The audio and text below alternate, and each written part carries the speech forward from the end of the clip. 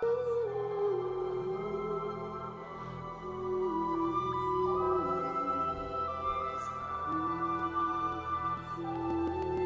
up, everybody? I kind of want to mute that game music and stuff, but I have to wait for, like, you know, this extremely long load data.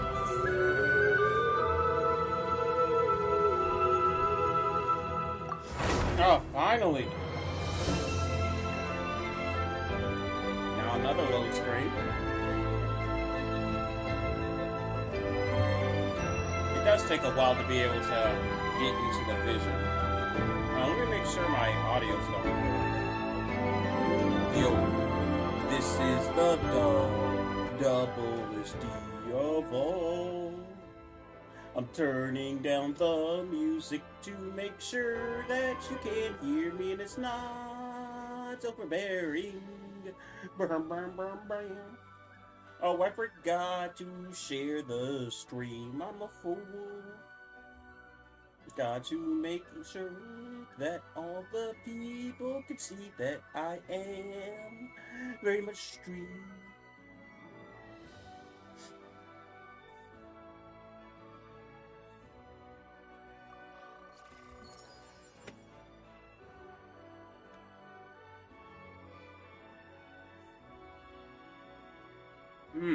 Excuse me.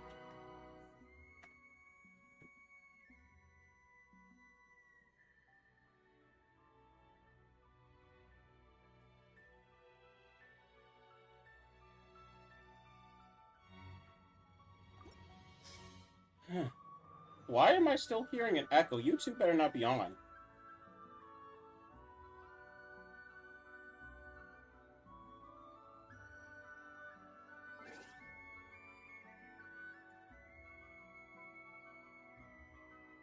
I don't know why Cloudbog takes like 5 years to turn on.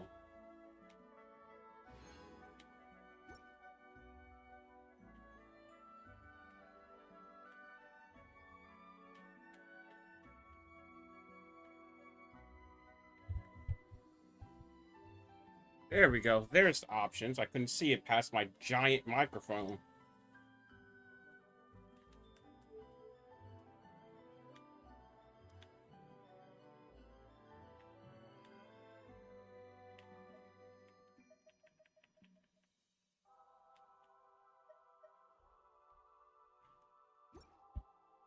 There we go.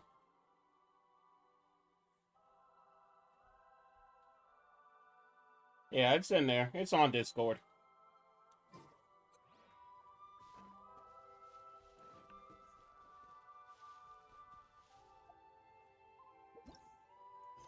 Alright, we got more commissions to do. Let's go do our commissions first.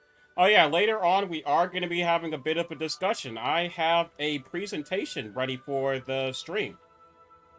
I gave this presentation yesterday during our resident mods, Tom's, bachelor party. And I got the okay for him to be able to give you guys the same presentation too. So I'm gonna give you guys a bit of a panel on game design. You guys are gonna get Game Design 101, the craft of the art, by Dr. D. Major.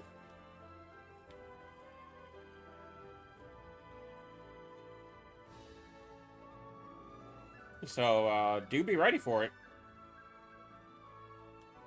It'll probably be later, like, you know, but, yeah, do be ready for that. I'm gonna tell you guys a bit about, the inner makings of game design, as well as what can lead to a project failing, and what you can do to be able to make sure your project succeed. And this isn't just me, like, Googling some stuff, like, keep in mind, I did go to college for game design, and a lot of my professors did work on, like, professional games, so that's information coming from not only, like, notable people in the industry, but as well as, from my own personal experience working on different games.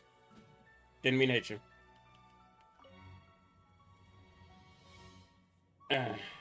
Standing here on guard duty day in, day out, it really doesn't give me much detail to write about.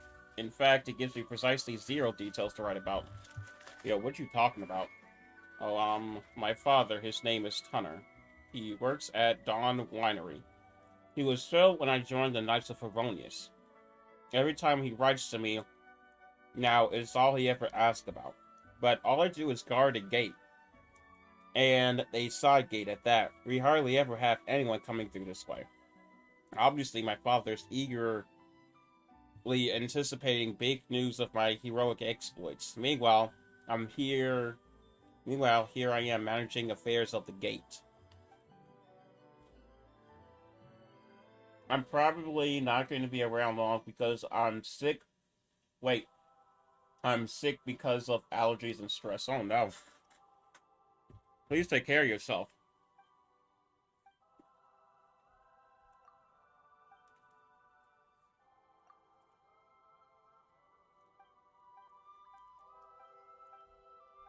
Just let me do it. I'll go do it.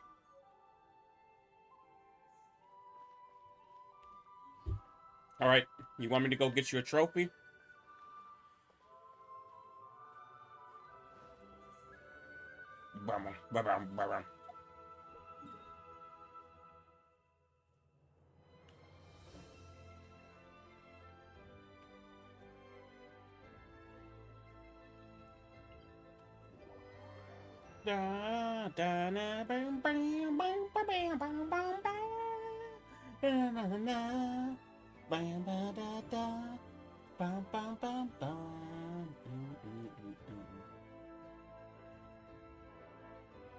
You know, funnily enough, even if I wanted to turn off the music, it just disappeared from my screen.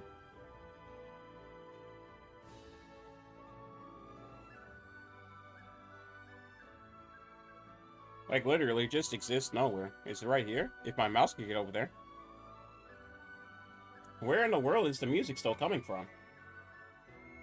I just came up with an awesome new riff. Wanna hear it? Not really. I want to figure out where the music's coming from.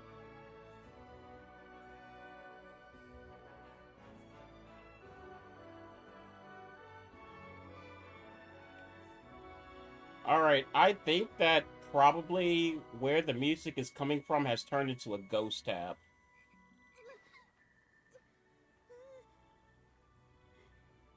So I'm gonna have to do something real quick to be able to find that ghost tab. I will be right back. I'll be right back once I find the ghost tab.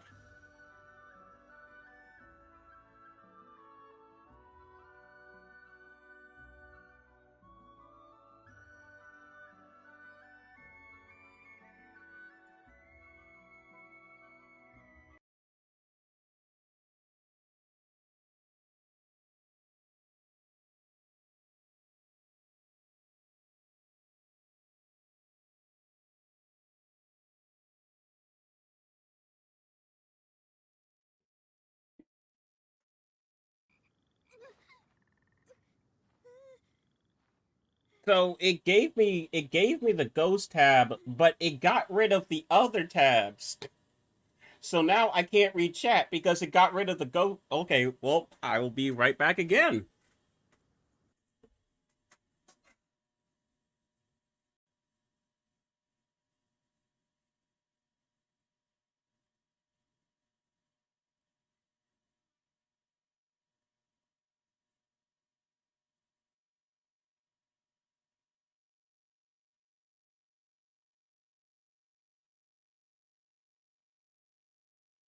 Okay, now can you stay on screen this time?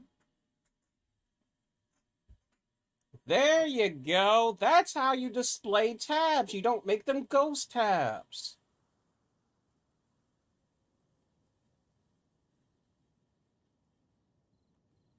Why is the game on top of the character? I just came up with an awesome new riff. Wanna hear it?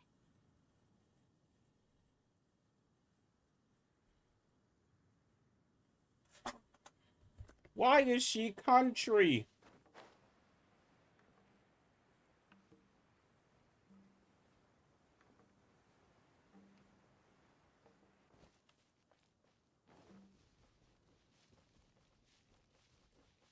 Bam, bam, bam, bam.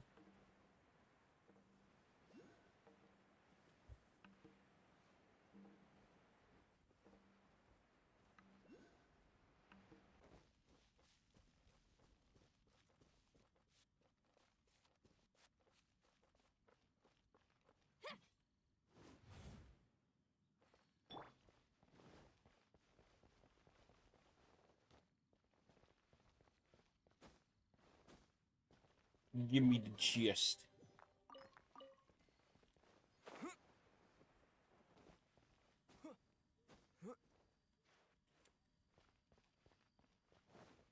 Bang, bang, bang, bang.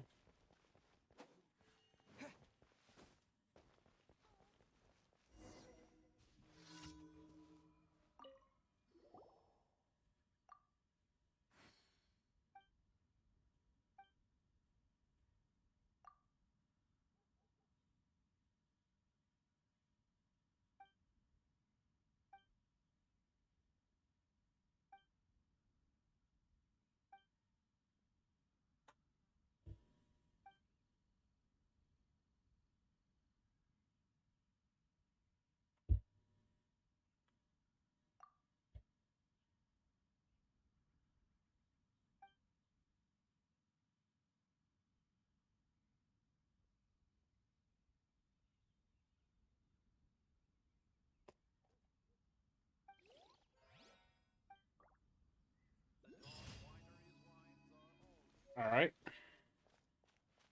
Suspicious steak was a trophy? I mean, that's a pretty good, like, I mean, like, I would like a steak as a trophy. I mean, it wouldn't last long,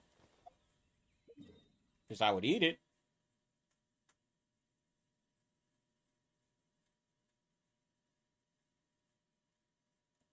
I'm all the way for a bit, but I'll probably be out of it.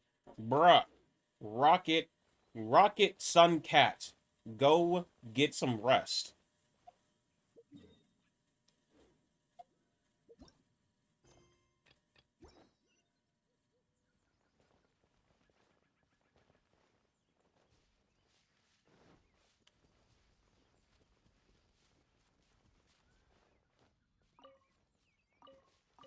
I have no use for you if you die from overexhaustion because you are sick. You must get your rest, my boy.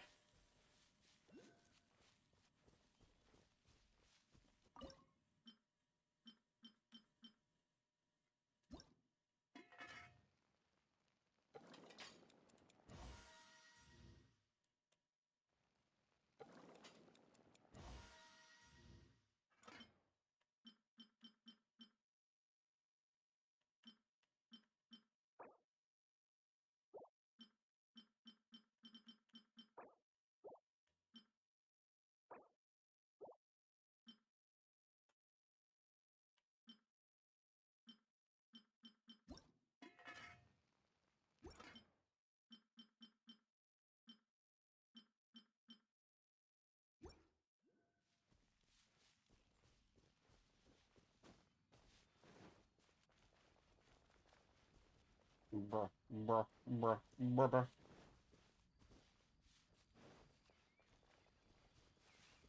Bruh, bruh, bruh, bruh, bruh. You must climb to the top. You must climb to the top. Of course, there's a roof that overhangs.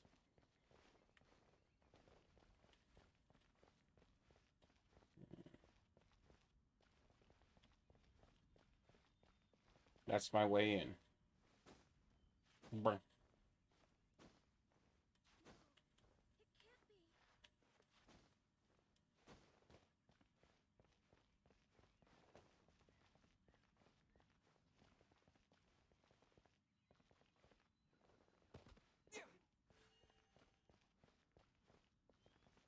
Hey, if that's not it, then where is this item supposed to be?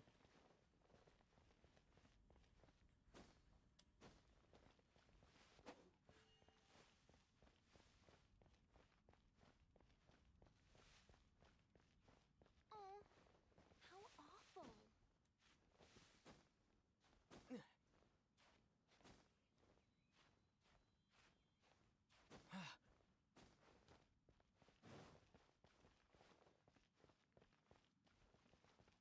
Bruh, bruh, bruh, bruh. There it is now, bruh. Give me the brody, bruh. Give me your bruh. Give me your bruh. And I will bruh.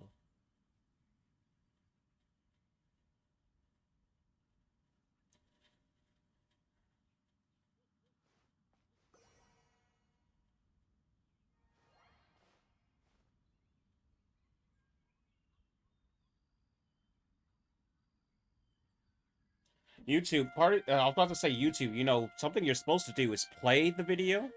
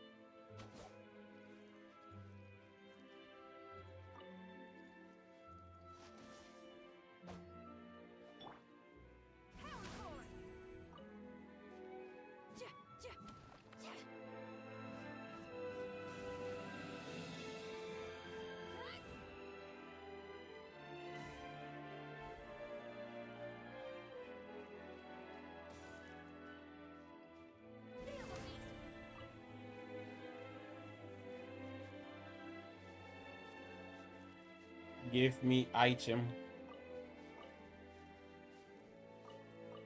Oh, I need to lead many more of them. Here's one.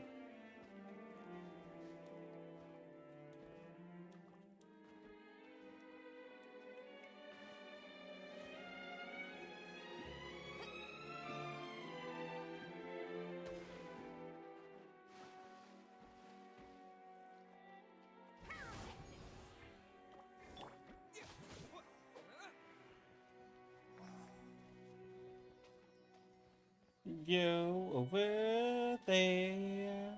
Get in there. Get it in there.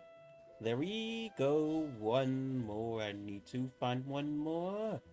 Get the one more in there. So let's all search there. There it is. Right there. Get inside the hole.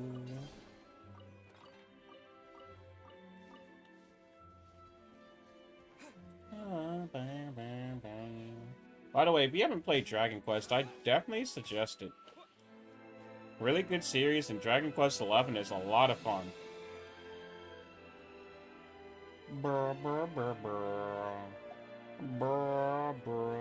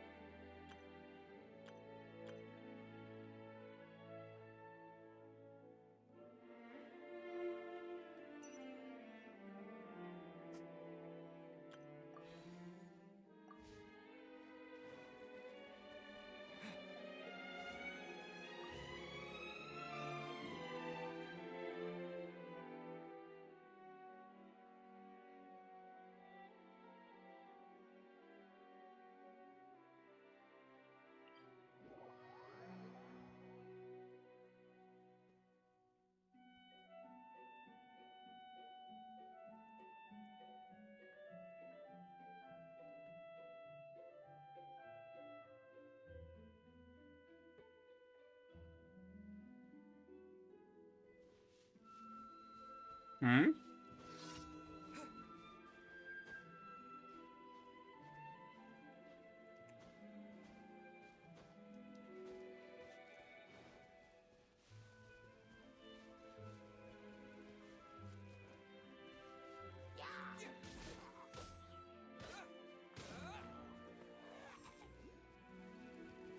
That wasn't one of the enemies.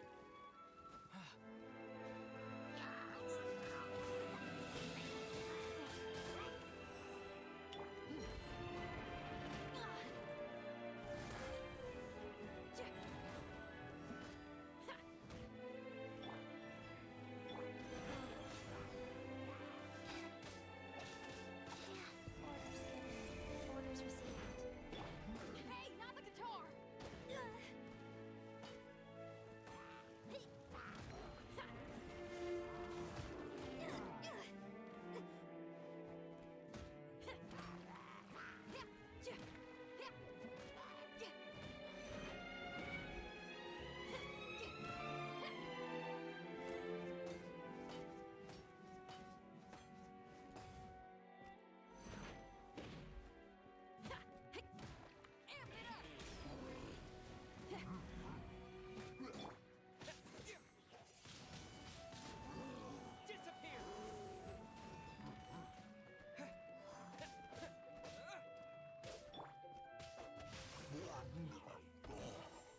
Blah, blah, blah, blah.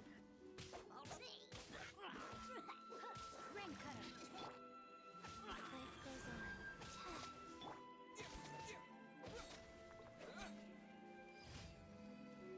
There we go.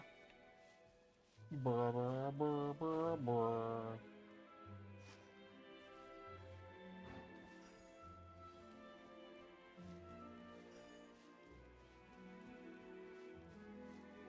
Alright, question is, where's the third one?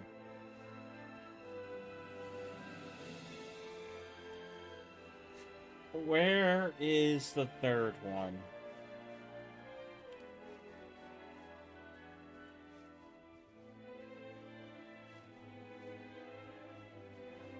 Oh, that's the third one, okay. 1, 2, and 3.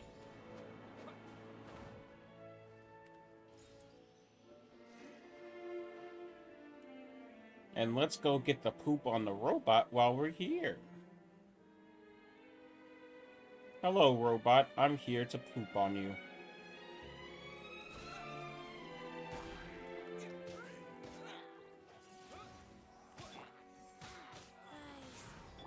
Rain outlines your fate.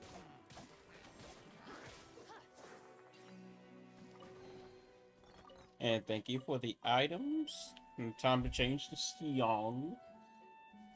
This one's a kind of a more melancholy song, so let's change it up a bit.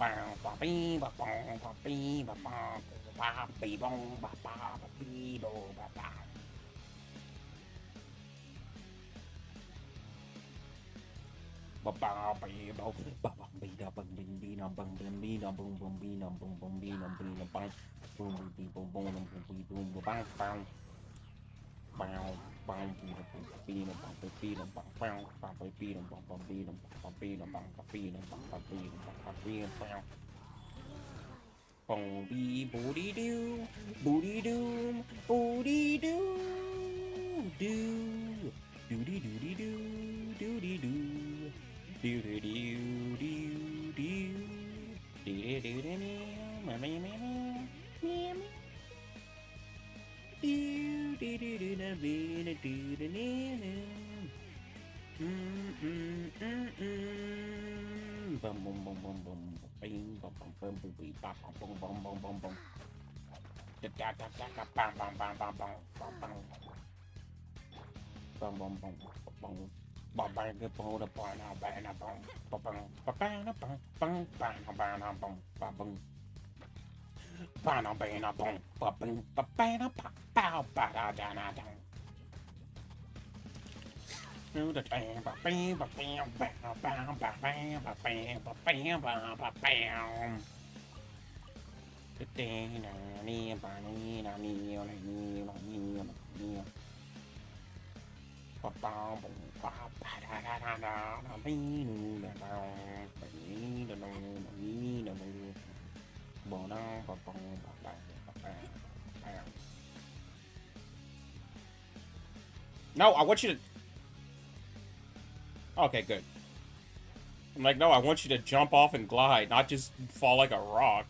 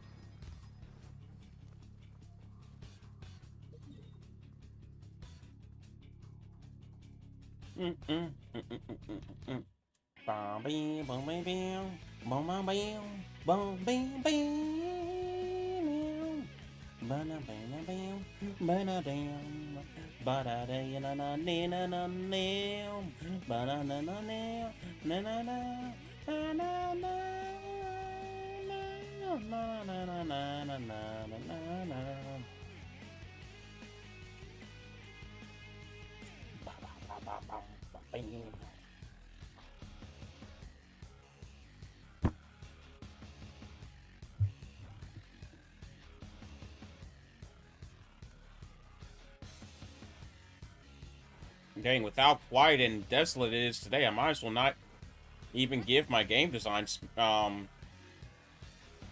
My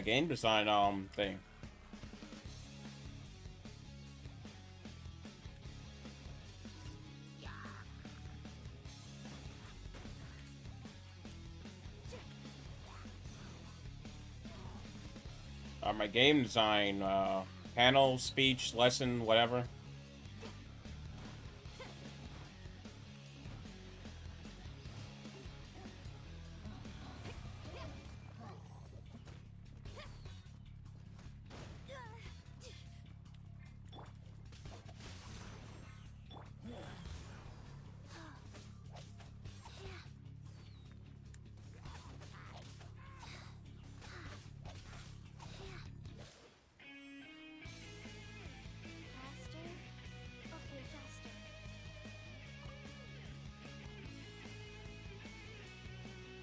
Booty bomb, booty bomb, booty bomb, bam, bam, bam, bam, bam, bam, bam, booty bomb, booty bomb, booty, booty, bada, bada, bada, bada, bada, bada, bada, bada, bing, boom, booty, booty, bada, boom, boom.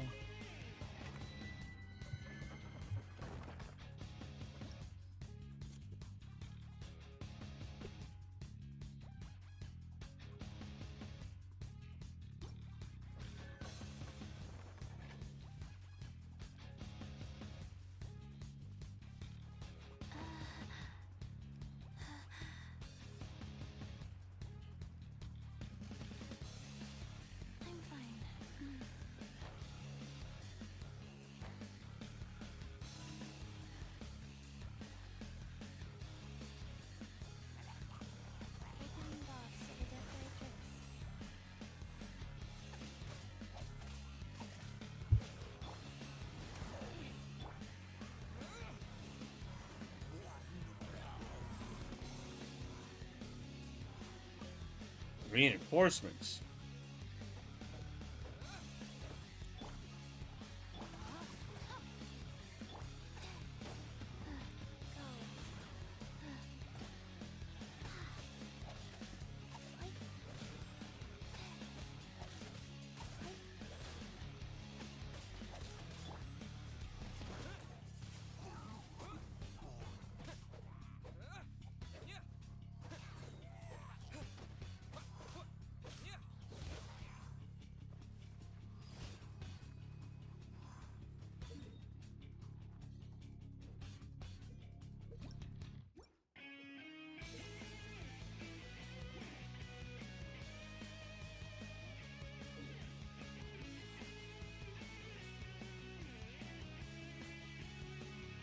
All the way up there.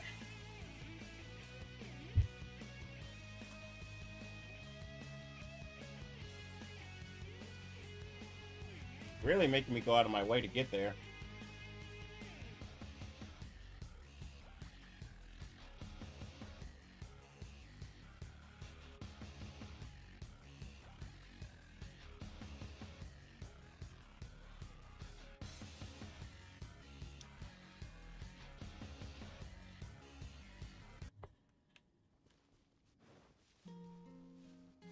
Alright, let's go.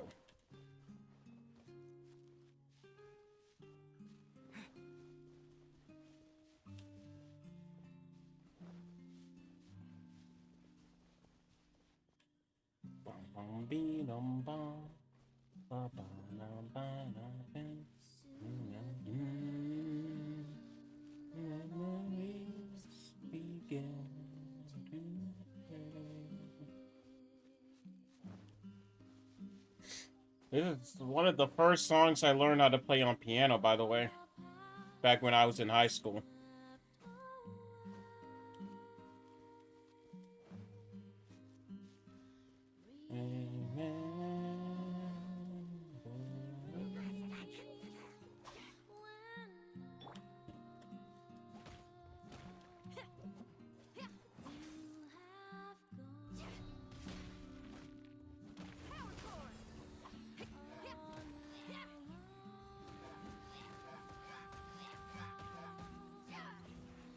Many past, many seasons I have seen. Time has washed them away, just like the sea.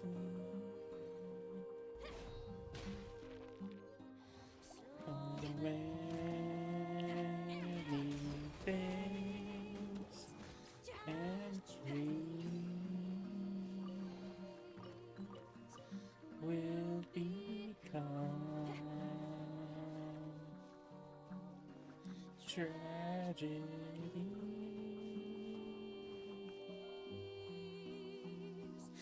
To see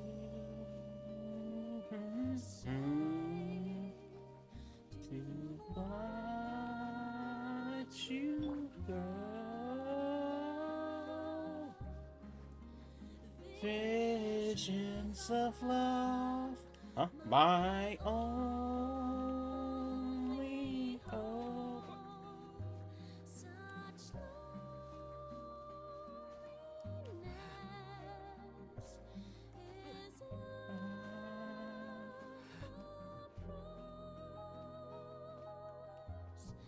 I'll protect you with my life.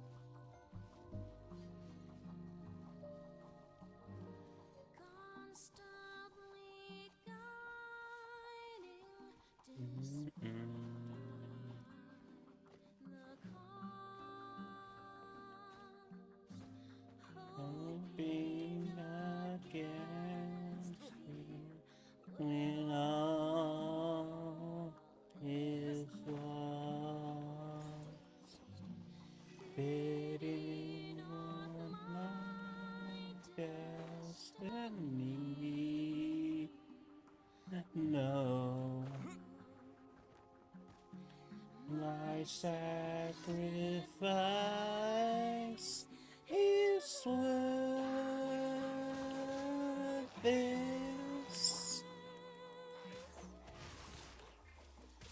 to see you safe, to watch you grow. Visions of love, my only hope. It's something else. The price.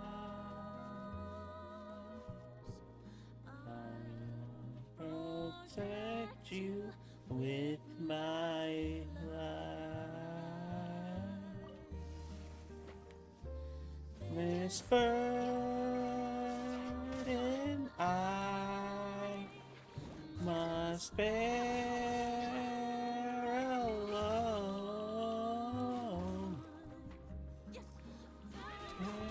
Tyrannic lives and more to come. Loneliness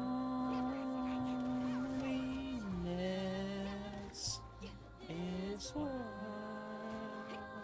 the price. I'll protect you with my life.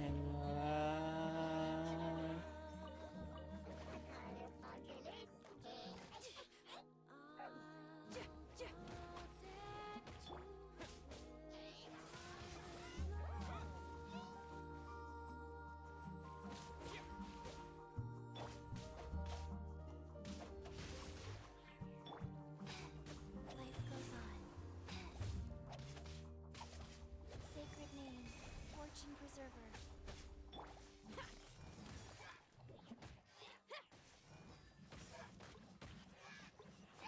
There we go.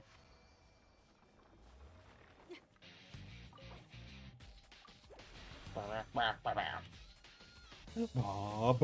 da na na na na na na na na. Bang, bang, bang. It's all war out there every day. Gotta hide from me. Gotta play by the rules of the beat, of the beat, of the beat, of the side discreet. But I like a taste of it. There's just their history. They right, all the place of it. And they right, all the place of it. They right those times. Those hard, those lives is bad. It's always not your fate, you say. There ain't no other way. So step on up to the plate. I don't know why I can't talk today. Walking straight until the lion's lair. Step on up to the plate. 'Cause this ain't no game. Time to make history, yeah.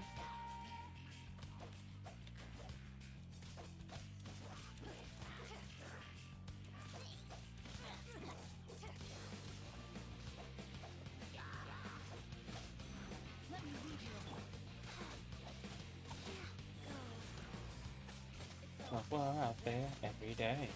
That high from me, that I play by the roots, and I sleep on the beat, and the beat of the saddest sleep. I think I heart, that I hiss of it, and there was a history. Going back, how about face of it? Play back. Alright, I think that should be it. Alright, so I think that thing just moves around. So let's start moving over here. Up to the plane.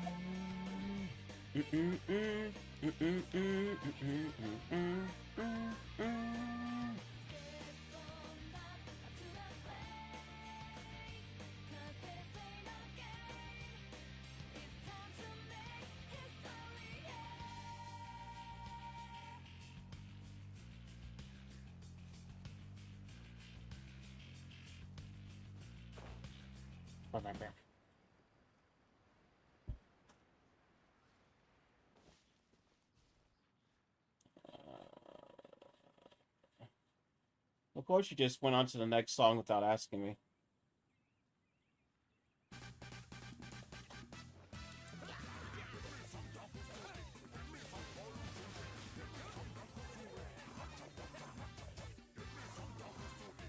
Give me some oil to drink. Give me some coffee to eat. The doctor is not.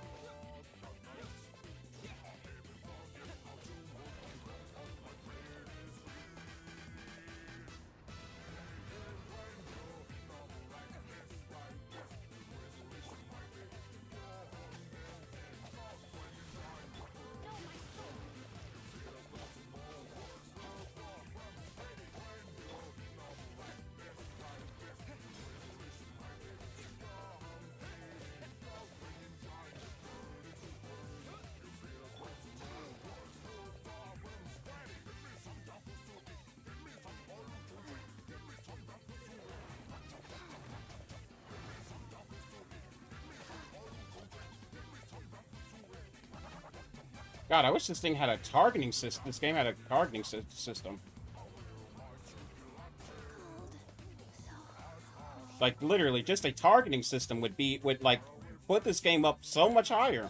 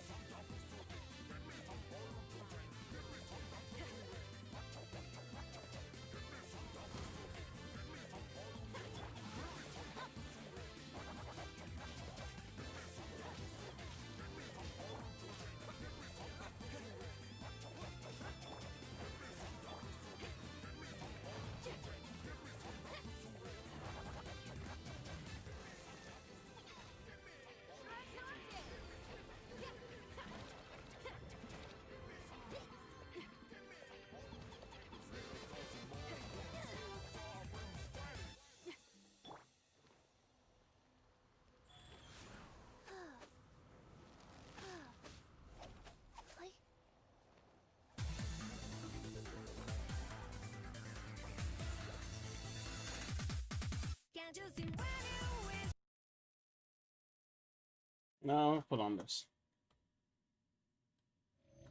Alright, actually, I'm fighting a boss. Might as well put on that boss music. There we go, some boss music.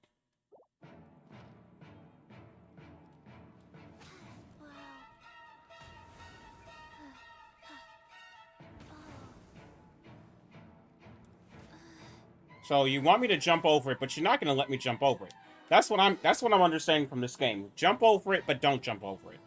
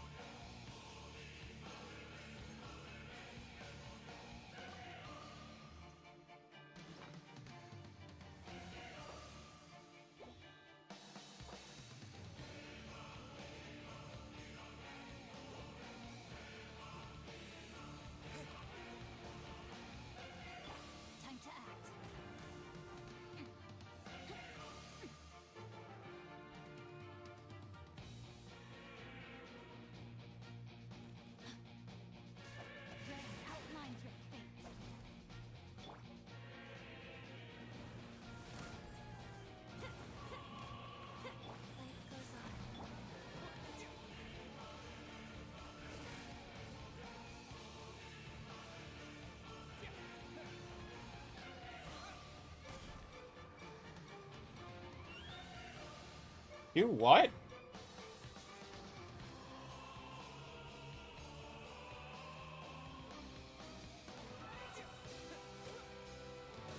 Okay, you did not explain that well. You're like telling me to do something on the spot that's extremely hard to understand.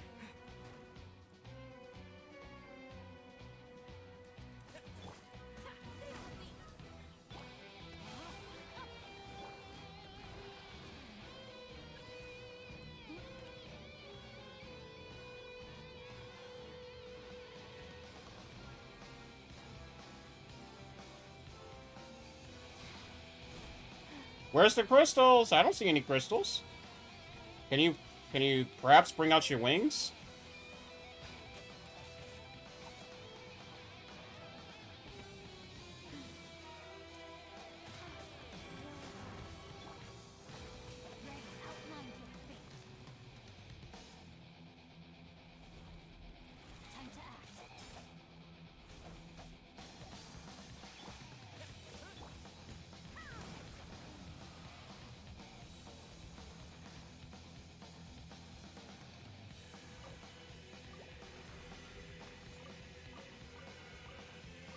Yeah, there we go.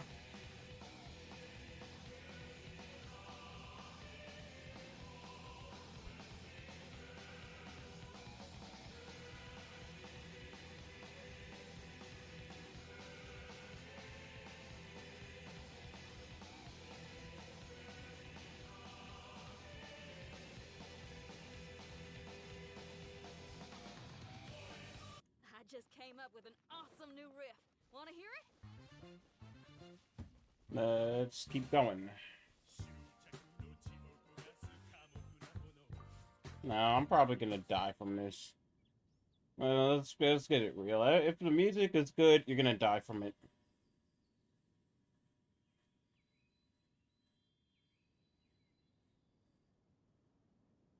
I don't think it's any more good music that won't kill me.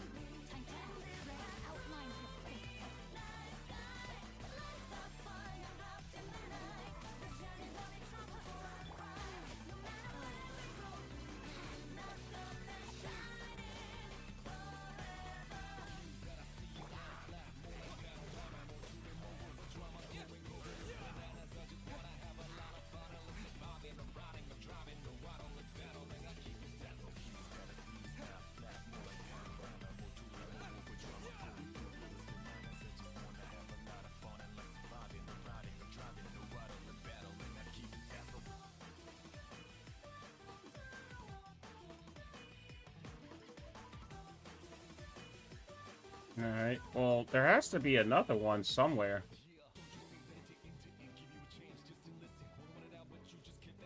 I'm trying to find what the third one is, but it's kind of hard because you can only run for like maybe 5 seconds at most, and then you're out of breath. 5 seconds, and then you're out of breath.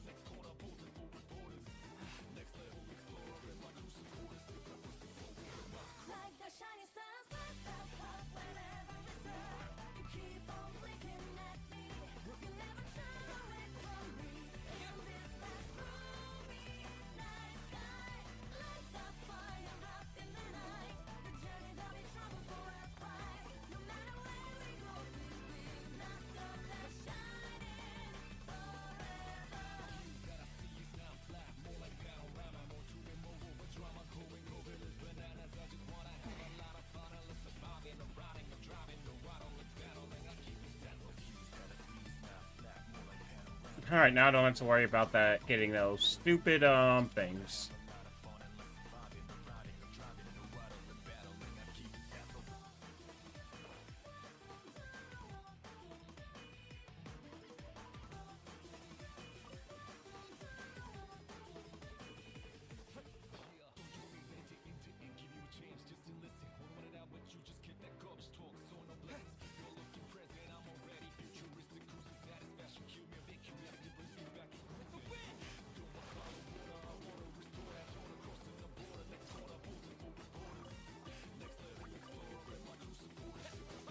Get out of my face.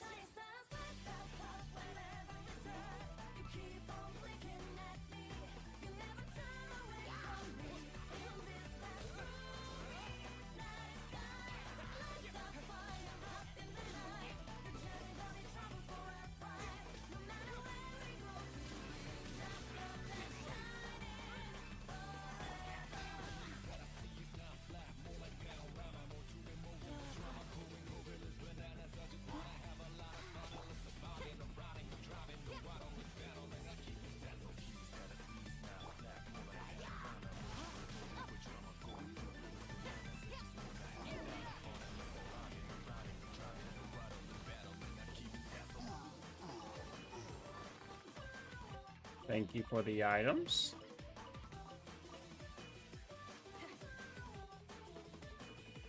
Go home. Up there, of course.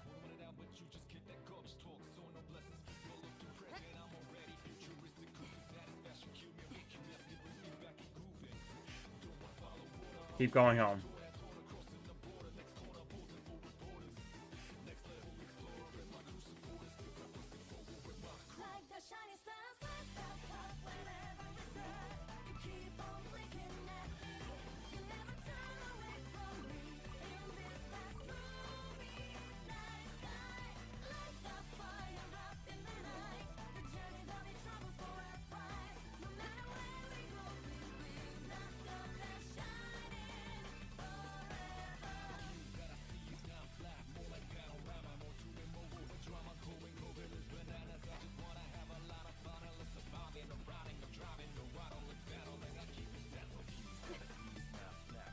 Die.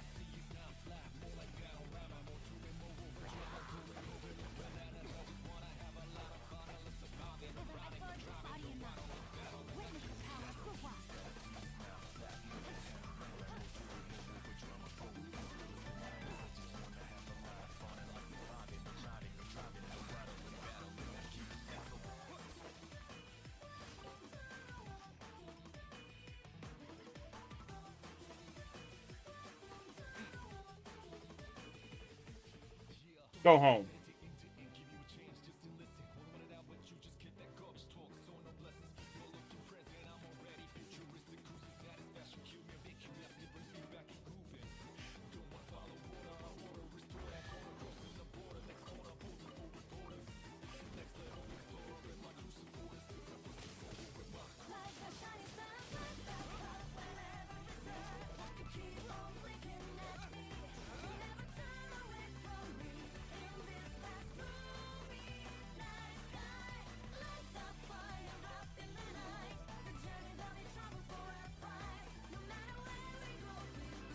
You could have told me that it was going to be something requiring a bow.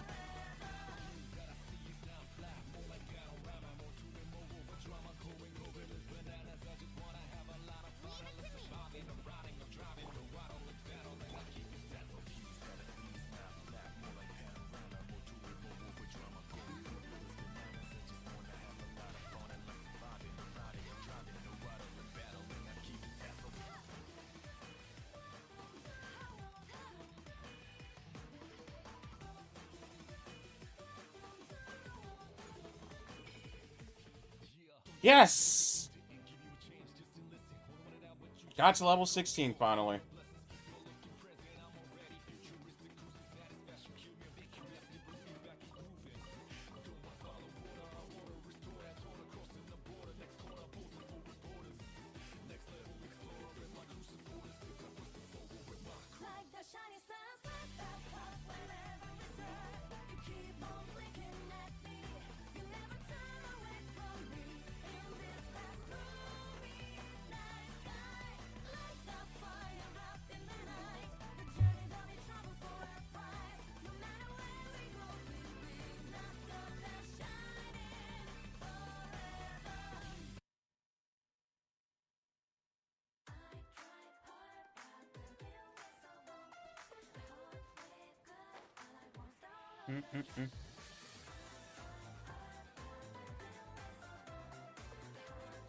Well, I guess even if nobody's here to listen to it, I'm still gonna do the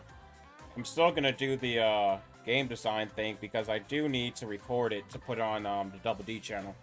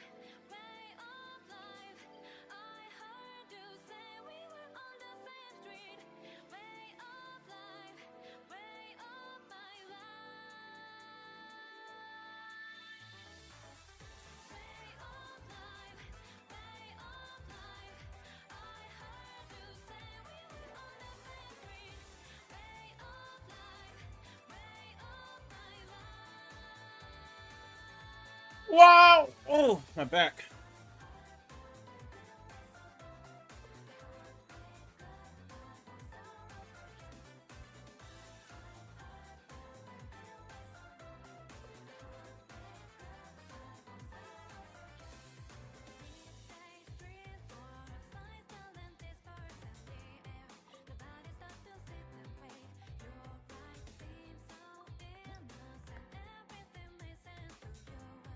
I need 8, so I still need 2 more, but I'll still offer them. Ooh.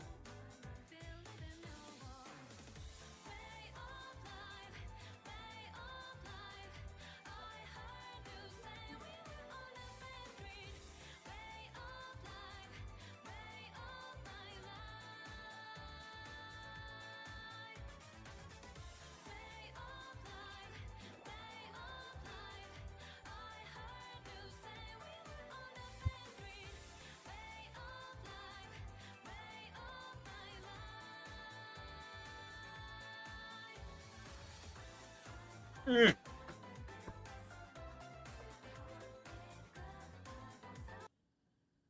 Yeah.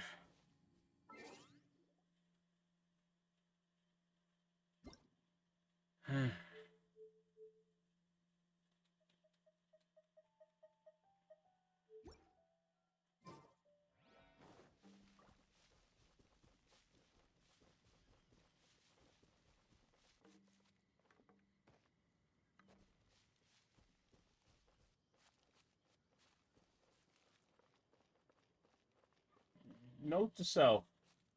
Do not tell people I am going to open my mouth. Because if I do tell people I am going to open my mouth, nobody will come.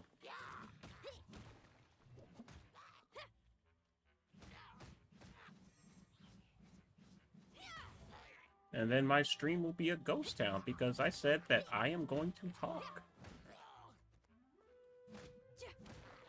Although I guess it makes sense, Let's Talk streams only really work, don't really work for people, for, guys.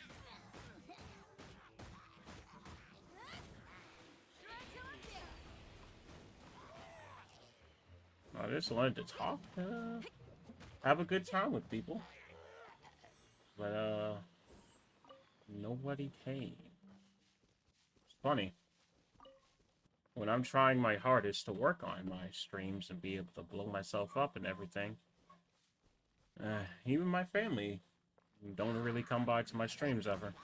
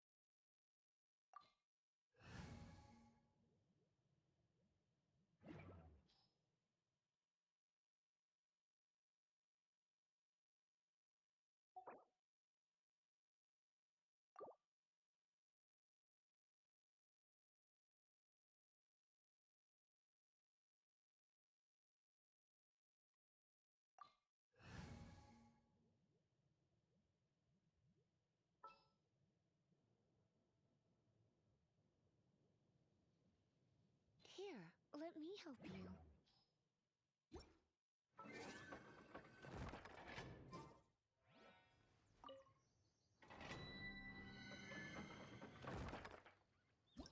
Yep. Extremely dead.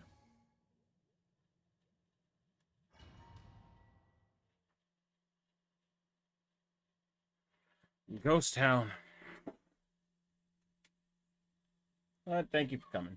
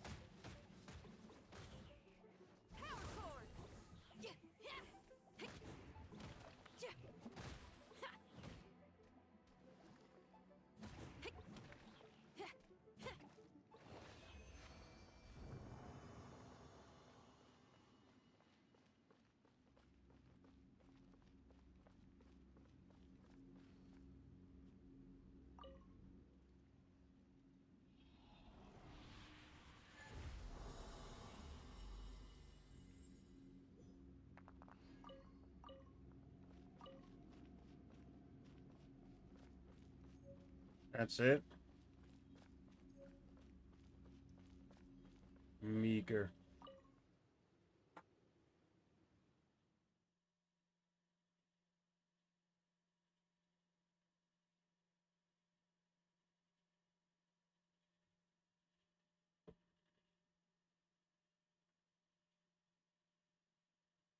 If this keeps up, I'll have more watch time than on Twitch. I mean, the competition is to see who has the most watch time. Yeah, I mean, you can't win watch time on both platforms, but, I mean, if nobody's here to compete, you win. That's their fault, not yours.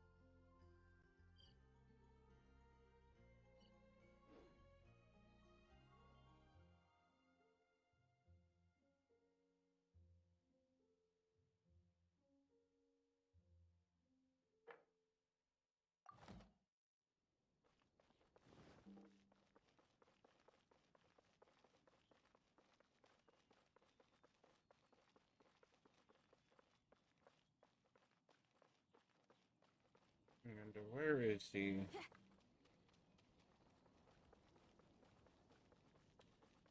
Because even if I don't even remember in the first place what the hint was in the what the hint was.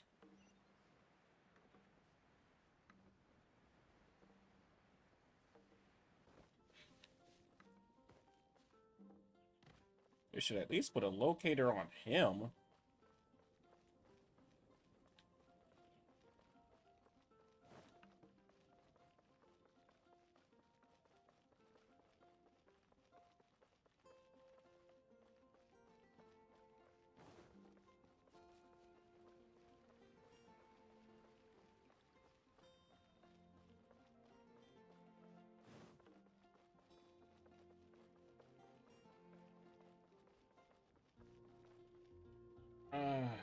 God, I don't even remember where he is. Share your troubles with the wind.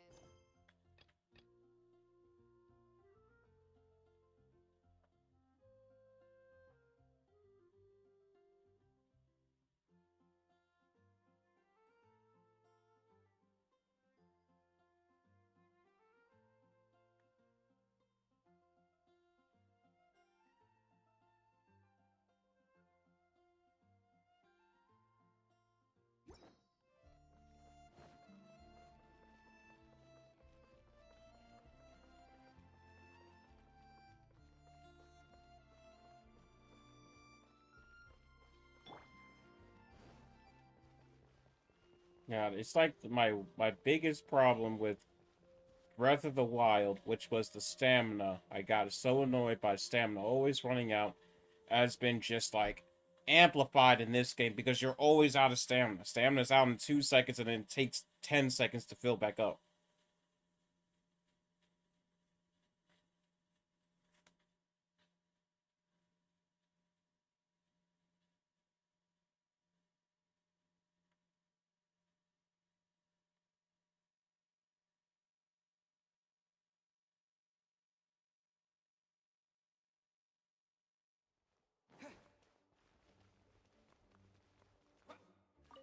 You're back.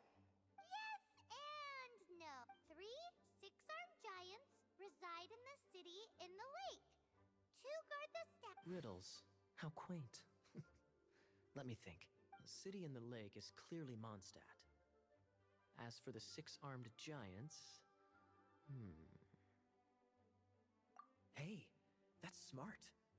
A windmill has 6 blades. It fits. Wow, that makes sense. So out of the 3 windmills, 2 are close to the statue. The other one is guarding... Ooh, this one Let's hope it's really that simple.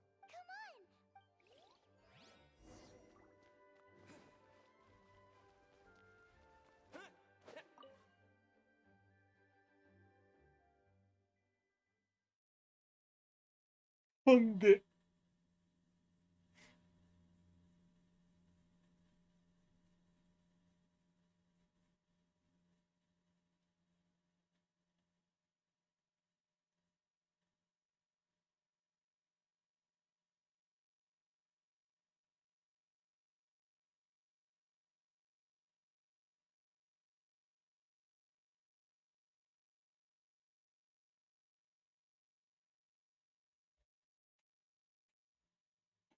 Skyrim. I've actually never played Skyrim in the first place. I played a little bit of the beginning of Skyrim, but that's about it.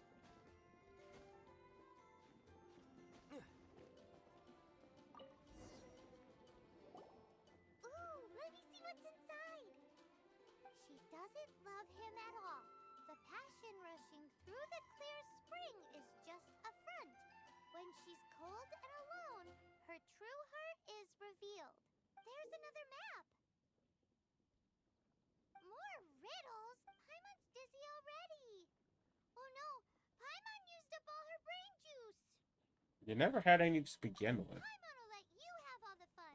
Or you could get Kaya to help.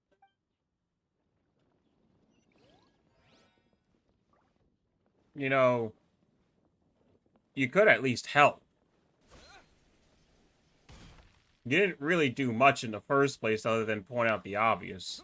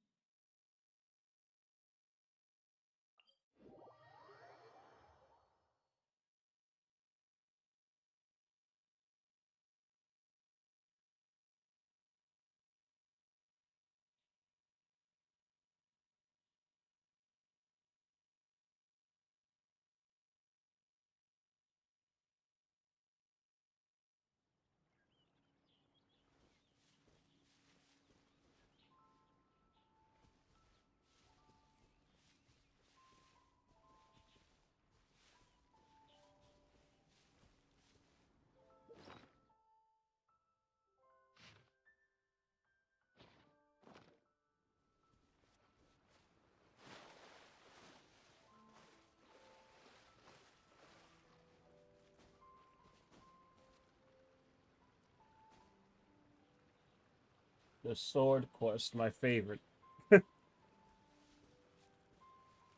I don't know if that is like serious or non-serious. I just played the game.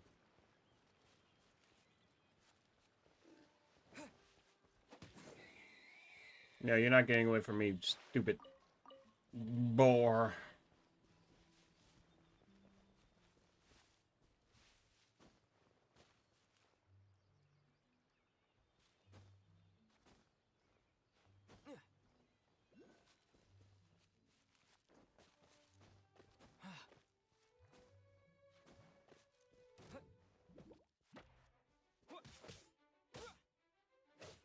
With the wind!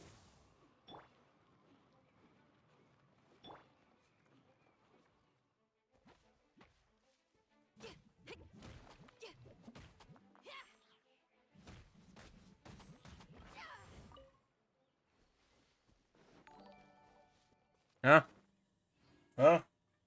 What? Why is my... Thank you for following. Why do you have to... Why do you have that name? And why is my alert box, like, all the way, like, below everything?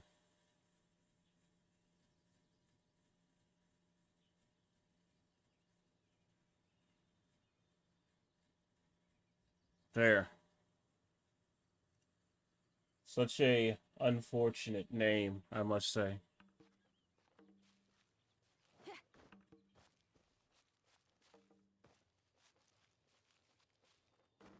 I'm not gonna entertain that right there now.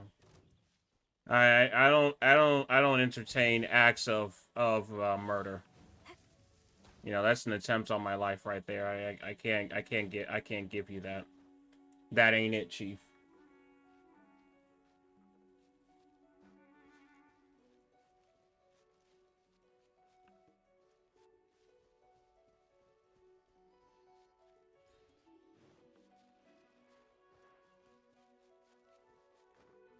Why did you like commit to the jump? Jump! Jeez. Stamina up. Move. Die. You know what? Die. Die. You want to follow me all around? Come here.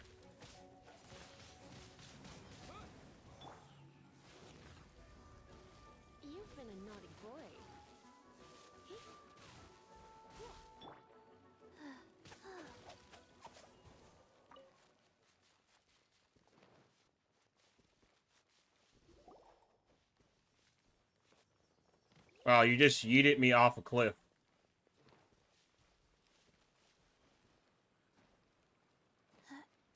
Let go! Not scared. Stamina's full, finally.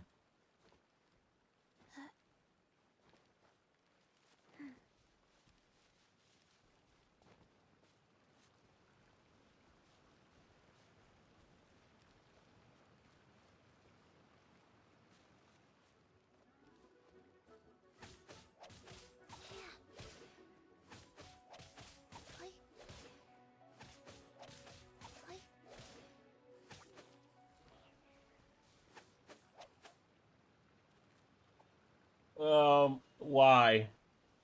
Why do every single one of you guys have to be like this? Why does everybody have to be like this? Everybody has to be Omega tier cringe and nothing in between.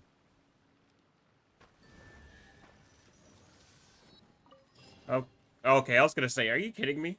This time, the mysteries have all been solved. It sure took a lot of work. You didn't do anything. But in all fairness, this treasure map really is terrible. It looks like it was drawn by a pirate. Alright, I think I know where that is. So, now... You read my mind. Let's go for it. Anyways, Paimon just wants to... No, you heard nothing. Paimon just wants to see it. I'll let you see it when you learn how to move your mouth. Super mega powerful and do nothing but play. Arcadian treasure hunt, here we go. Yeah, I'm definitely not letting you touch the sword.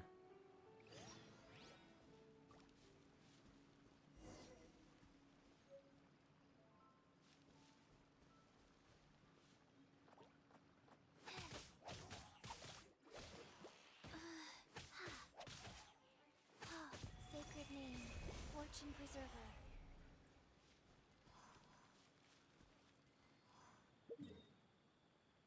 Absolute degenerate in the chat.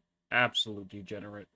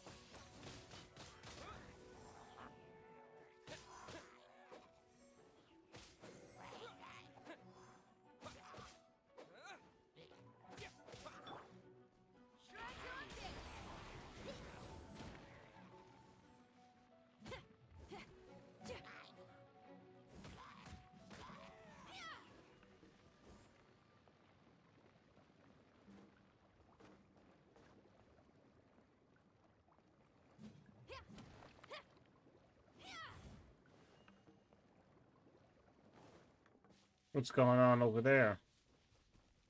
Looks to be some sort of arena.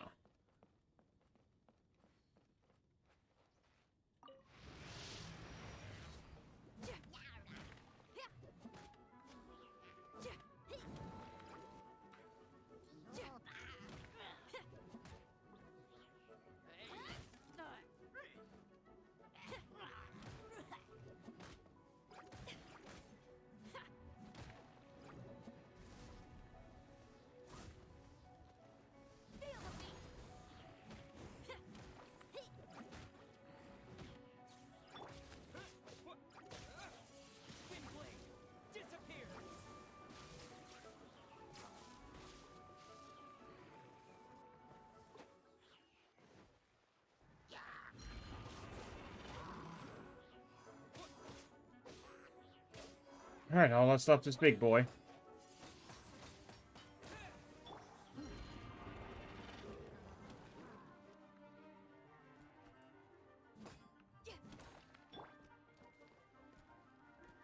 Oh god, you are so annoying.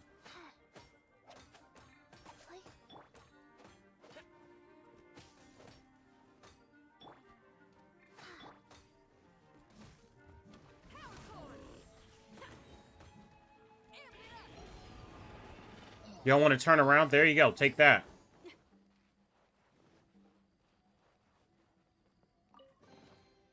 Now, can I have control of the camera again?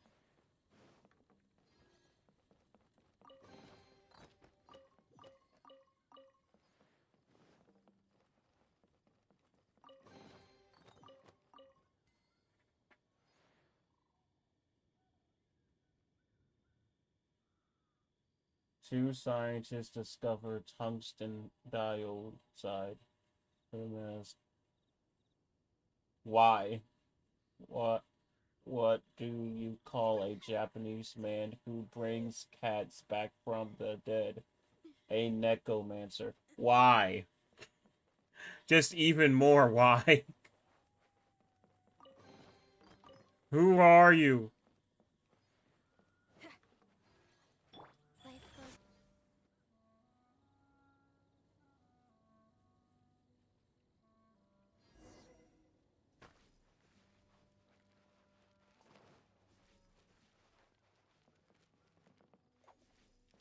You know, that zoom in right there, did you guys see that zoom in right there? Yeah, that definitely helps to know exactly where that happened. Like, yeah, I definitely know exactly where that happened. Like, on the map, I could definitely see where that happened. Okay, now I can see.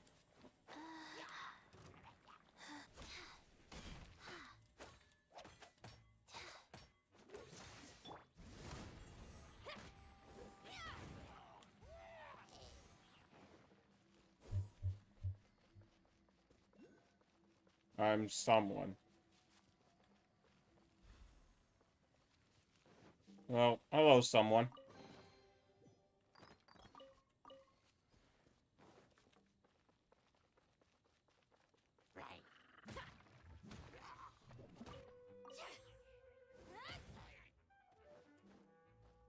Well, there's not really anybody here, so I guess I'll just upload the game design, the panel, whatever, tutorial, talk thing I was gonna do. I'll just upload it as a video, because I was expecting at least, like, you know, normal stream viewers, but now I'm having, like, normal stream viewers as before, like, I got affiliate. No, everybody said, nah, I could not care less about Double today.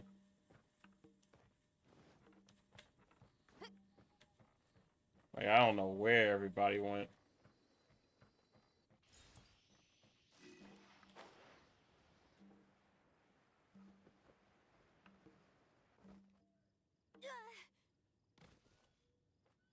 Alright, so, why did the barrier form over the sword?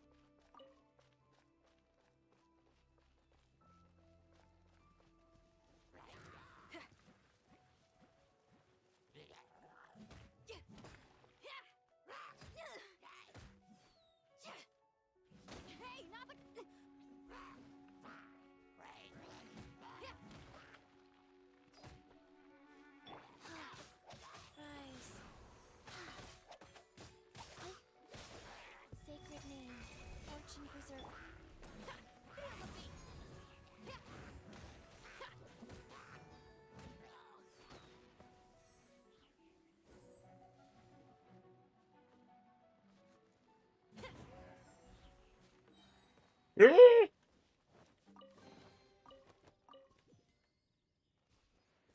smack him once and he goes.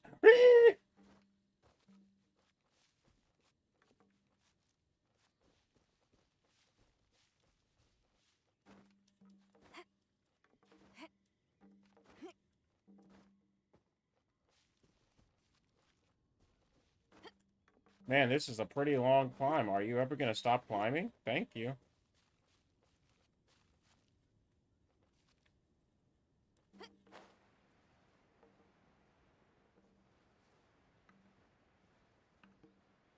There we go.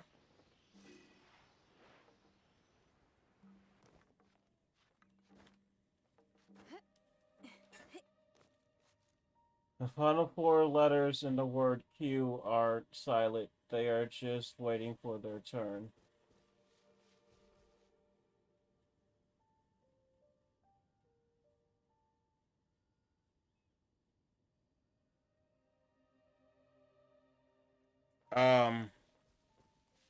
I'm sorry, I'm dumb. I don't get it.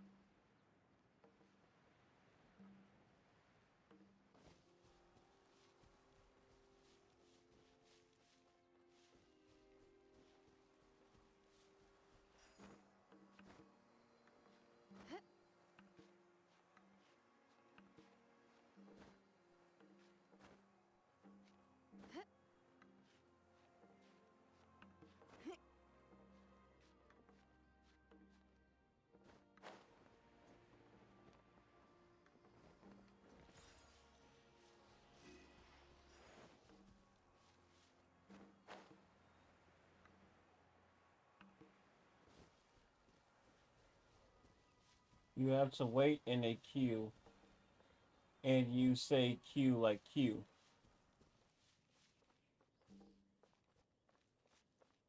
Oh, okay, now I get it. Now it hit me. Okay, yeah. Now I get it. That's a good one right there. I'll give you that one. I'll give you that one. That was a good one. I was just sitting over here like, what? What in the world are you talking about?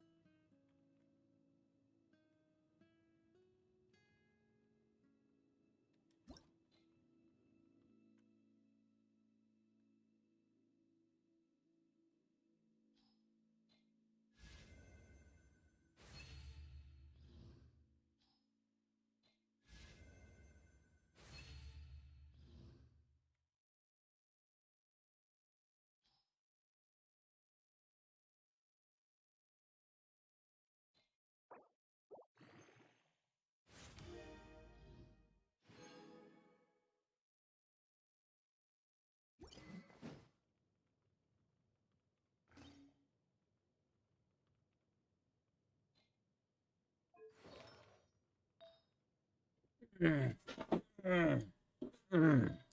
Okay.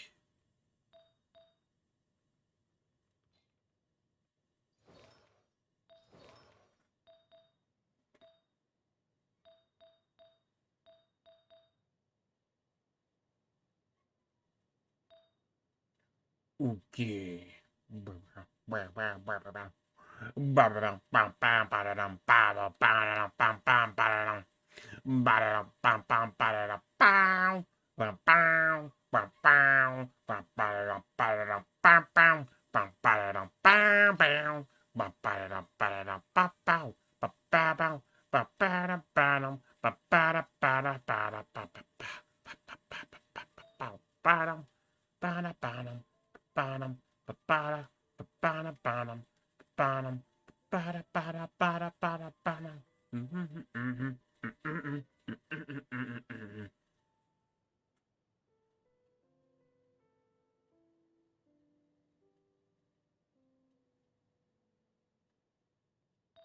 Oh.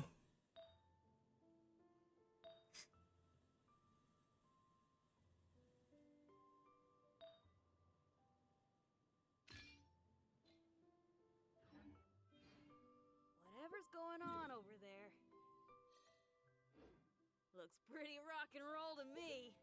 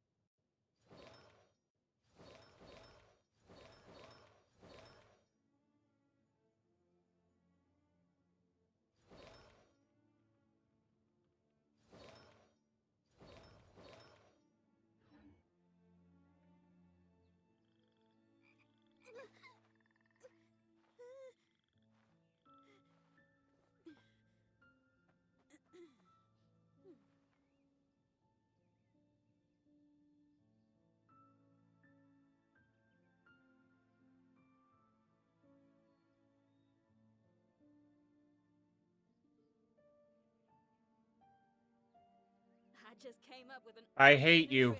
Yeah, Wanna never hear it? mind. Never mind. You know what? I said she was good, but then you had to post that whole entire that whole entire post.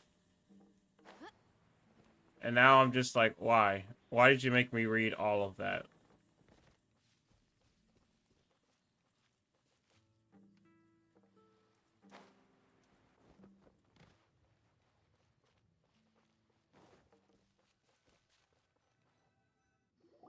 Am I done yet? This must be the Arcadian ruins. Is it just me? Or does it look plain?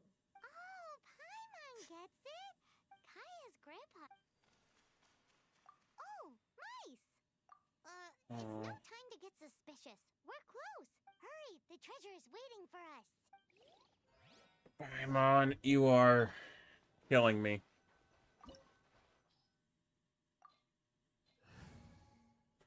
Any element required, electro and ice.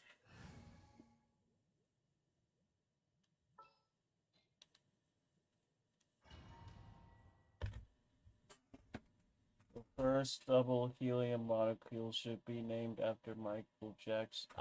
Why? Why are you doing this? Why are you posting these stupid jokes? These stupid jokes. I'm just like, why?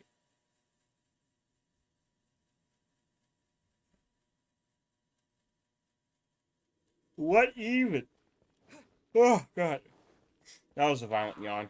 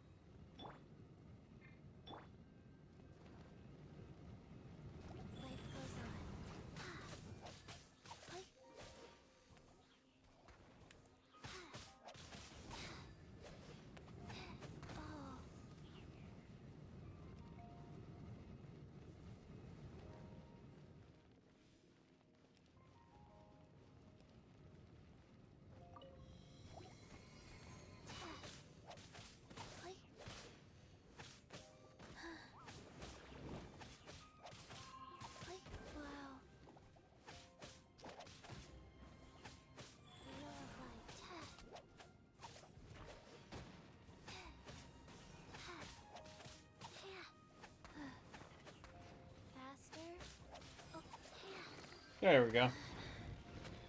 I doubt that, because if you truly did, then you wouldn't be posting this stuff in chat.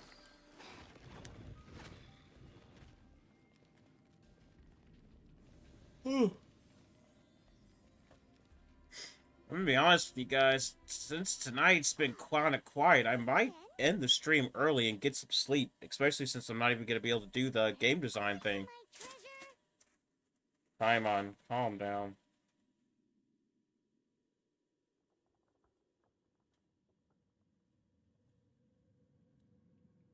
When's the last time a Twitch streamer got laid? About a fortnight ago. Okay, that was just terrible. Let's look around. I'll save you the trouble. How about you let me take over?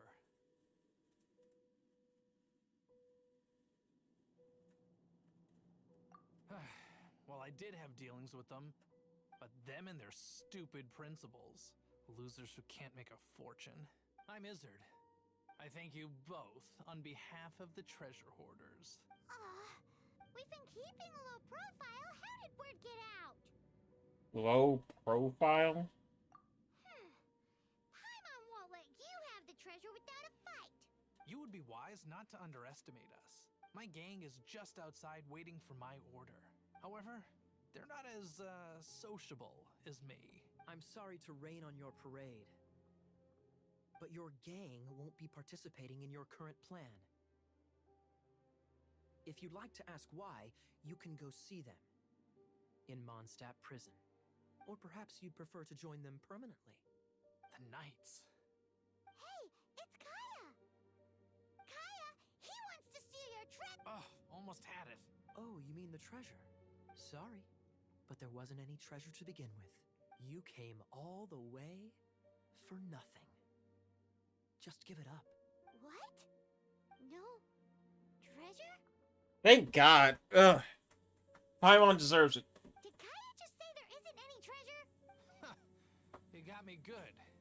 Didn't think the Knights would resort to such tactics. A thief has no right to criticize the methods of the Knights of Wait, what are you? You're not gonna get me. Okay. Oh God. What is this? I didn't mean it. What? Wait, what? Jesus! He just killed him.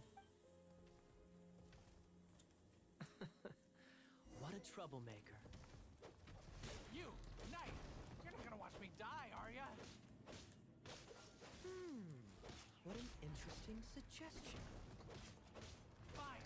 I'll confess and go quietly. Please, just help me. All right, then. Guess I will have to do some overtime work after all.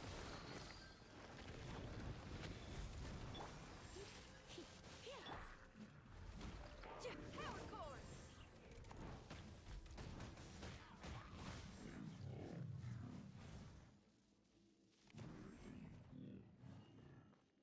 There we go. Why do you keep sending these paragraphs? Life saved by a knight. Don't forget what you promised, or that thing will be the least of your worries. Hey, is this how the Knights of Favonius treats the people they catch? I'm just joking. All right, let's take him back. Sir, yes, sir. Captain, should we take these two in as well? What? Of course not. They are the ones who made this arrest possible. Without them spreading our fabricated intel, we wouldn't have been able to catch the treasure hoarders.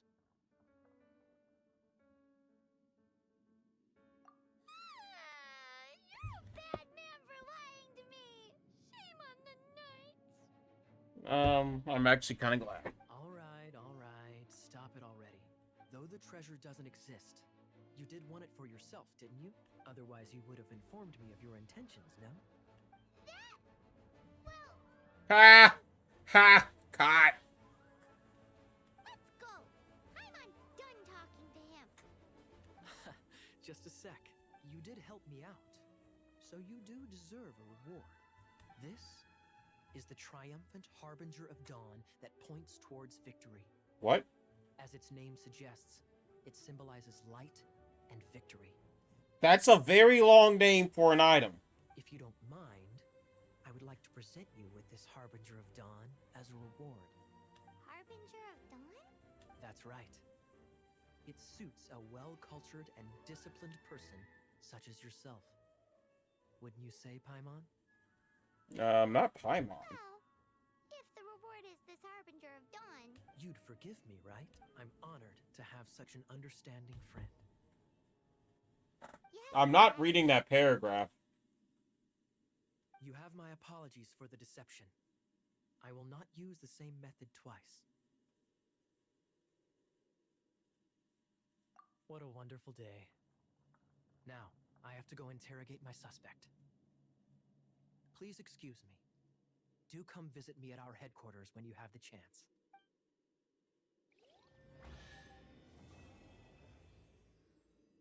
I had a feeling like this in the back of my head. Especially with how googly-eyed Paimon was of treasure, even though Paimon has never... I've never seen Paimon lift a finger to help me out in combat. But yet she's going on crazy about a sword.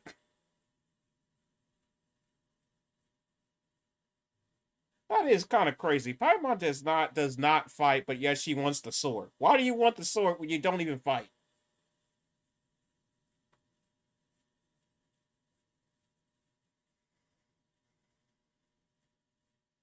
Ah, forget it. I don't want to play anymore Genshin. I'm gonna do a rando run.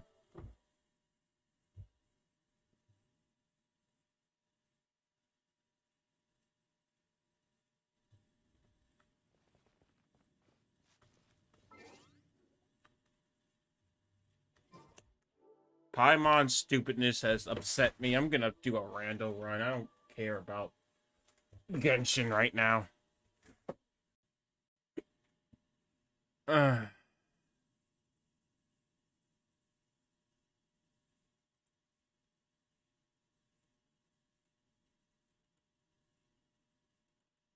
It's a good thing I'm not a degenerate and I don't have any degenerate computer files on my computer because I am actually the most wholesome person and I don't look up degenerate stuff. It was your choice to tell him or not. I know it was my choice to tell him or not. But I didn't feel like going all the way back to Mondstadt. Seriously, I just didn't feel like going back to teleporting all the way back to Mondstadt. Because with every single time I've gone back to Mondstadt, I felt like I was just going to go there. And then he was going to be like, oh, okay, you should just go over there. And I'm like, I don't feel like going all the way back over there.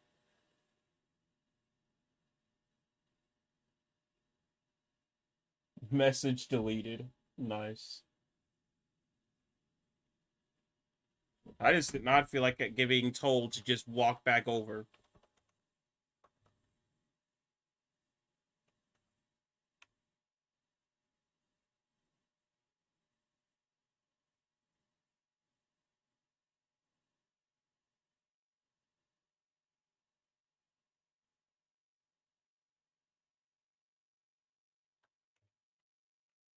There we go. Had to remember the name randomizer for some reason. Let's boot on over to the randomizer page. There we go. Wow, that looks ugly. Give me 1 second to fix things.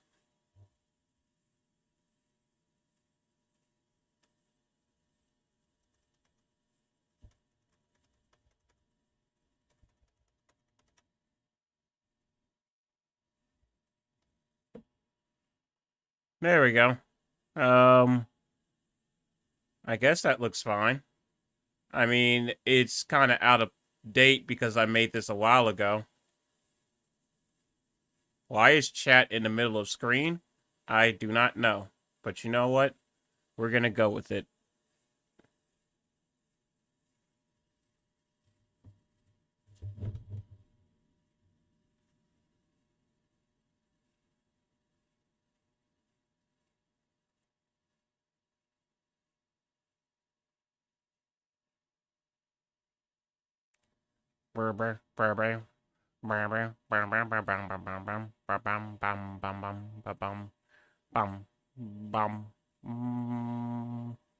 No, bum.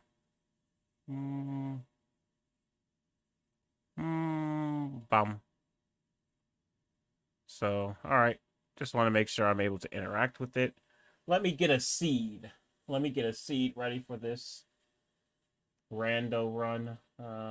Yep, I want that. I'm definitely not wanting to do any data fights. I want this to go relatively quickly, so I'm going to put it at 3 times XP. Simulated can be randomized. Atlantica, not trying to go there. Any other place I'm not trying to go? I want to keep this short and fun. So, Cavern, I really don't want to have to go to Cavern. I want to keep this lighthearted and fun. None of that. Absent silhouettes. Not trying to do any of those. Lingering Will, don't want to fight that. I'm alright with fighting Sephiroth. Form. Randomize. Promise Charm on. Shorter day on day 5. Switch that up. And you can randomize enemies, but not bosses. Randomize the seed a bit. And download seed. And we're going to take this all the way over to the cheating folder. And now I'm going to open up the folder.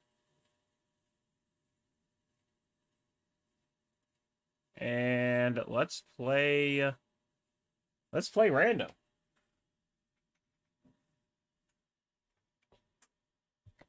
I guess I should update the stream name and game. So let me do that real quick. I don't really have a mod here to do that.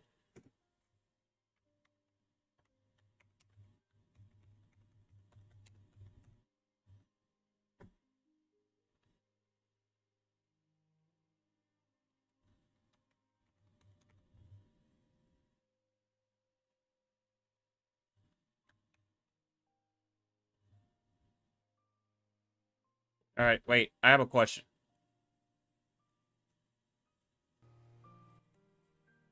No, the music is playing. It's just I need to increase the volume.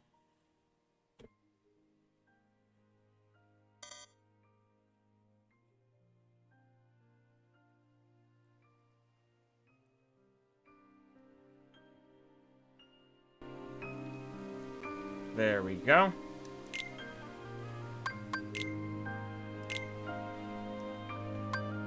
All right, give me a little bit of time to be able to make sure I have everything set up.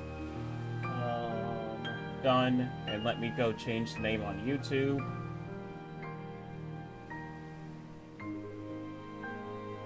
Because in space, no one can hear you stream. I hate. All right, that's all I can say is I hate.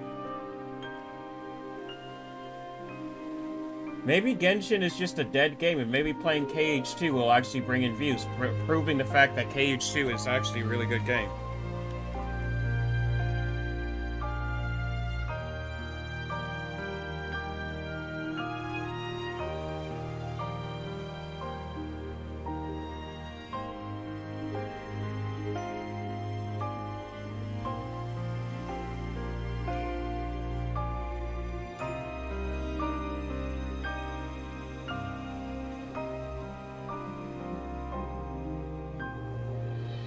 Alright, I'll be right back. I gotta go use the bathroom, and then we're gonna start this rando run. So, I'll be back in a second. Yeah, because I gotta go use the bathroom.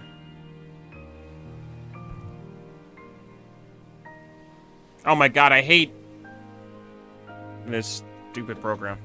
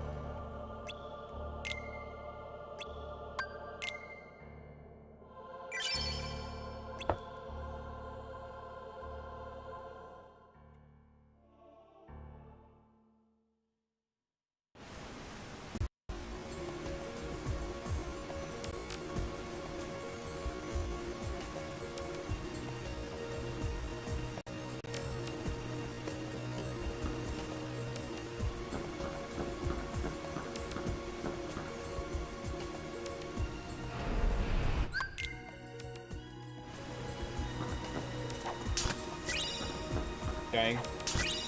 Nothing. Nothing from the first chest. Wow, that bodes well.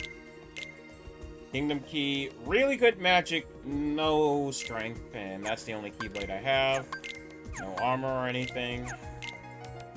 Blizzard boost, not really that good. Hyper healing.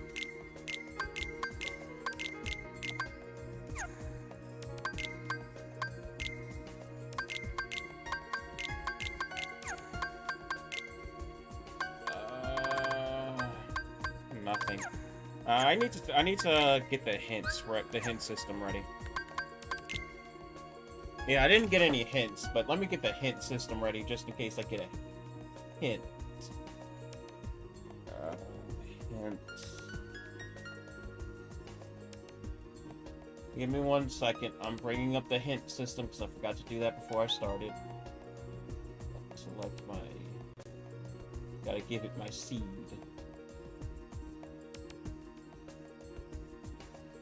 And Promise Charm on, Second Chance on. Do not give me any cures, because I do not care about finding cure. We're not doing Atlantica, we need all of those. Generate hints. Alright, so I got my hints ready and everything. Alright, let's do this randomizer. Let's go say hi to Pooh first. Pooh may just have something. Oh yeah, I forgot to check my abilities. I guess I'll check my abilities after Pooh.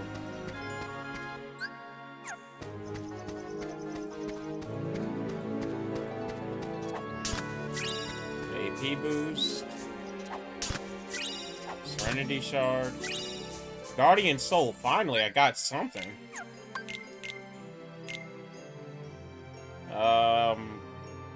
God, my stats suck.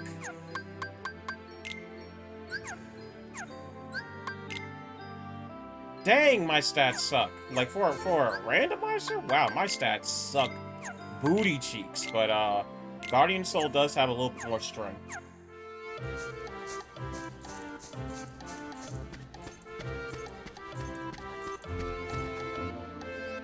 Booty cheeks garbage. Straight from the boonies.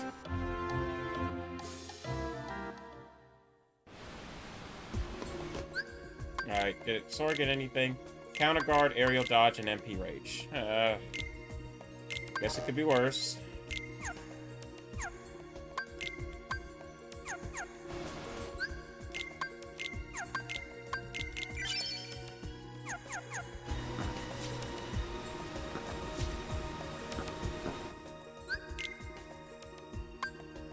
And Fantasia is in the shop. Not really what I'm aiming for, but I guess it would be good to have. Let's go to Pride Lands first.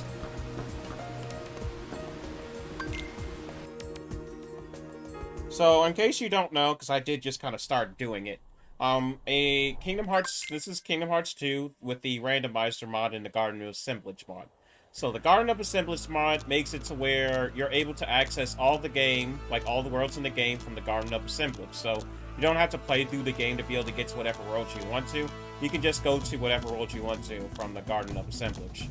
And then the randomizer makes it to where all the chests in the game are randomized, all your levels, what you get from leveling up is randomized. Basically everything is pretty much randomized. Alright, quick run. Wisdom form. Okay, quick one and wisdom form. Those are two gets. Alright, so what I'm about to do now is one of the most annoying and hardest fights of the run. And I just choose to do it right from the beginning. And they are these...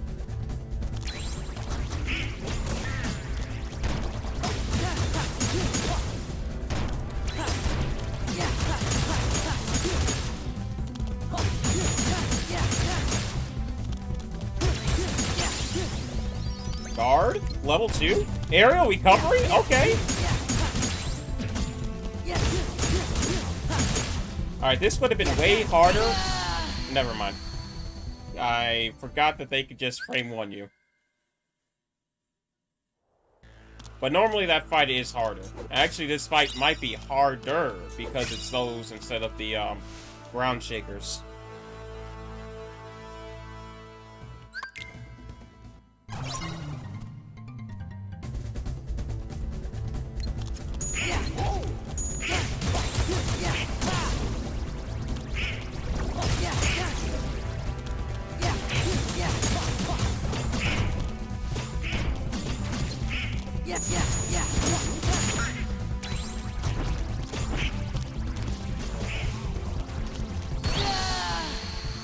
That's the one thing I hate about Sora when he's running. He does that stupid slide at the end, and he, like, just hangs in that slide for so long.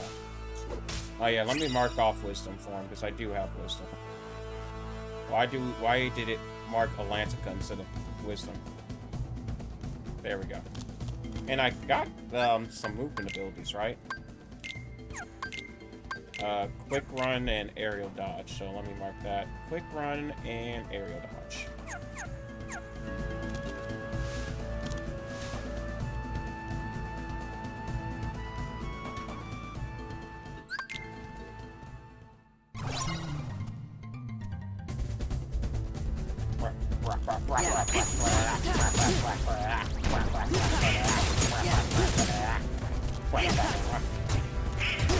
Sora, this is not the time to be whipping your attacks. Sora, this is not the time to be whipping attacks!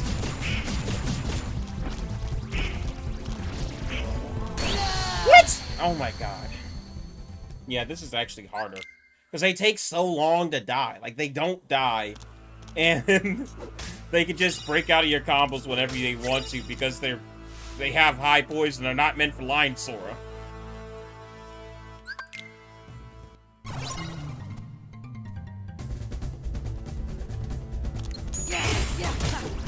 Back off.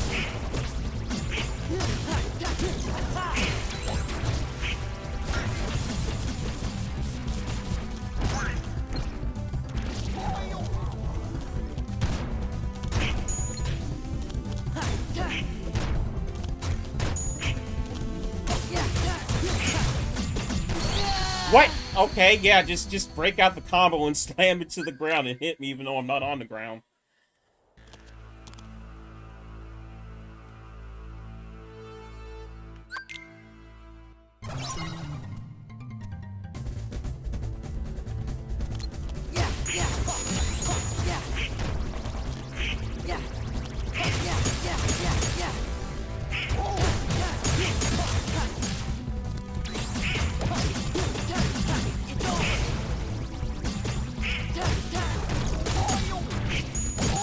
Sora, stop! Stop! Stop!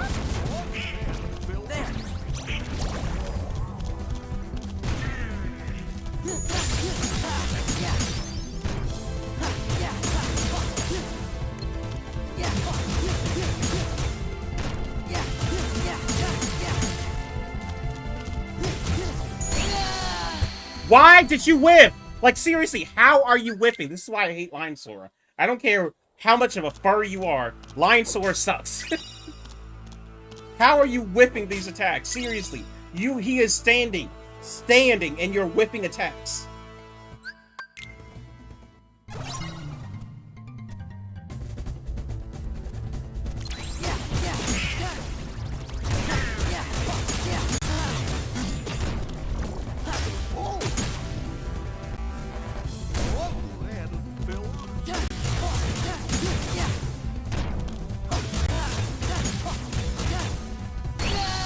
And then he just says, "Yeah, I just want to swing around my thing like a stripper.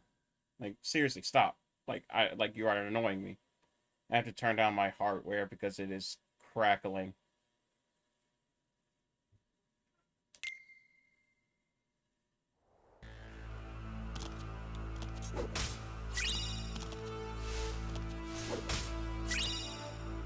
Well, it looks more authentic.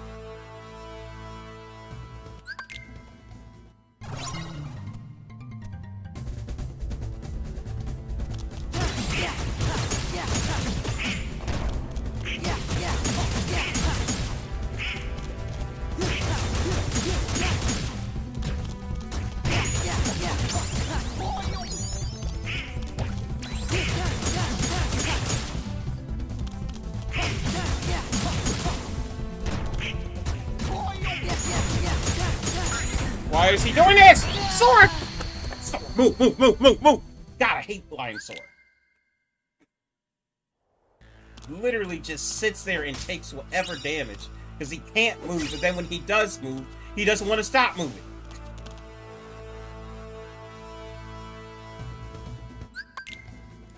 The one attack that you have to be able to throw out that's quick moving and isn't too, like...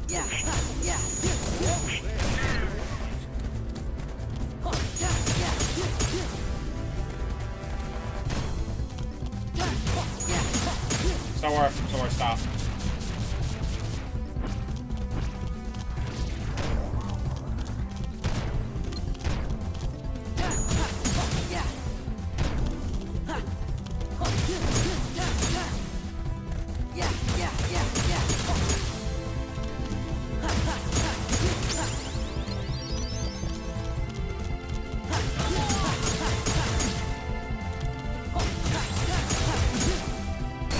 I was trying to get away from him, but Sora just could not move because he's, you know, Lion Sora, the Sora that has absolutely no movement abilities.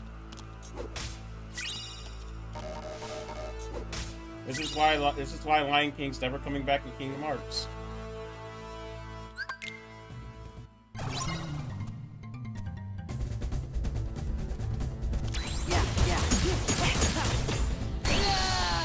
Okay.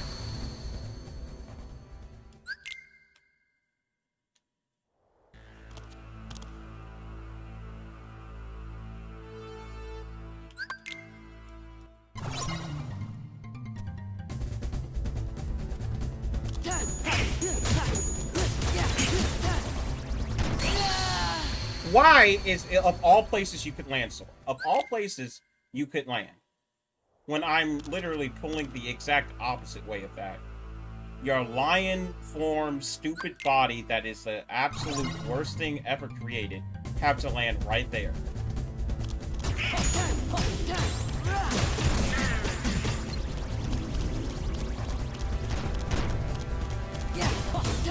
This is it.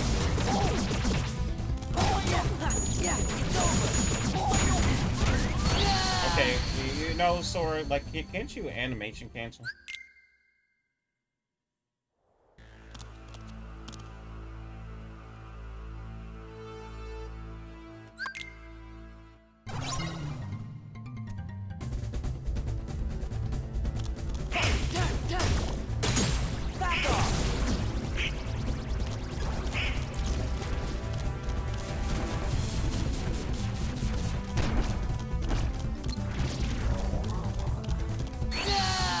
Okay.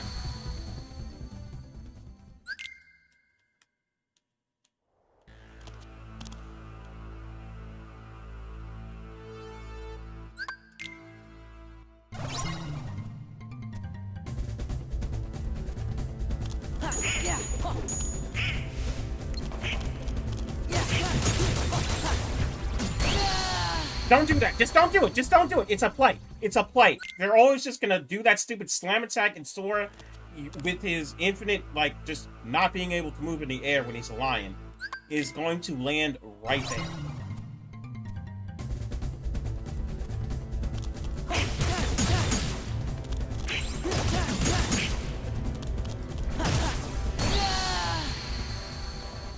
Nope, can't even try to bait it.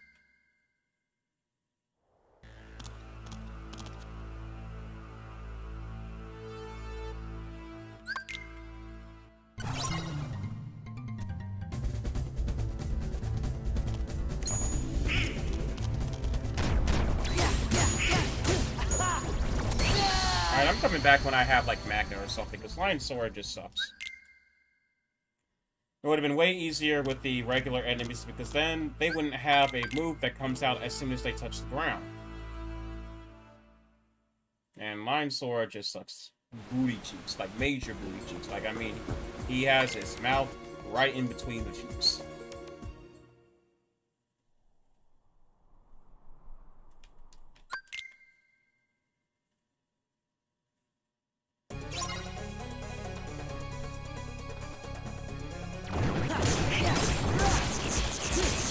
Why is it Timeless River version of them?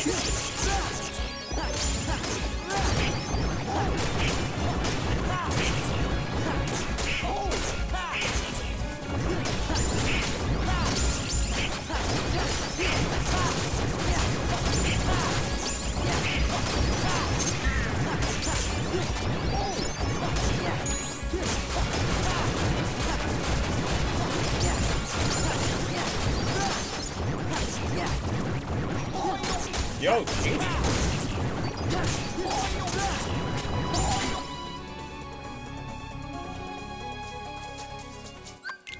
I should actually go back and get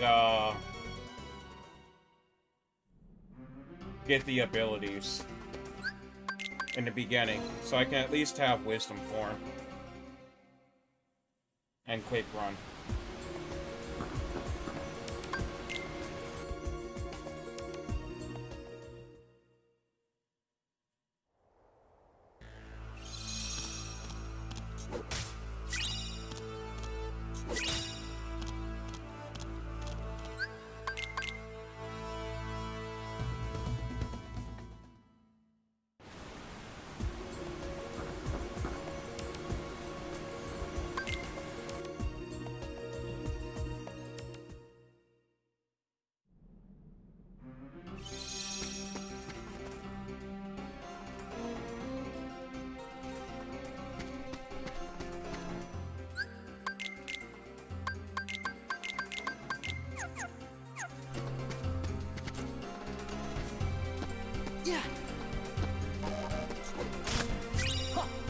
Myth is real? Magnet. Okay, I'm gonna go back to the Berserkers. And a Shadow Archive? Okay, yeah. They'll be easier.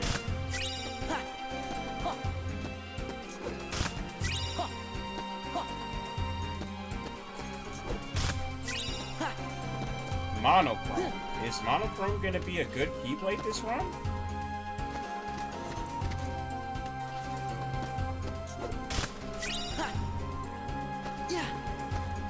Let's see. Is Monochrome going to be a good Keyblade?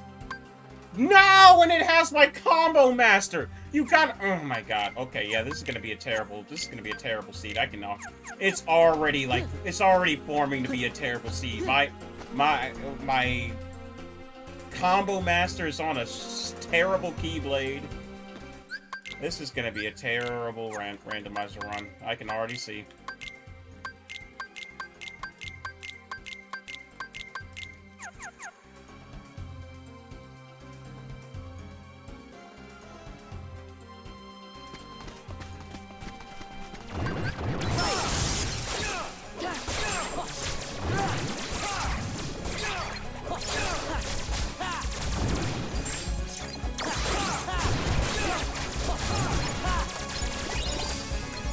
Ooh, a proof? And of all proofs, a proof of peace?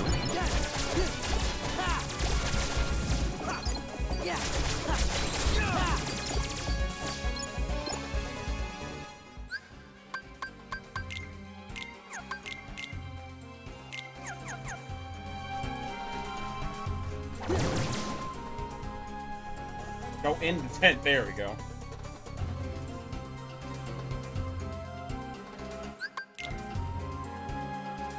Oh yeah, let me mark that down. Proof of peace.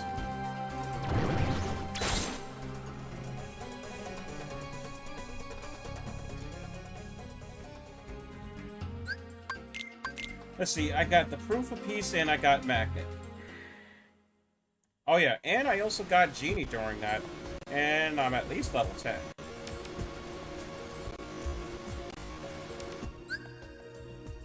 Now level 11. Alright, so we got at least a little bit to start with now.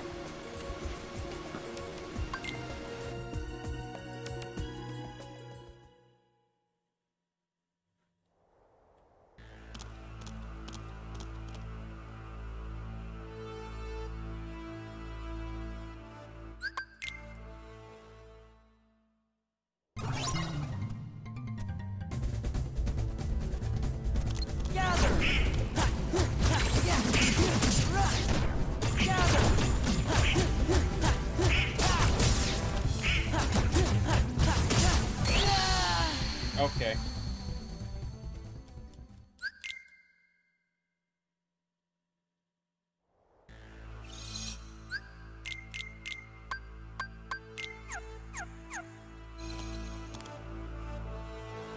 Get off of me! That's what the Heartless yell when they, or the Nobodies yell when I attack them. Get off of me!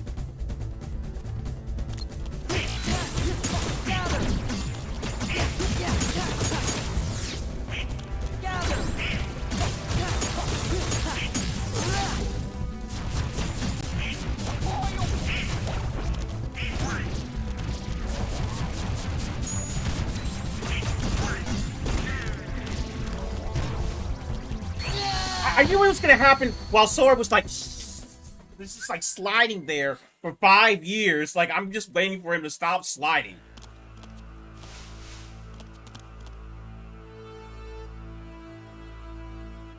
I'm like, Sora, I need you to stop sliding. I need you to jump. Like, I gotta keep sliding.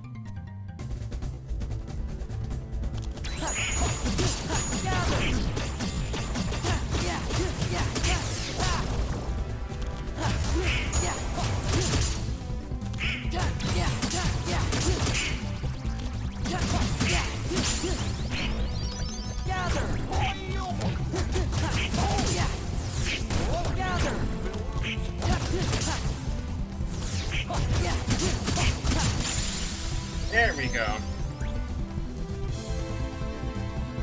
And we got thunder from that. Definitely heartless.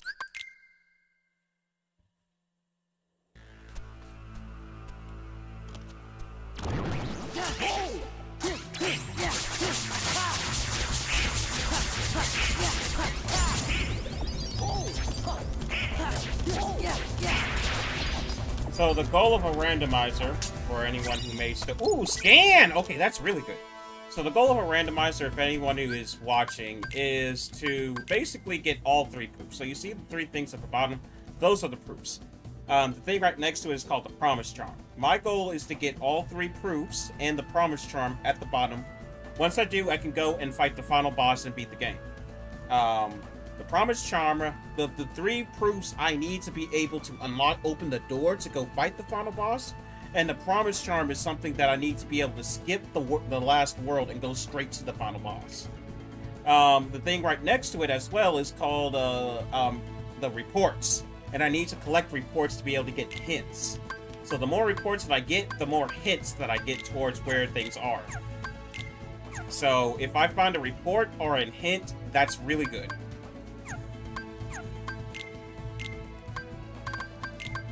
Or any good abilities. Like, that. That's definitely really good.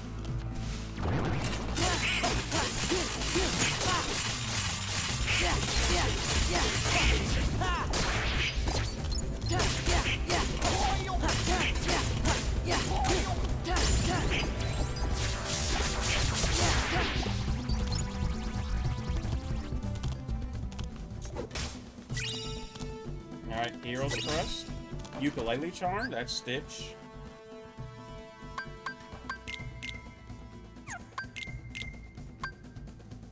Dang, Form Boost is on a Keyblade too? That's bad?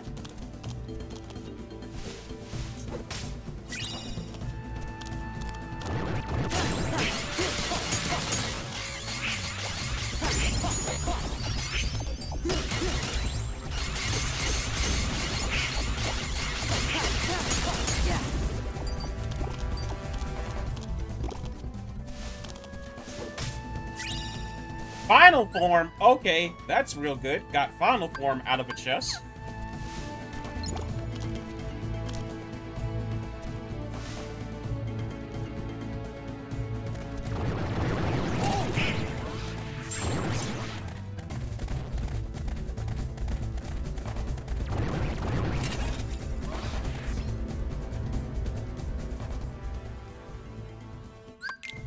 I should be clocking the time for my randomizer run, but I don't have a timer set up on. I lost the program to be able to time you, so I have to download it again. But I'm not about to do that right now, especially since I already started my run. And I would like to know exactly how many times can Double D stutter on his words in one day. At least 5,000.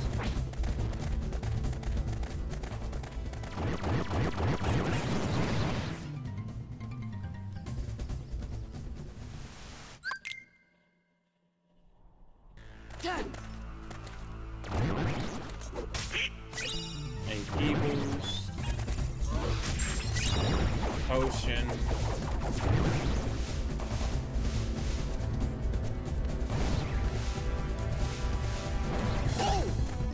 You see how long it takes Sword to stop? Card pages, that's good.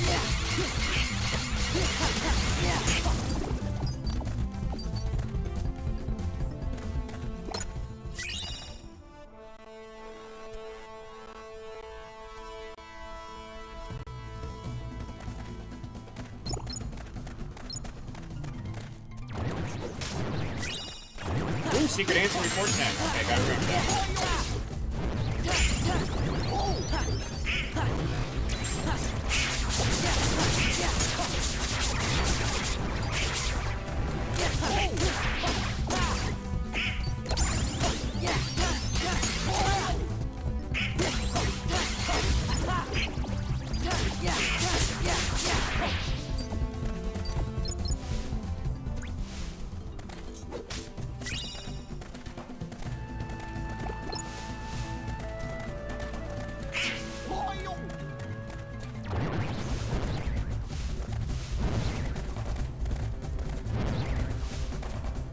Alright, instant report 10. Found it in Pride Lands. 100 Acre Road has 4 important checks. Nice, and I haven't gotten any of them.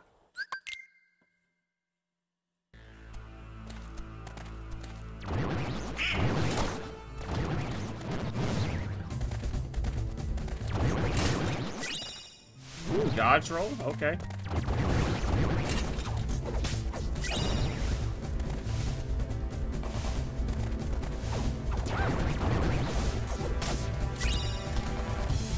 Alright, that's some kind of armor, I guess.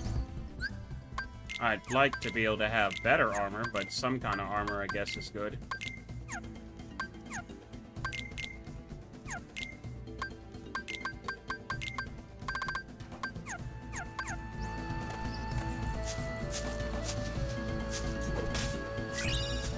Precious mushroom.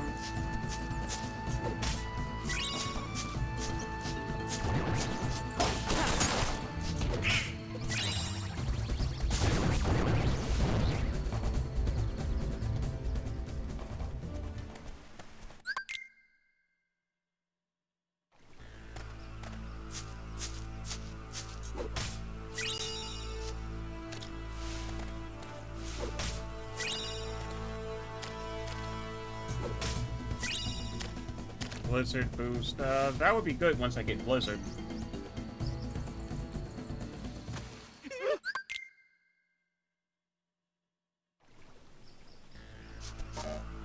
Alright, give me your item. Better be good. I hate you. I don't even care. Simba, actually, Simba, yeah, I do care. Give me your items. I'm robbing you blind.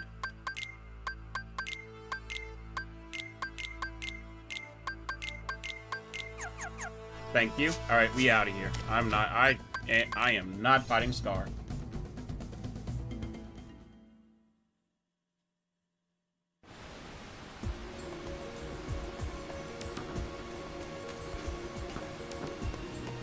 Now let's go back to Agrabah. Actually, I think I can mark off chests for, Pride Lands, because I think that was, all the chests. Or at least that should have been all the chests for Pride Lands.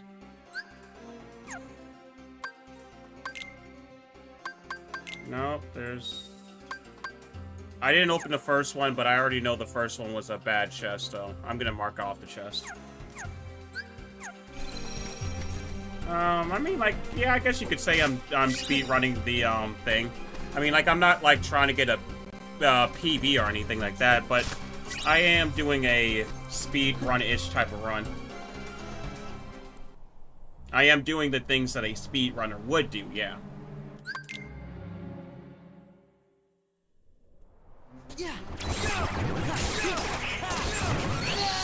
Okay.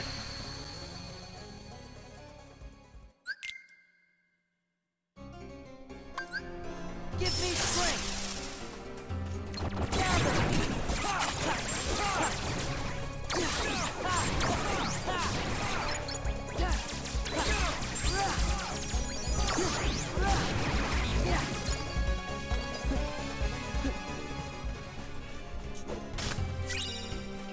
Another proof? Okay.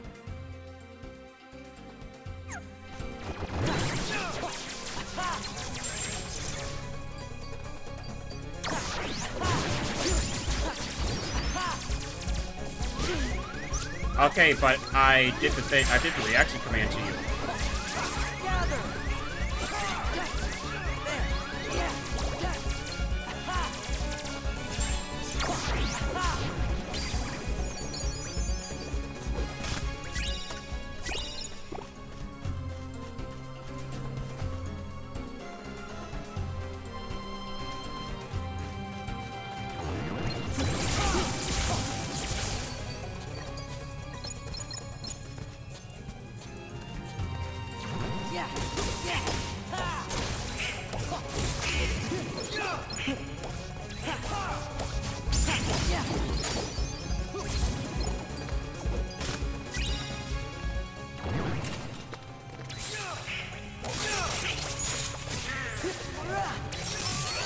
Okay.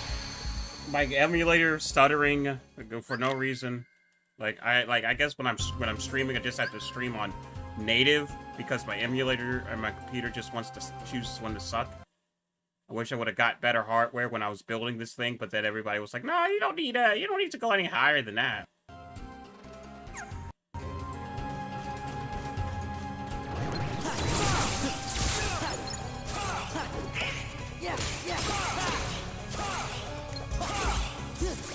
Please die, because you are getting on my nerve going higher and higher. Alright, jump.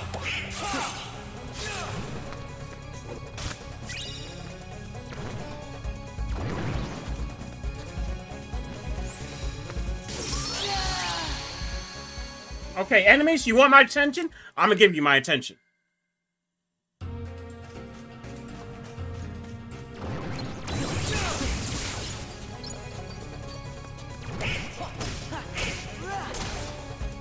Unfortunately, Sora only has 2 damage.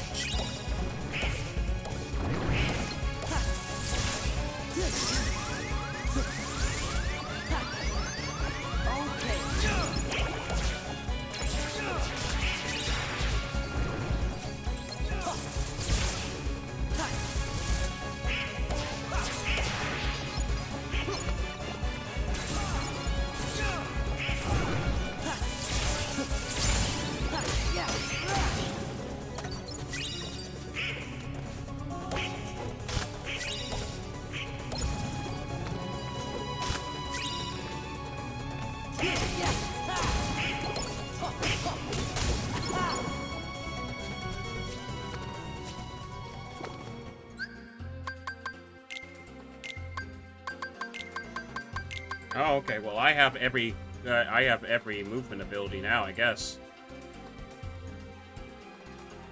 Yeah, I guess I just have one of everything.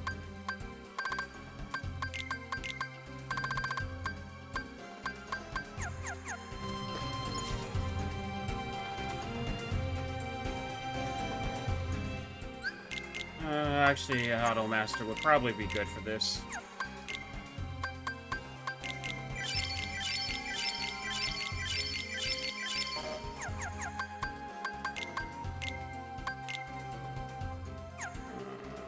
That's a pretty good Keyblade. Take it off, put on base Sora.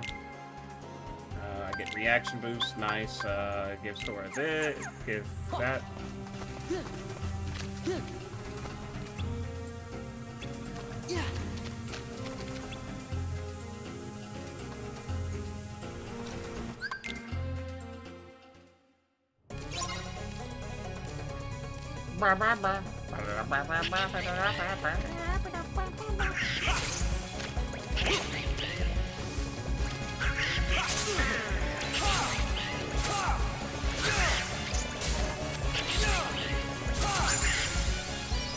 Lots of exchange? Okay.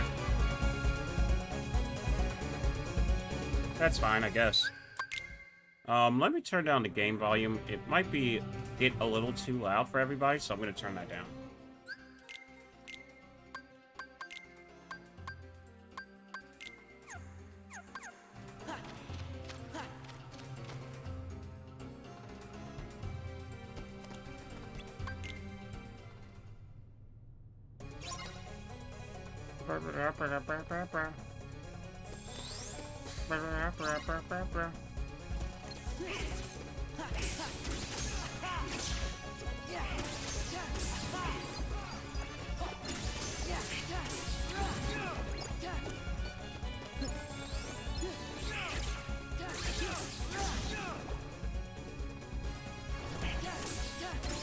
Oh no.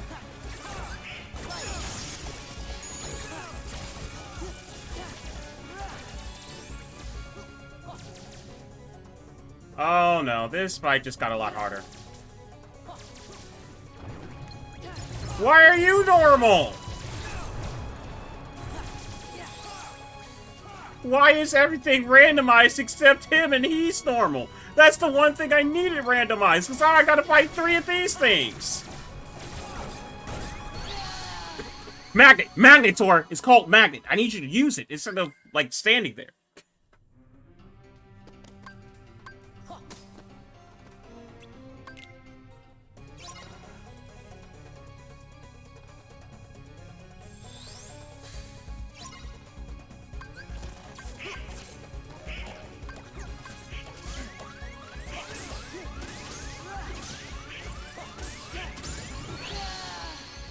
I'm not surprised. Sora, like, literally, I do not know why I have no strength this randomizer. Like, I have no strength. I have 0 strength.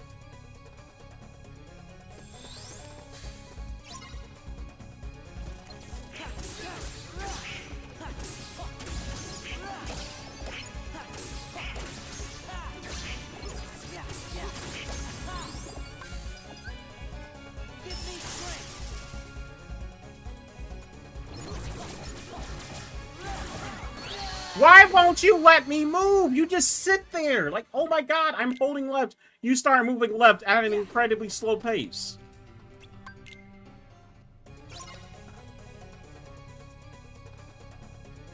I can't go final form. I can't level up final form. I have no strength to be able to go level up final form.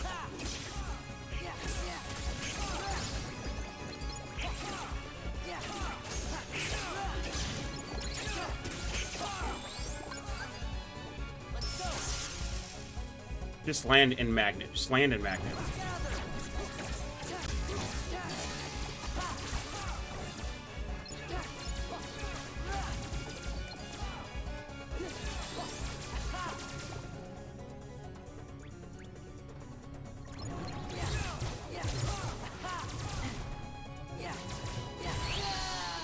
Wisdom form has 0 movement. Normally, great form for movement. 0 movement now. Like, absolutely 0.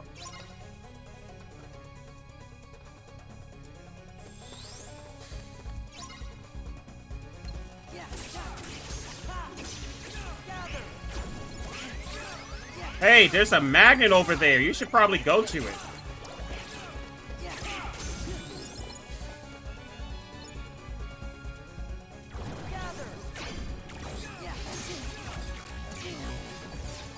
Can I, like, see what's going on?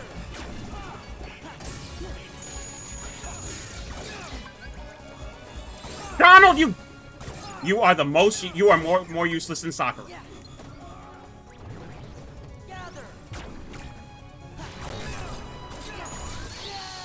Donald, you are more useless than Sakura. You are only there to die.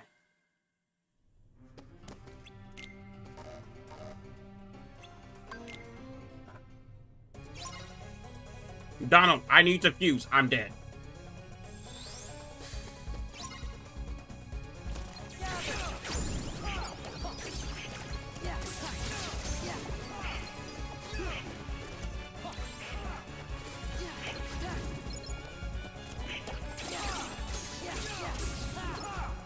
Aladdin, if you're gonna be that agile and keep attacking them, can you do that to the ones that I need dead? Donald!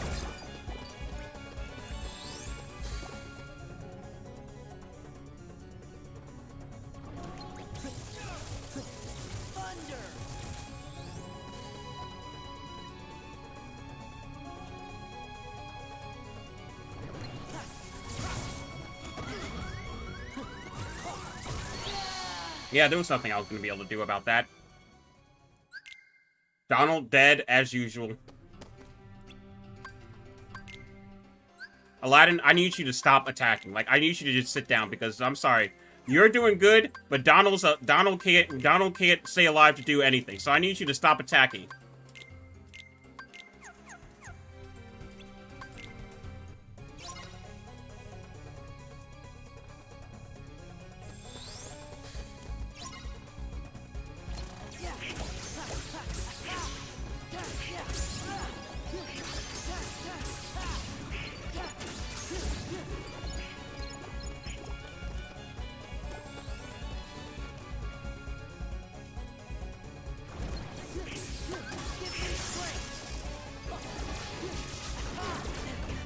Let me move! Let me move! Let me move! You can't let me move! Like, they do not let you move. They do not let you move. You transform, and then Sora just sits there. Like, I'm trying to quick run out of it. Nope.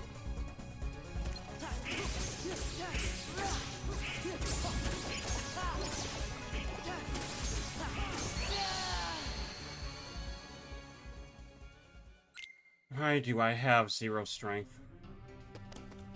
Aladdin, we're gonna go over here because I'm tired of you just resetting and then like, alright, I'm gonna attack now. Sora, I want you to literally sit there and look at your feet. Look at your dry, ashy feet. With the calluses and everything.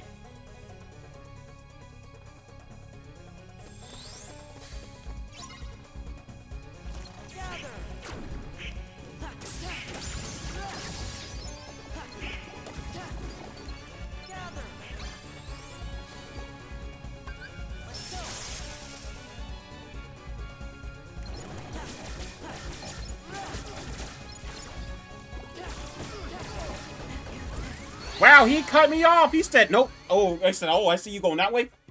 No. You can't live. You cannot live. Interception inbound. Hit us with thunder. We don't care. That's the only spell you got that's worth anything.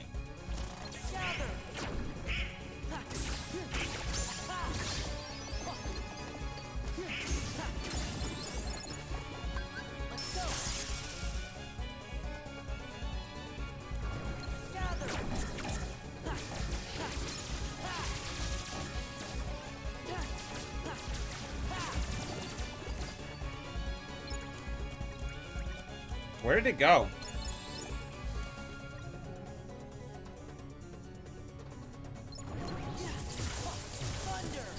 Well, there it came.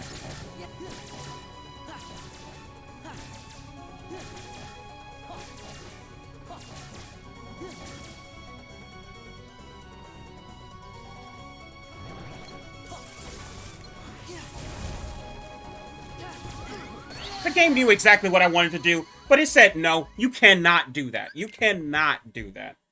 Why? In this one specific instance, can you not land quick run? Because you would live.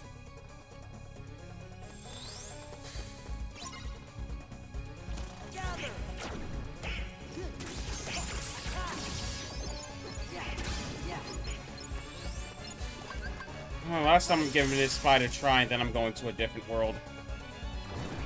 Because I just have no strength.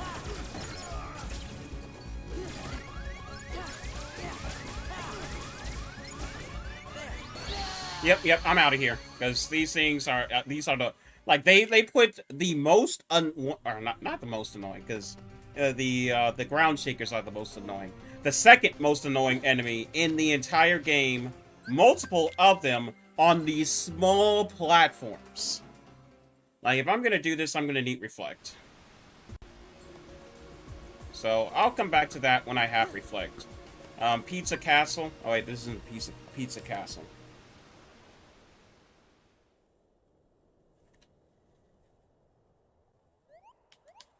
Skip.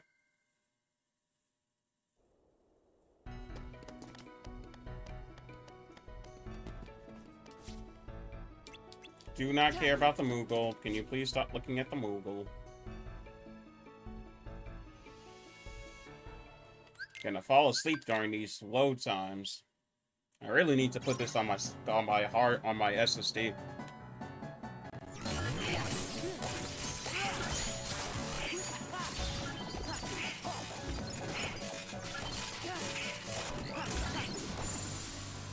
Thank you, because I don't know what sword is attacking.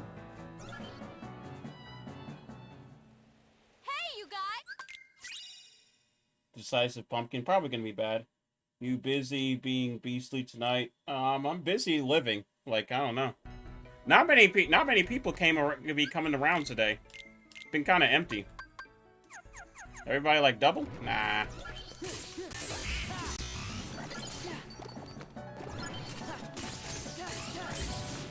Which is the funniest thing, because I got the worst seat with the randomizer, and nobody's here to see it. Except you and Nagito. Plus, my emulator wants to keep taking doo-doos.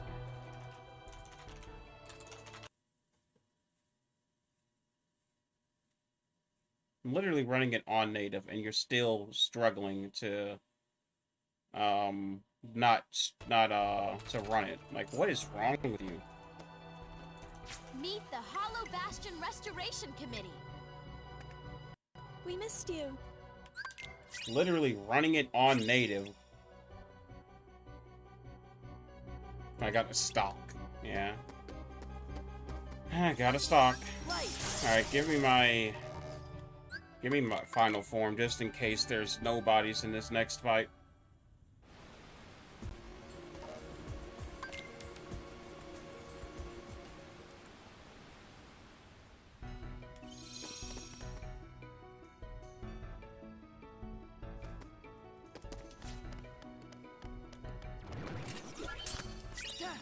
Aerial dodge, okay. That's another aerial dodge.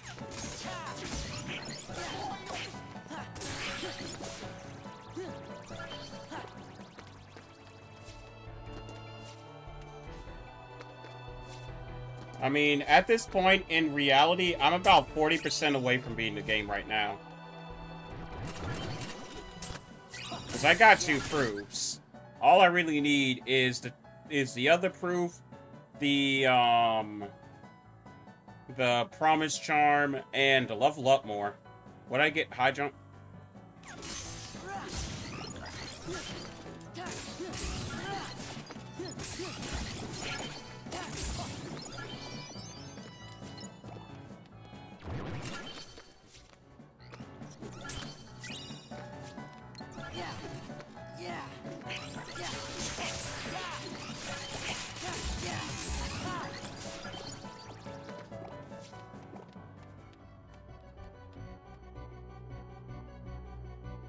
Alright, what's gonna be in Bailey that's gonna make me want to pull my hair out?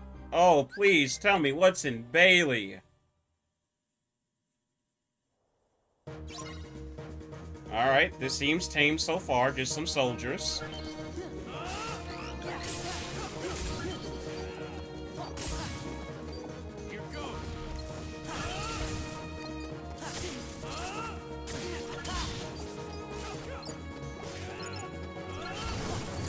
No!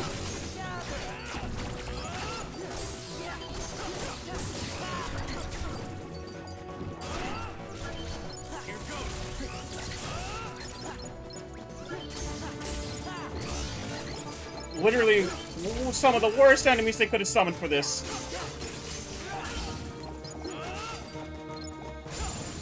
Alright, nice. Did not go too bad. So, what does the randomizer do in this game? It randomizes everything, essentially, all items. Randomizes your level ups, randomizes chests, randomizes bonuses. And it allows you to access the entire game from the Cavern of Remembrance. So you don't have to go through the entire game. You can go to any world you want to from the beginning. Which actually, I might go to 100 Acre Woods next, because I know there's 4 checks there. I also get hints, which is a good thing. Alright, that was Hollow Bastion 1, so let me knock that off.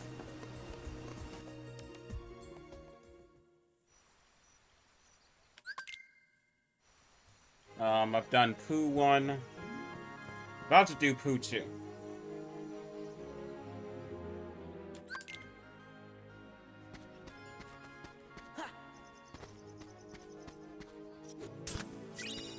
Ooh, another Thunder? Okay, Thundara?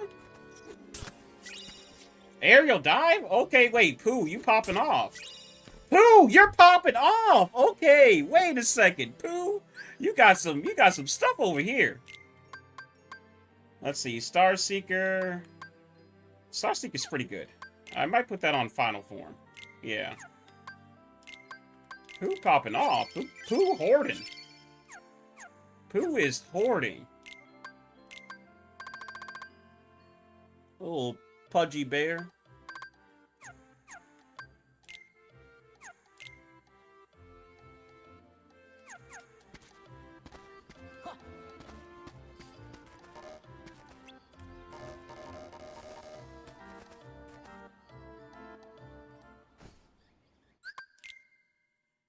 Winnie the Pooh, yeah. Gotta save Piglet now. But yeah, it just randomizes everything. Randomizes your stats too, which is why I'm so weak. It also speeds up minigames, so that's why this minigame is running at double the speed. Because they speed up the minigames.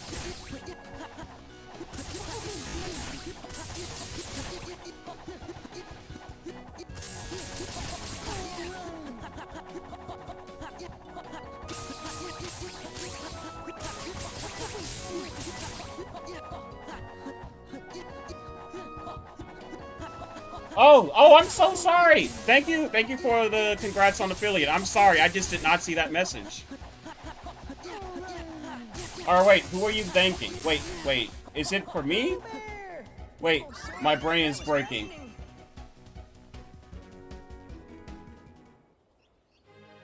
Oh wait, you got affiliate?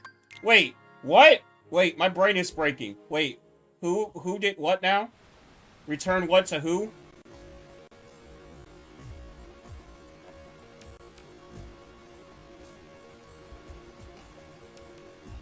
I just got something.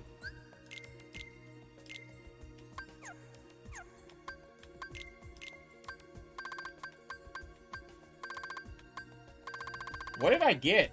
Wait, what did I get from beating that? Wait, what did I get for beating that?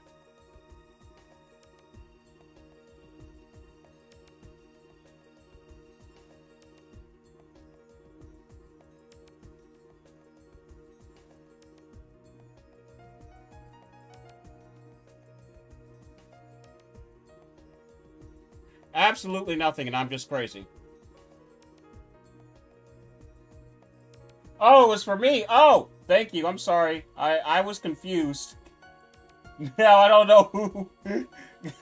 I was so confused. I was like, wait, who are you? Because at first I thought she was talking about me, but then I saw Angel respond, and I was like, wait, was it not for me? I was like, wait, what?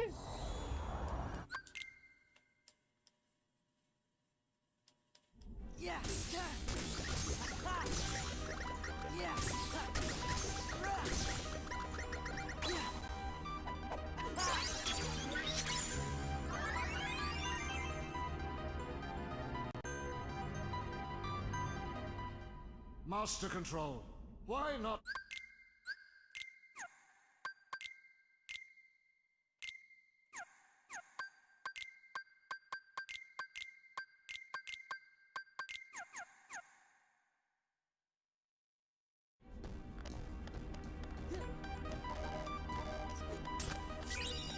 blizzard. God, my computer does not like doing Tron's World when I'm streaming. Although my computer just doesn't like streaming in general because it's lazy.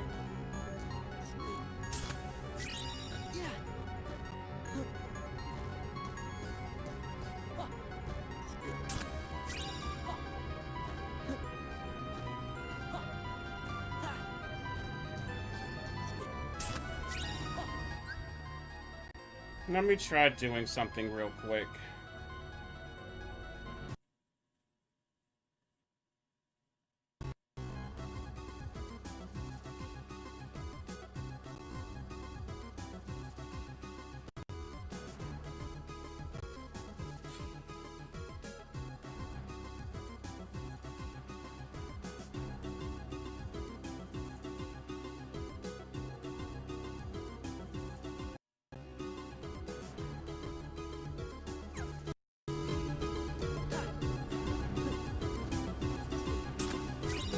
Oblivion? Okay, wait a second. What is Oblivion doing? Probably nothing. Yep, nothing. And it has all of my combo abilities are on stupid bad keyblades. My god. Literally, this is the worst seed I could have. Because I just did my affiliate stream last night, so I thought it was for me, and then you said that, and I was like, oh, balls.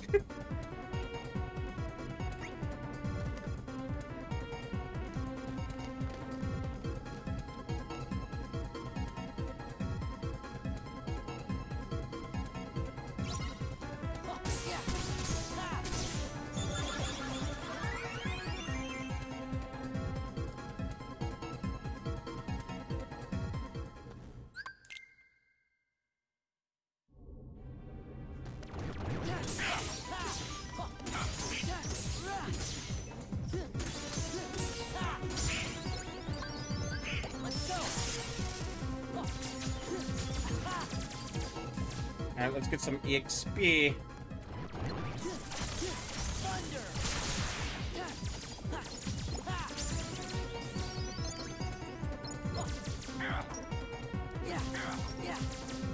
Oh my god, you are a rat!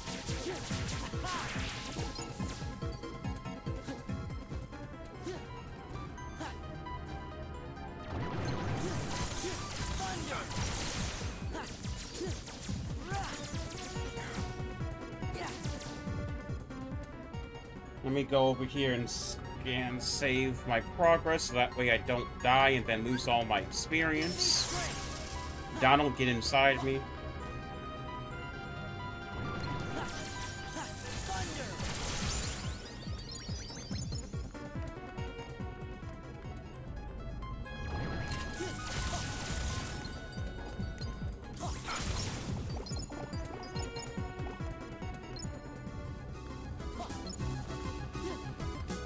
I'm gonna wait to do that fight till I get more magic, because hopefully the enemy that I get is relatively easy to fight, and I can use it still to be able to quick level.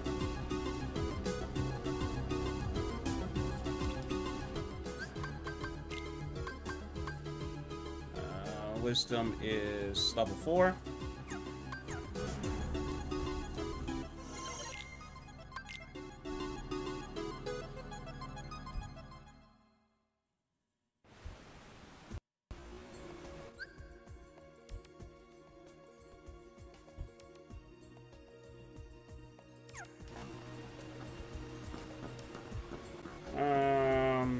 Let's go to our Twilight Town. In terms of things that we found, I mean, like, we're doing all right. Like, it could be better, but we're not doing bad. And if my emulator stopped freaking out, then I wouldn't be behind. Like, I already have to run on native because my computer is stuttering. Damage drive, that's good. Alright, damage drive is a good ability. Oh wait, I have aerial dive? Okay.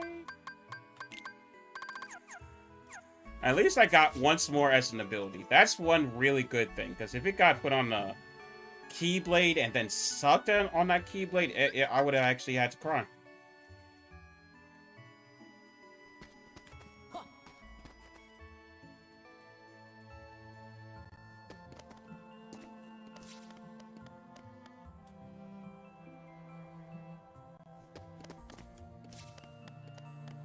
Alright, since I have Glide, getting around the Sandlot isn't going to be too bad. Or not the Sandlot, the common.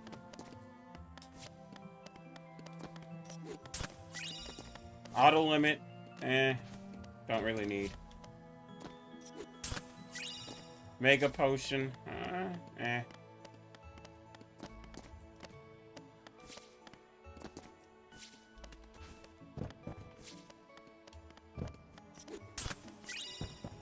Basement map,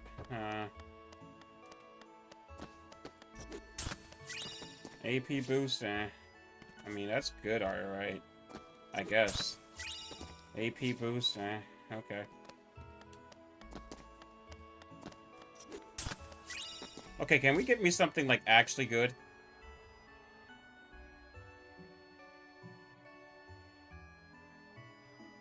Come on.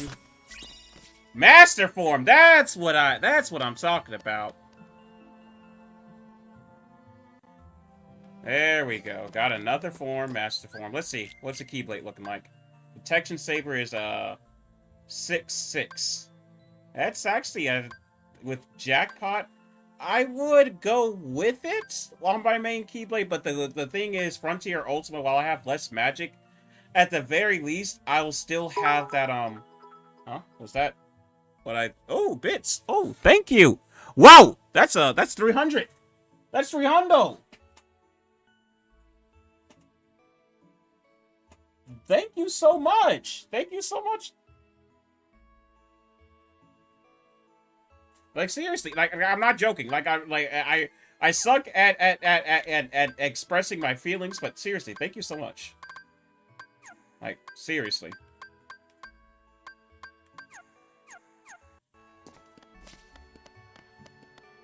Really, it seriously makes me happy. People supporting the channel. So, thank you so much. It's really, like, you know that points where you're like, I didn't think I would get this far? That's kind of like me, like, with streaming right now. I'm like, I didn't think I'd get this far. Ooh, another glide. Let's go.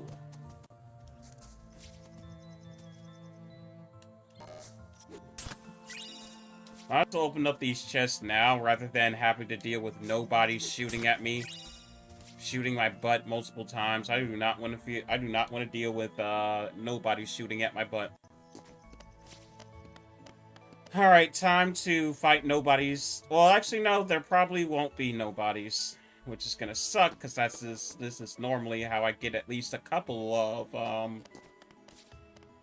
this is how I normally get at least a couple of levels for Final Form, but now since forced encounters are randomized, I'm probably not gonna get nobodies. I really don't know how to respond either. Yeah, I'd probably be saying, oh, bits, thanks.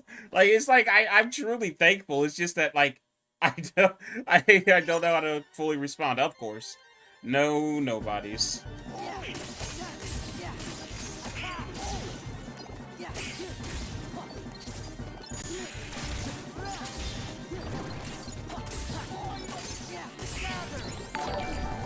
Thank you! Thank you for the host! I really gotta get my animations down for, different things.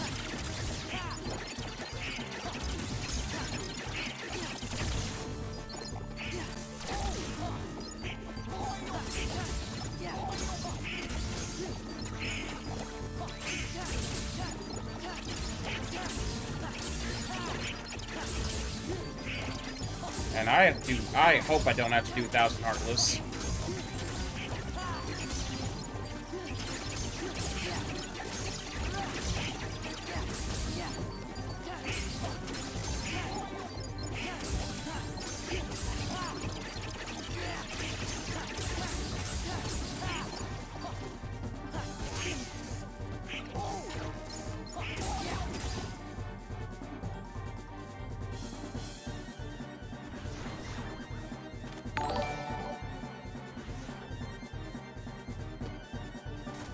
Huh? Wait, what? Thank you so much. Gift sub? Wait, what? Gift sub? Seriously? What? Okay, you didn't have to do that. Thank you so much. Seriously, thank you so much. Oh my god. Shh. You gotta board the train and leave town. The train knows the way. Here. You're too kind, seriously. Mickey said I gotta get out of here. Photon debugger. Okay, I'll take that.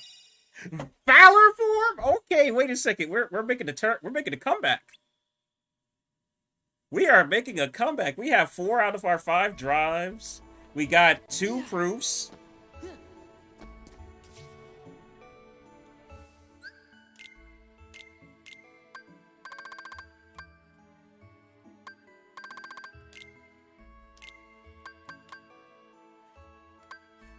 Yo! Okay, yes! Photon debugger is actually good! Okay, photon debugger is actually good. Go into my base keyblade.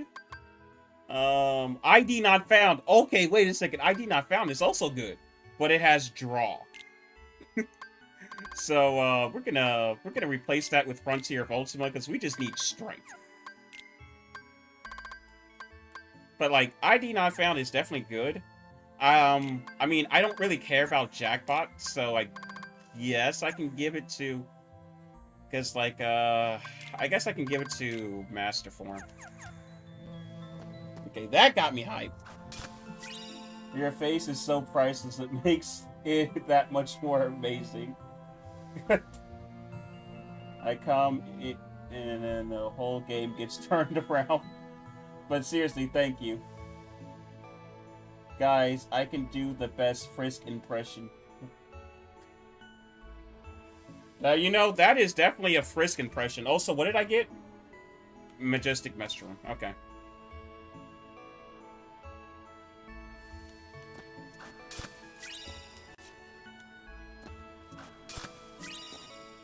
Alright, only thing of note is the defense boost.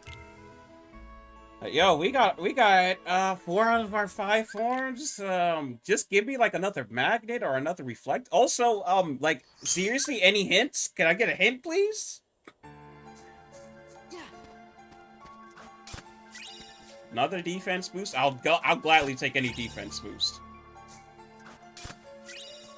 Money pouch. Okay, we rich.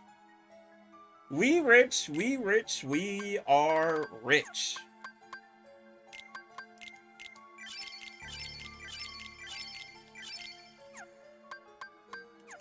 Alright, let's go beat up Stinky Pete.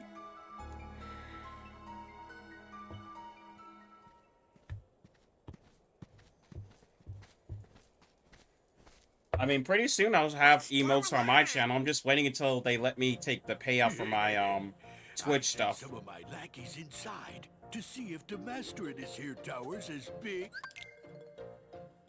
Oh, we're gonna be taking care of those Heartless. Okay, okay, so Timeless River speed traps. Alright, so Timeless River speed traps are replacing shadows. You just wait. Nobody, and I do mean nobody, messes with the Pete is pretty angry. 2020 is definitely like not the year. I mean, like there's been goods. Okay, finally got a hint. Okay, don't tell me something I know. Please, whatever you do, do not tell me something I know. It was a report 7, right? And we're gonna be going to, this is Twilight Town. Pride Lands have 5 important checks. I think I might be missing one. Dang it! I think I'm missing one of those checks. But you know what? I'm going to save that for last. Air Combo Plus. Okay.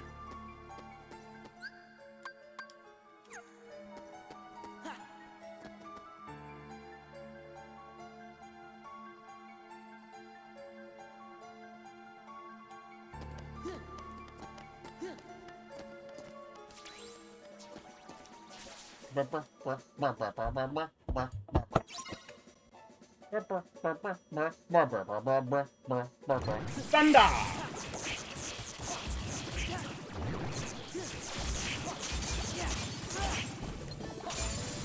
Woo! Bum, ba, bum, bum, ba, bum. You know. Ugh. Hand in Hand. Such a good song. I don't think. Wait, is that Hand in Hand? I don't think that's Hand in Hand. I think I'm mistaken.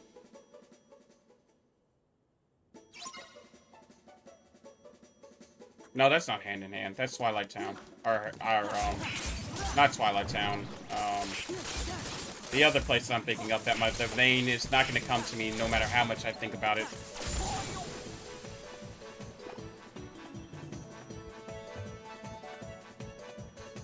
Traverse Town. There we go.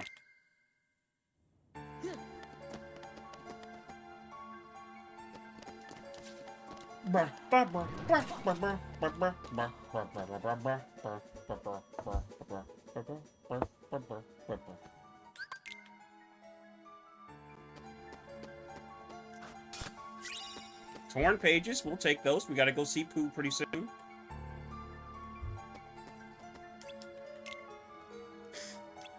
Gotta go see if Pooh got the goods, the treasures. Yeah.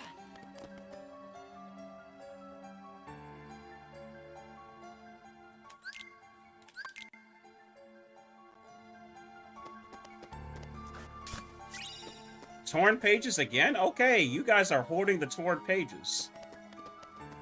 Looks like Yen said really likes Winnie the Pooh.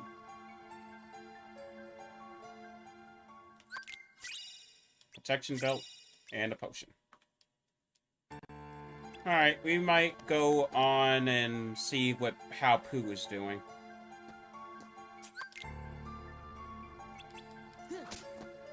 Grab a late supper. You know. I definitely I get the need. I'm kind of peckish myself, to tell you the truth. That was Twilight Town 1, so let me mark that off.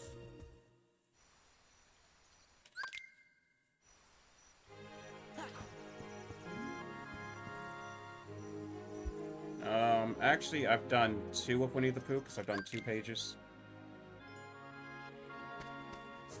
Alright, let's see. Nothing. Well, an AP boost, that's something, I guess. Dodge slash. Basically all trash.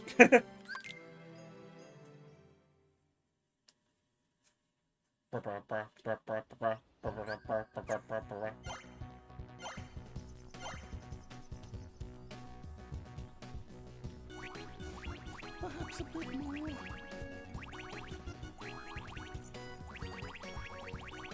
Perhaps a bit more.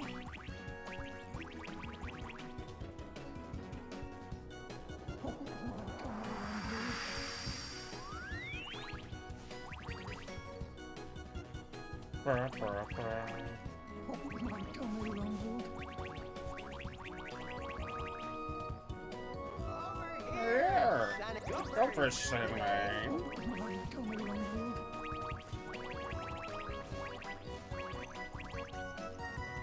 Perhaps a bit more. Perhaps a bit more. Gopher here. I'm sorry, Gopher. We'll come back. Perhaps a bit more.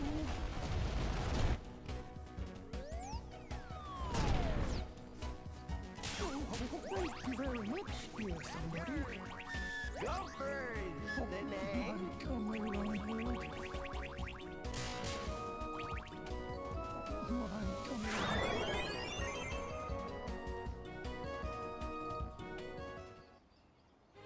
My favorite Pooh. Pooh Bear. That's gonna mark off another page done.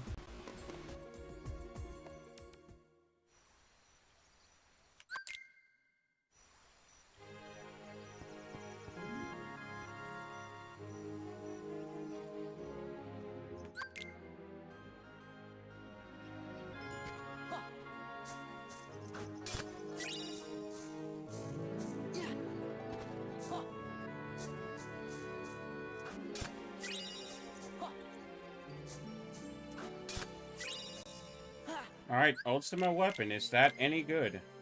Magic lock on, so it already took a good ability and put it on a terrible Keyblade.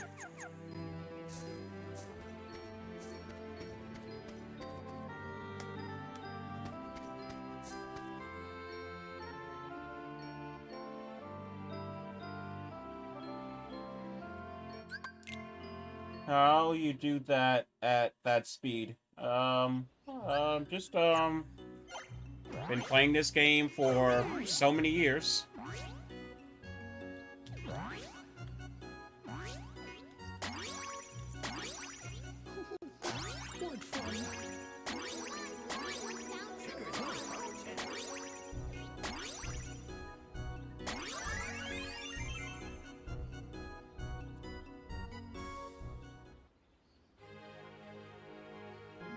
And that's another page done.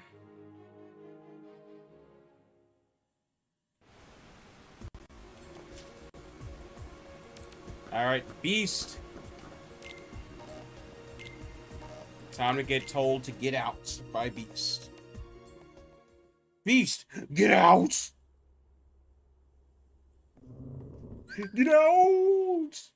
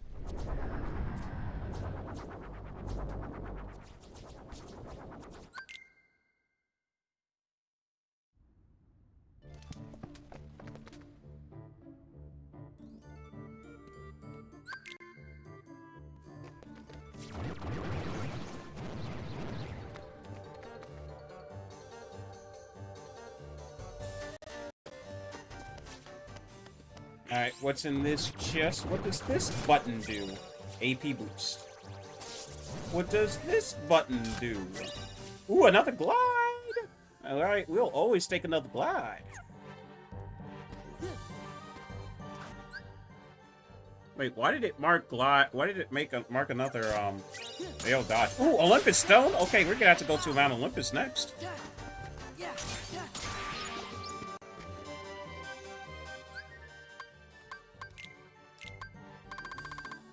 Yeah, why did it mark aerial dodge? There we go. Do not want dodge slash on. Dodge slash sucks. I guess I'll take another aerial combo. Did Donald and Goofy get anything?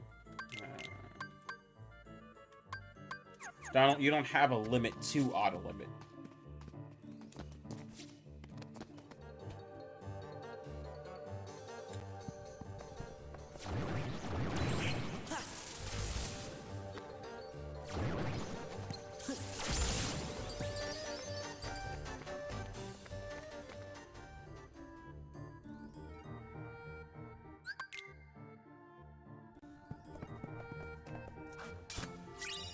Drive boost, AP boost.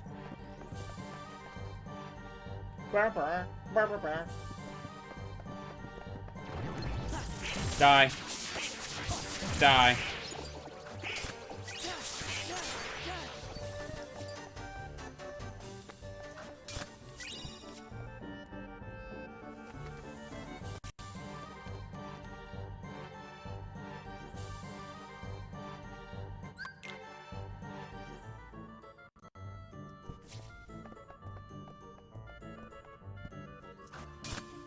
Item.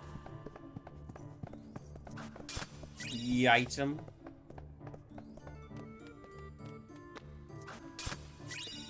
Horizontal slash. Now that's good. AP boost. Feather charm. Alright, Peter Pan. Why did it mark reflect? There we go.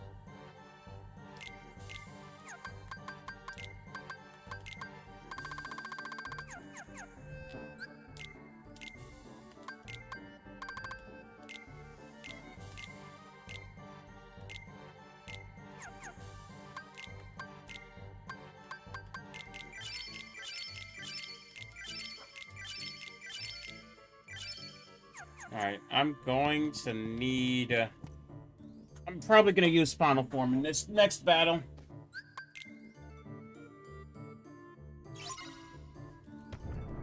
Get out my way, get out my way, get out my way, get out my way, get out my way! I need to get through!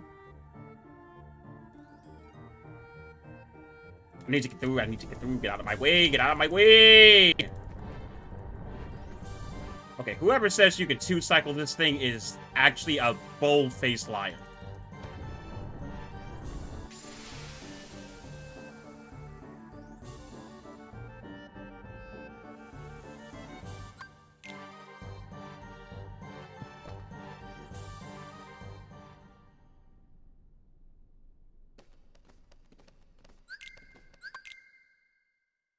Boss time!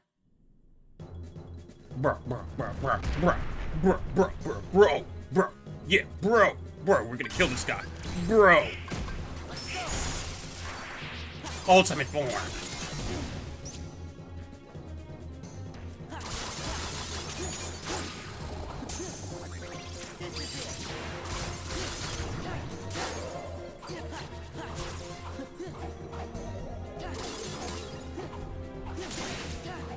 Oh my god, please stop targeting them.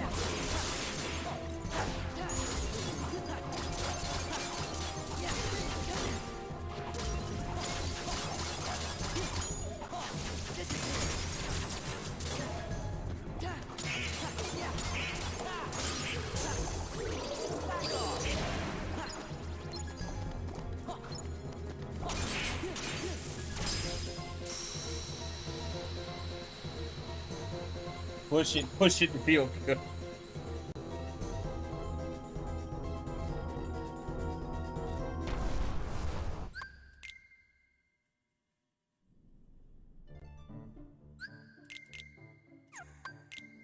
Well, I guess I have a captive audience now. Maybe I could do my, presentation now. I wanted to do a game design presentation that I just gave yesterday to my, friends, because, it was my, friend Tom's, bachelor party, and I did a bit of a presentation on game design, and they thought it was so good, so I'm thinking about giving it to you guys. Giving you guys the presentation. The game design 101 with good old Dr. D Major. Experience boost, nice. Wait, what? Wait, did that pop up? Oh, it just did. I was like, wait a second, did that pop up? Yo, thank you for the 100 bits. Seriously, thank you so much. You are, once again, you are too kind. Too kind. Kind soul right there.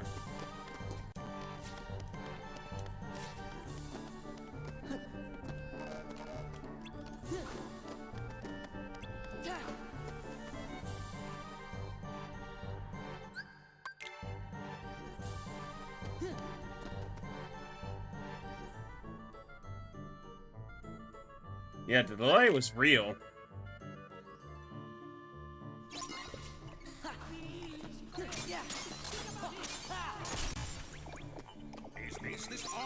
Come on. I think this will do the trick.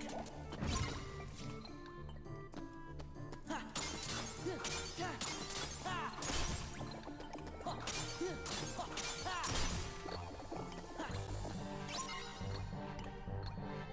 think this will do the trick.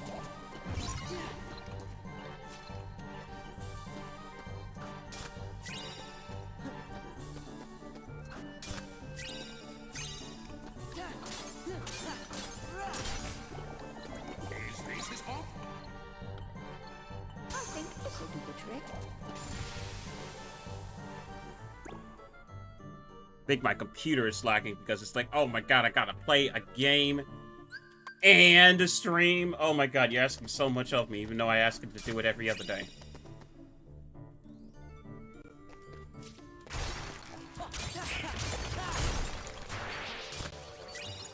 Ooh, another dodge roll. Or no, that's yeah, another dodge roll.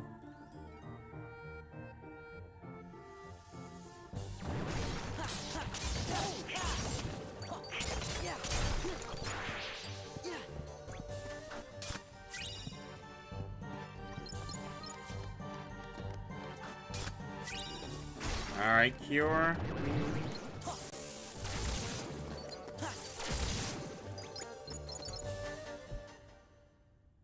I mean, I guess cure is nice, but I don't really need it. I would have preferred if it gave me reflect or something like that. Alright, beast. Gotta kill you. Sorry.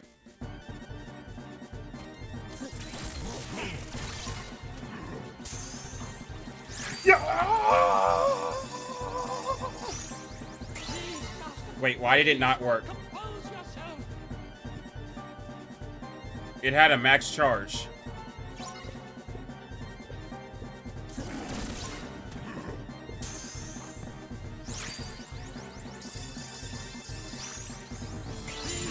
There we go.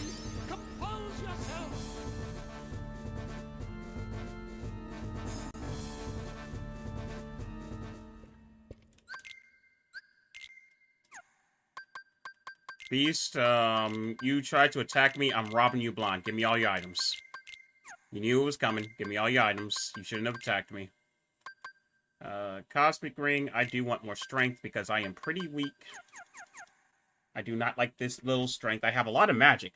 I'm glad that I have a lot of magic. My spells are gonna hit like a truck. But I would like if my Keyblade also hit like a truck. Like, yeah, you see, I got 22 strength, but then I got 41 magic. Like my magic hits like a tank. But, yeah, I do not have any strength. Alright, that was another aerial dodge.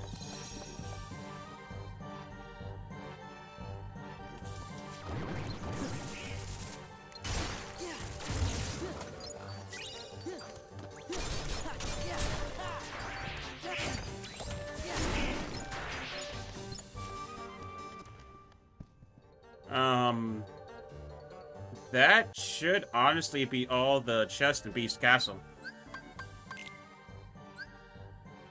Yep. Alright, I'll go... I'm not gonna fight Zaldin. But I'll, at the very least... Yeah, I'm not gonna fight Zaldin, but at the very least I'll fight the Behemoth.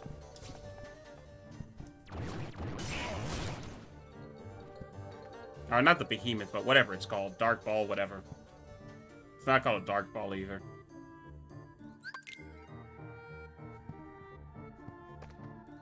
Annoying boss? Yeah, that's what I'll call it. Annoying boss. Because that's what it is, an annoying boss.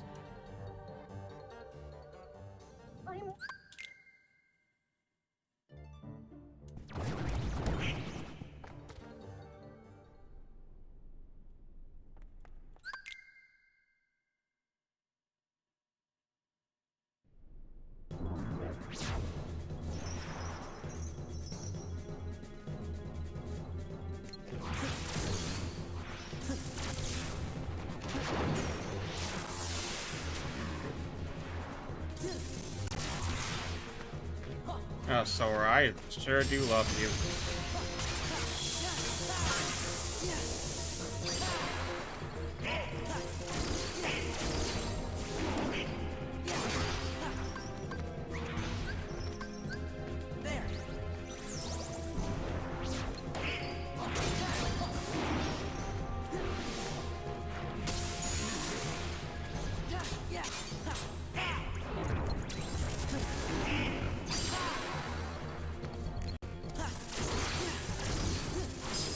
There we go.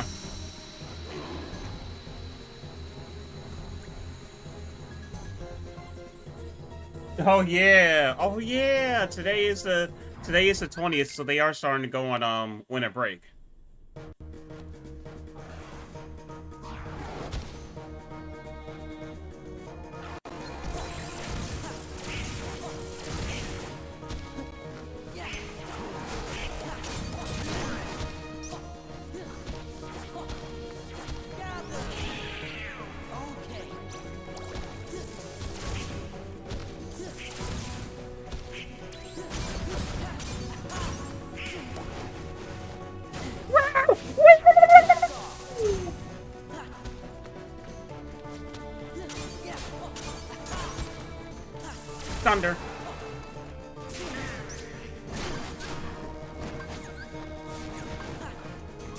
Can you please just, like, let me attack?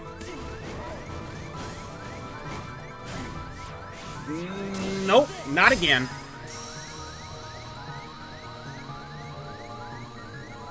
Seek answer report 4 was found in Beast Castle. Port Royal has 2 important checks. Okay, I don't really need to worry about it too much.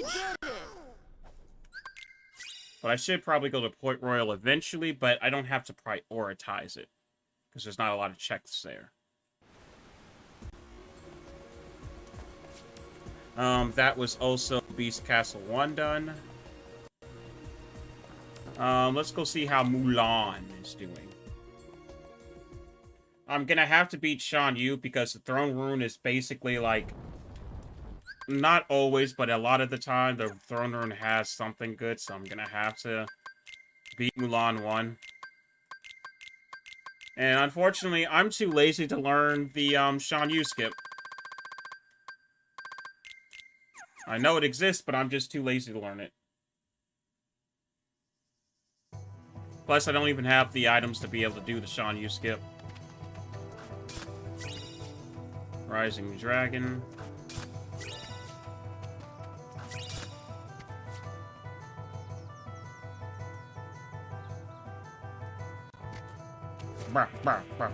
Okay, wait a second. I just want to see my favorite thing happen. Remember, girl, and Lee.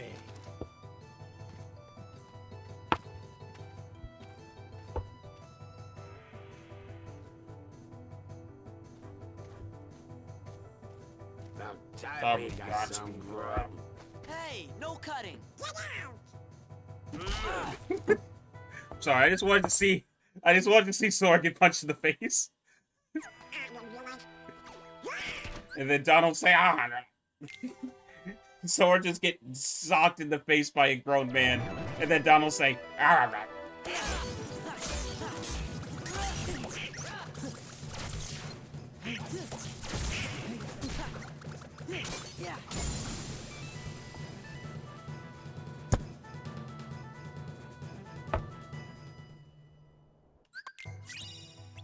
Myth is real? Give me the next mission, Sarge.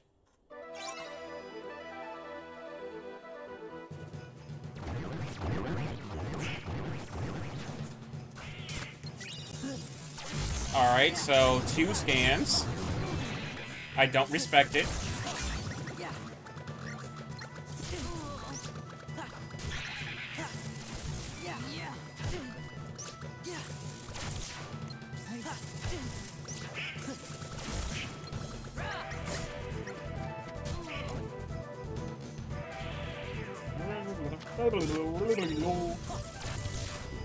Alright, let's go kill him.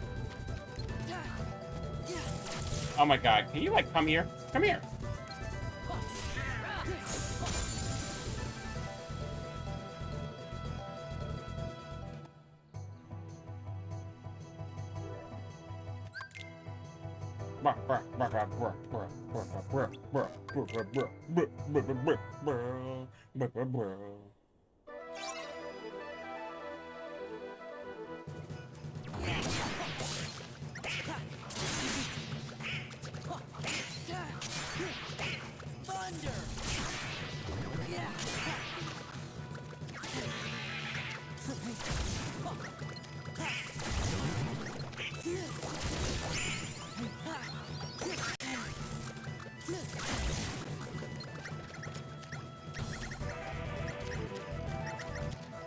What's still alive?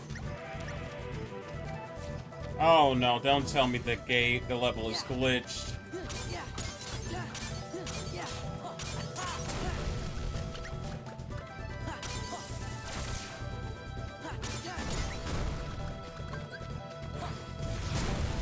I think it's glitched. Wait, what kind of glitch is this? How do I win?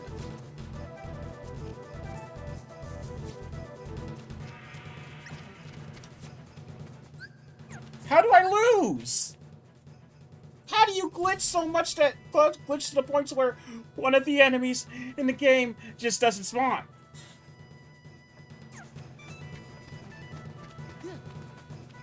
Oh.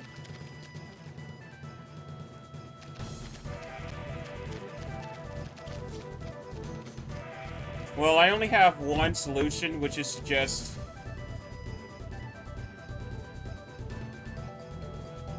Oh, no. Oh, no, you're kidding me. I'm soft locked! No, you're kidding me. You're kidding me. The run's over. The run is over. I'm soft locked. You're kidding. What do you mean the run that I'm soft locked?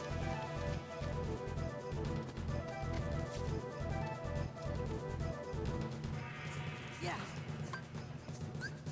Give me strength. Yeah. Yeah. Yeah. Yeah. Yeah.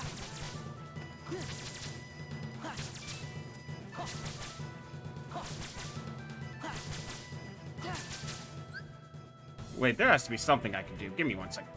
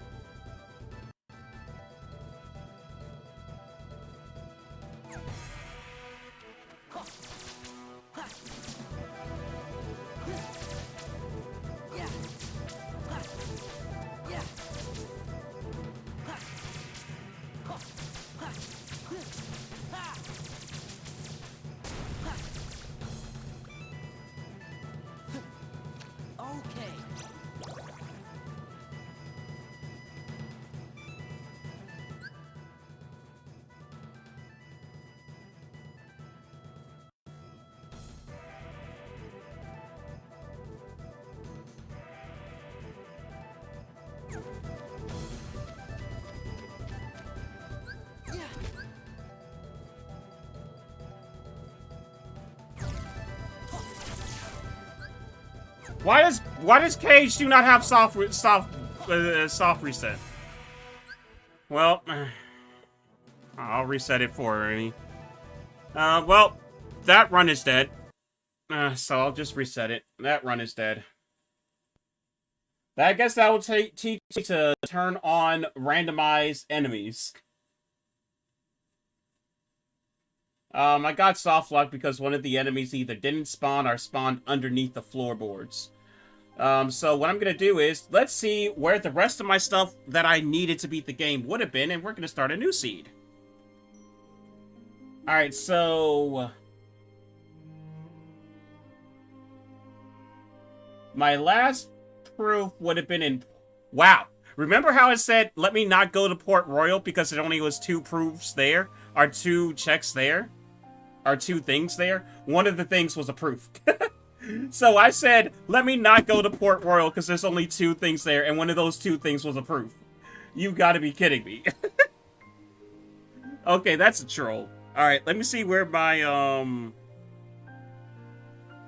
what is it called? Promise Charm was. Promise Charm. You're kidding! It was also in Port Royal. What kind of seed was that? So, I got a thing. The hint said there's 2 checks in Port Royal. I'm thinking, okay, that might be 2 magics or 2 keyblades or something. It was literally the last 2 things I needed to get to beat the game.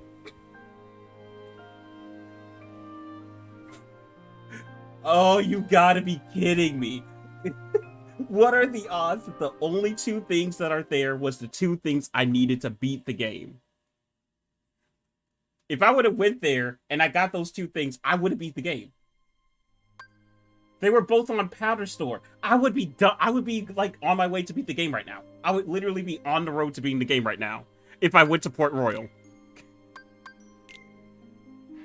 Wow. If I would have went to Port Royal, I would be on the route to finishing. Alright, well, turn off randomized enemies so in that way a soft lock like that doesn't happen again. Everything else should be fine. Randomized seed. Let's get a new seed. We'll play through a bit of a new seed and then I'm gonna end it.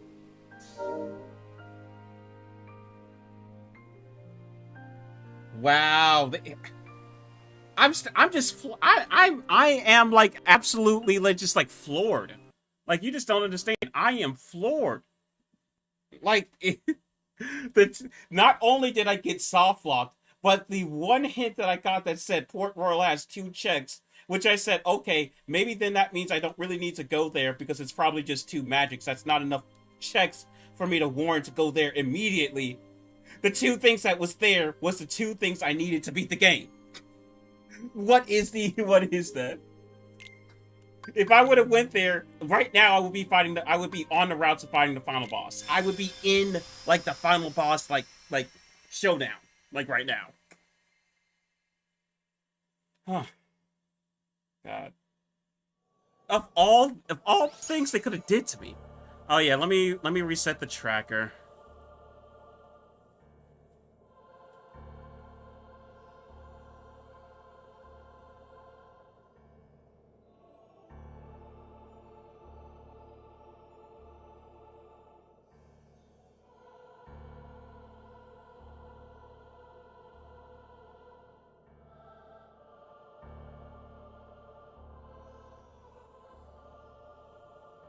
God, I found so many things, too.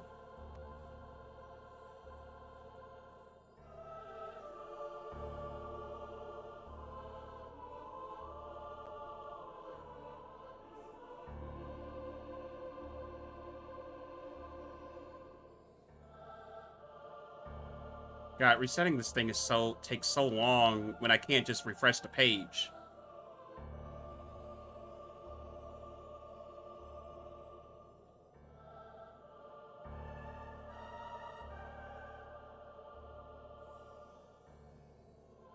There we go. Alright, let's go. God, I'm actually bad. Like, I'm actually kind of salty. Like, oh my god, I wish I didn't look at that. I wish I didn't look at that, because that just makes me so angry. Not only did I get soft locked, but that happened. And now I got a... Not too bad, but a... Ooh. I'm like how I'm like, oh, I got a not too bad, but ooh. Star Seeker with a 9 strength with finishing plus. Ooh, okay. That makes me a little less angry. Just slightly less angry.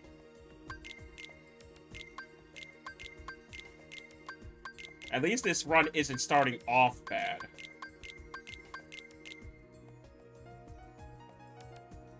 I'm definitely salty. Like, I think I have the right to be salty.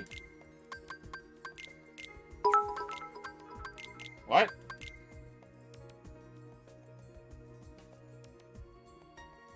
Ah! Why are you sending me so many bits you don't... Oh my god, you are like... Oh my god. I'm blushing right now. Thank you so much. Oh man. Like, seriously. Stop. Don't need to. You are too kind. As I say, you are too kind. Did I get any abilities? No, I did not get a single ability. At least Donald and Goofy always starts off with 2 abilities. I got no abilities.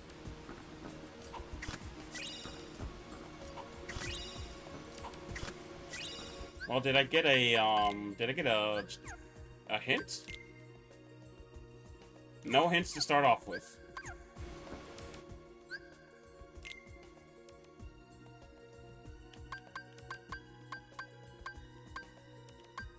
Nothing in the shop that's worth buying.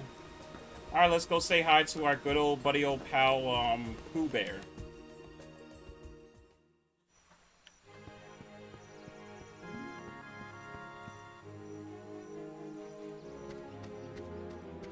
What's up, Pooh? I hope I don't get soft blocked again.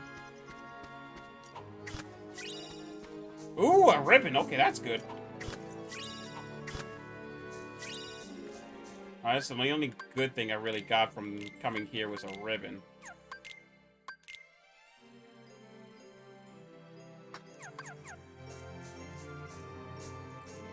God, I found 2 proofs. The last proof in the Promise Charm was literally a hop, skip, and a jump away in the first visit of the world. And the run's gone. The run's gone. Oh my god, the run is gone.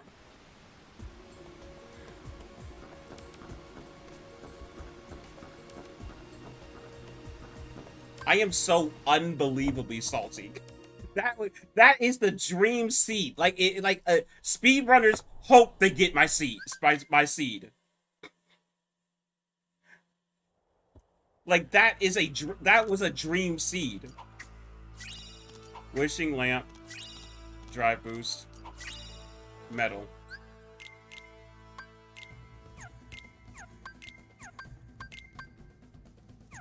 I wish drive converter wasn't on it, but I mean.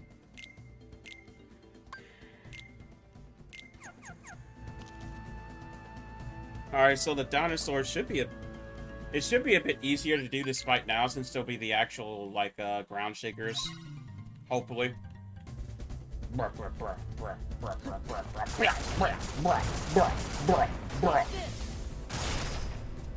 And I need the one with the head!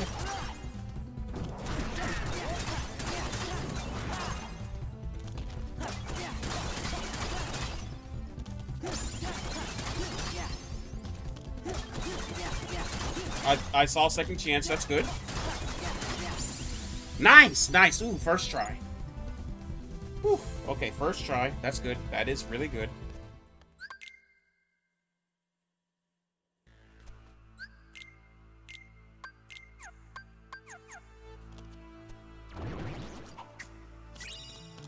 Ultimate mushroom.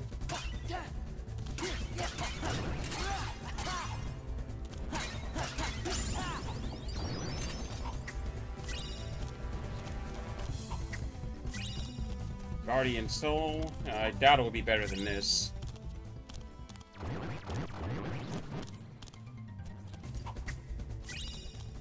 Oh yeah, the reason why I don't know if it's apparent, but the stats on Keyblades is randomized too. That's why I keep checking my Keyblades when I get them.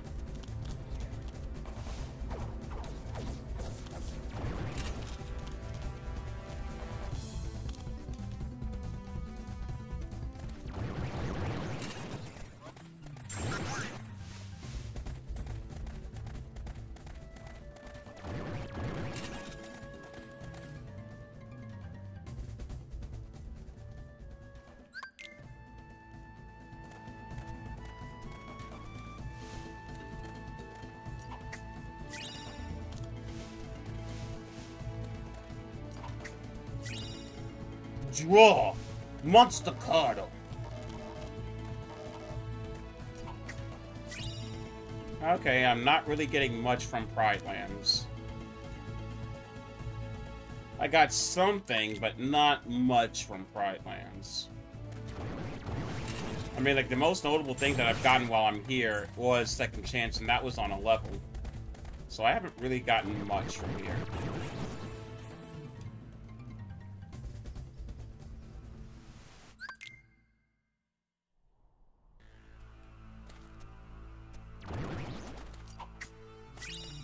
Horizontal slash, okay. And some report, okay. Which one was it? I think, was that 11? I think that was 11. Let me load my new seed into the thing. Insert my seed. Turn off cure. Generate. It was report 11. Found in the Pride Lands. World that never was has no checks. Lucky me.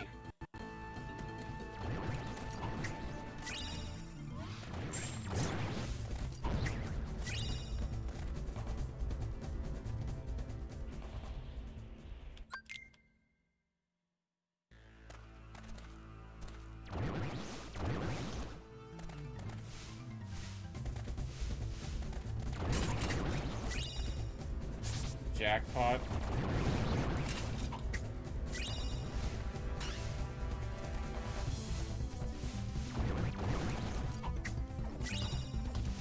Another draw.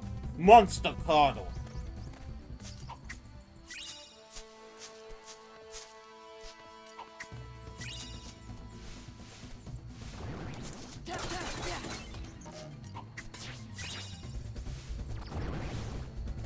Yeah, I really didn't get much from Pride Lands, surprisingly.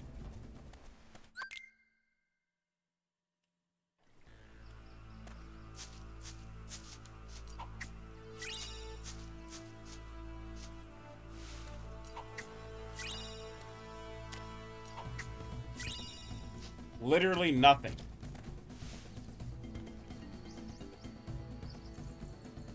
Love how he slides. I hate how he slides. It takes forever for him to stop sliding.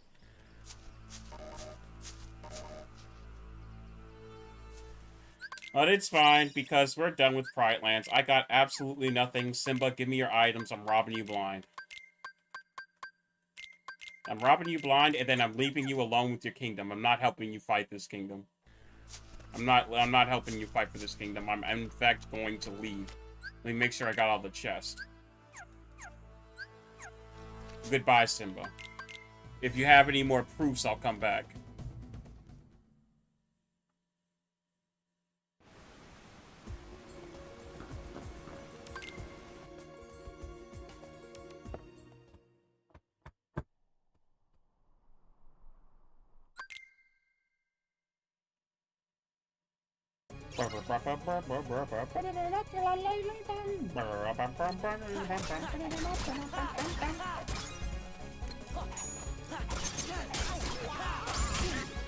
Ow, my back. The entirety of my back. Shadow Archive. Okay, that's pretty good.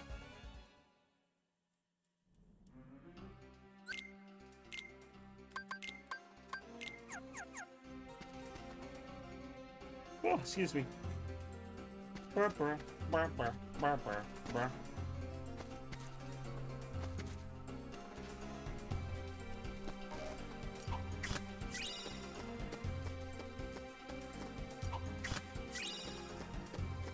Potion.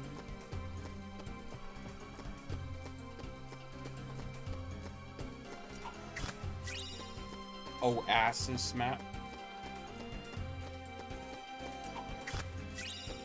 The draw ring. Draw! Ooh, going to see Pooh eventually.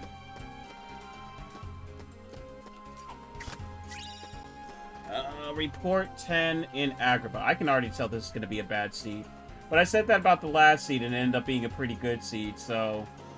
Who knows? Maybe this seed might surprise me. Halloween Town has 2 important checks. You know, that's probably going to be 2 actually important checks. I'm going to go there and it's going to be 2 cures. Master Form! Alright, what is Master Form's Keyblade? Protection Saber, and it sucks. Here you go. Hold this. Hold this Kingdom Key.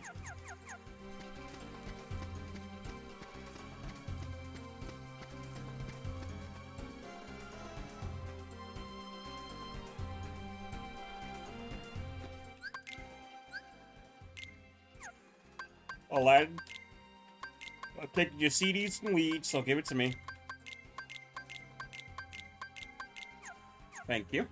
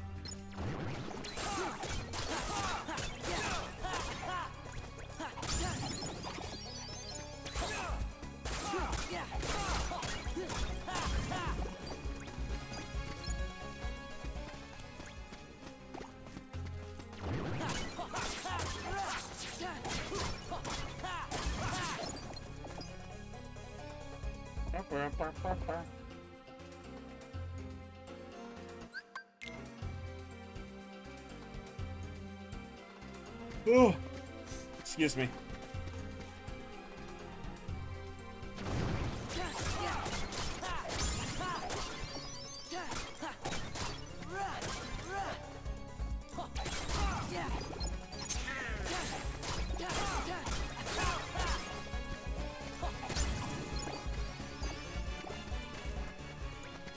God, can I please get any movement abilities?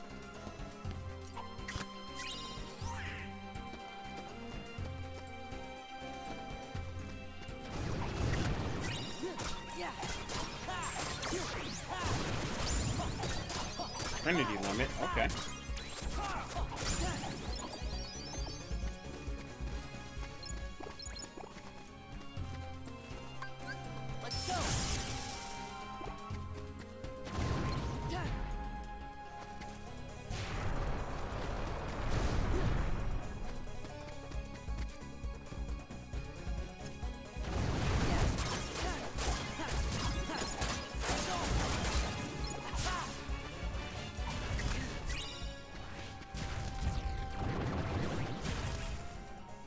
Alright, that magnet is gonna help a lot with Mr. Fatso in there.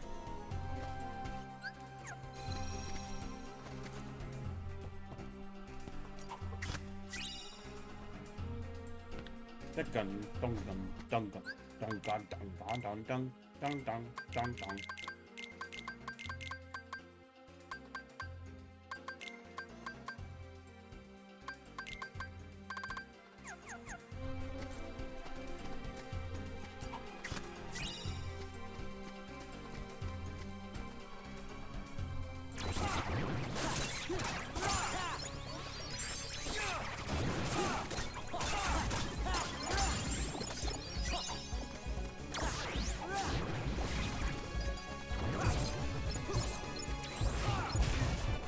Oh yeah, no movement abilities.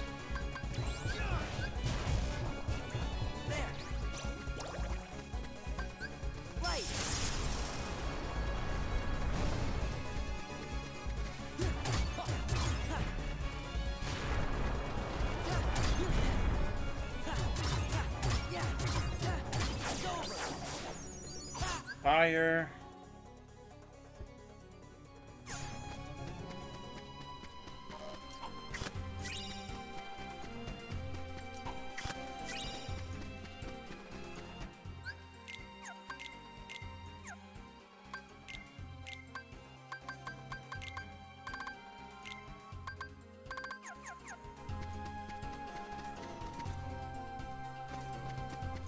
Yeah, I think that's all the items in this one.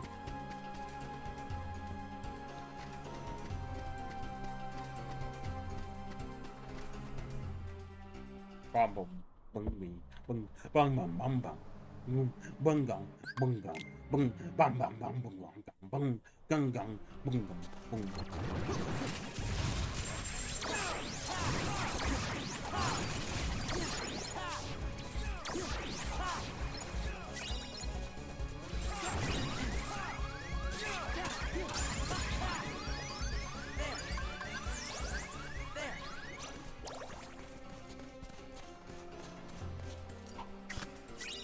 Once more? Okay.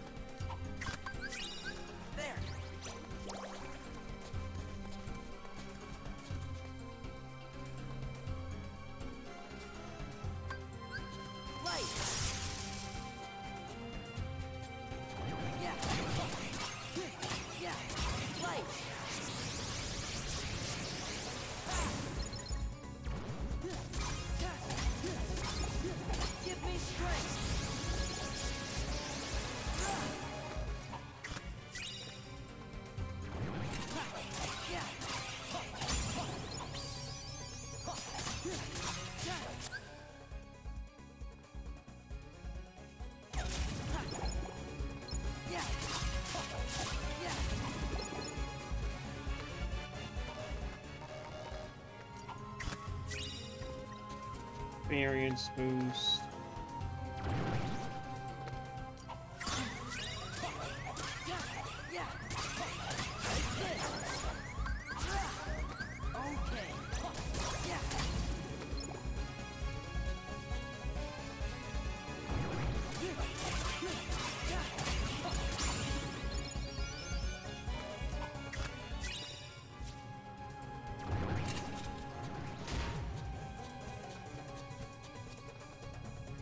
Fat ones. What did I miss? Nothing really. I haven't really gotten anything that would lead me to finishing the game yet. I haven't gotten any proofs on the promise charm.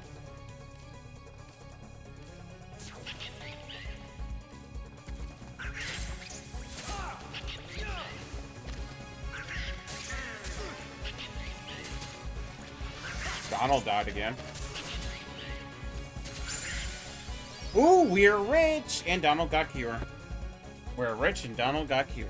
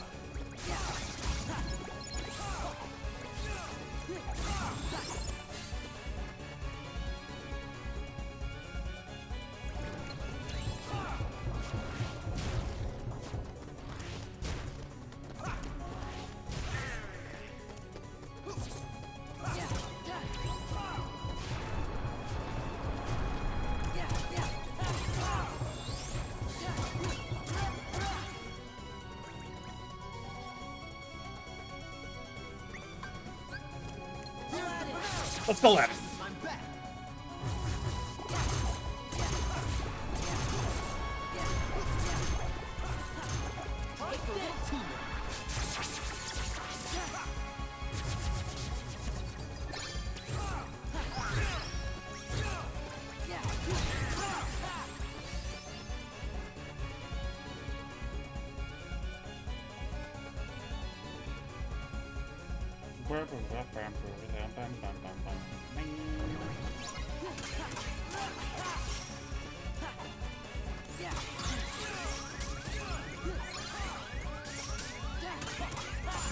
Yeah, you thought going to the top of the map was going to kill me because you was going to be able to get away from me, didn't you? I asked that as if you're going to answer me. Heartless, that is now dead, and also fictional. Defense boost.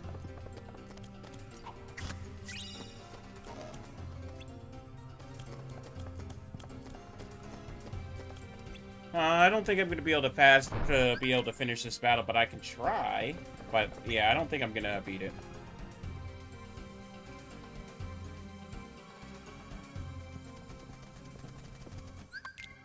Alright, let's give it our best shot.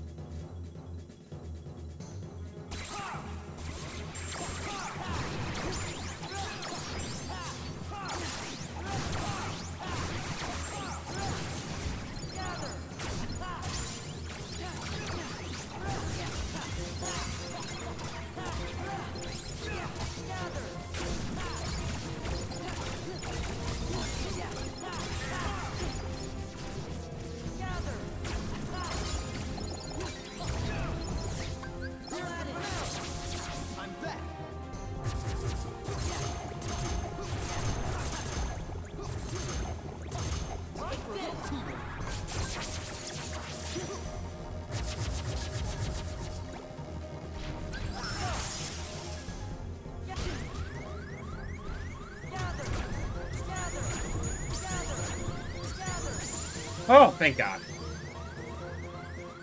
Oh, I was spamming those magnets. I was like, please kill them, please kill them, please kill them. Oh man, that was scary. Let me tell you, that was scary.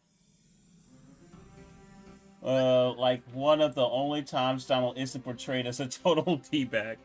Listen, you do not know how scared I was then. You know how scary it is to have 3 giant fat guys walk up on you at once, like that can breathe fire and also punch fire and also kill you. What did I get from that? Quick run. I was practically sweating there. Like you don't understand. I was practically sweating.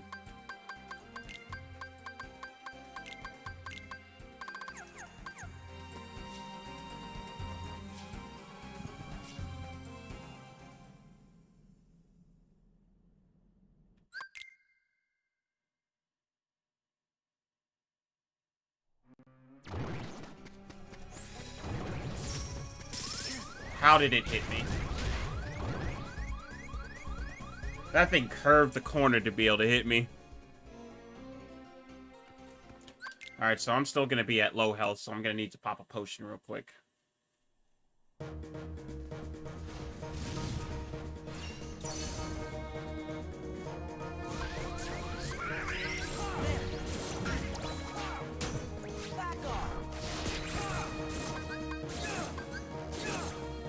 have no potions. Okay.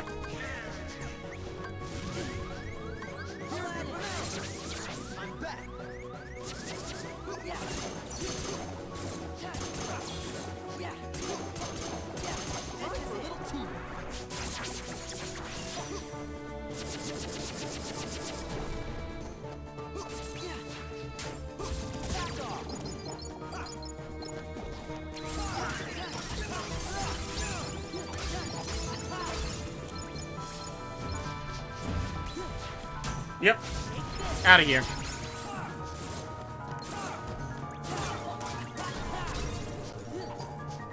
Nope.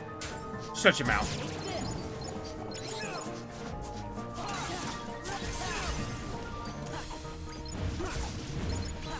Nope. Out of my face.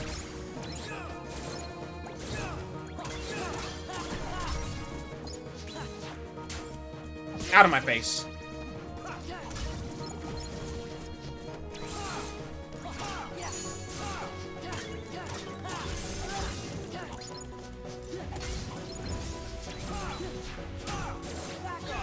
Out of my face.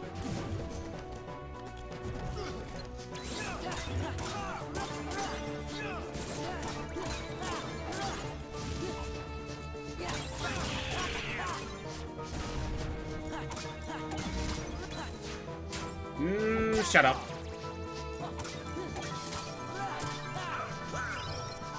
All right, Donald, let's go.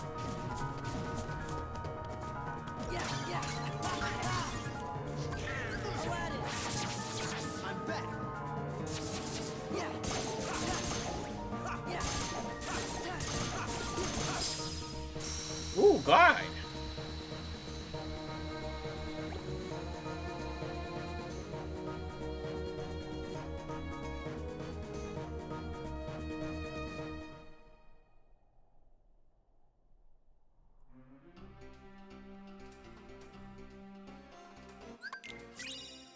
Ooh, Peter Pan.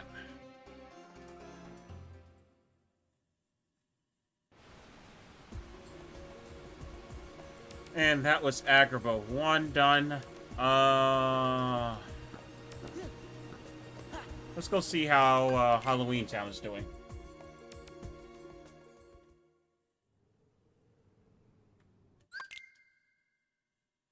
Oh wait, didn't I get like hints? Like what was my hint? Halloween Town. So I guess I'll see what if those checks are in the first half of Halloween Town.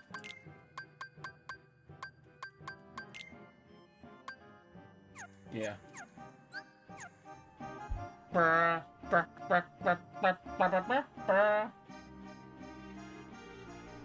Hopefully not slowly, because I do not plan on streaming all night. Please don't make it slowly.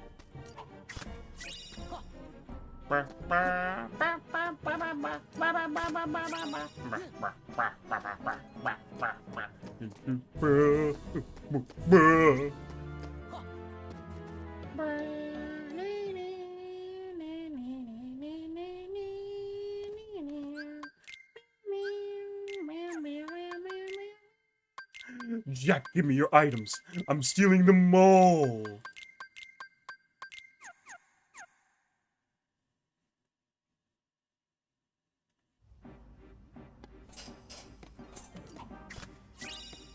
All right, a proof. Nice.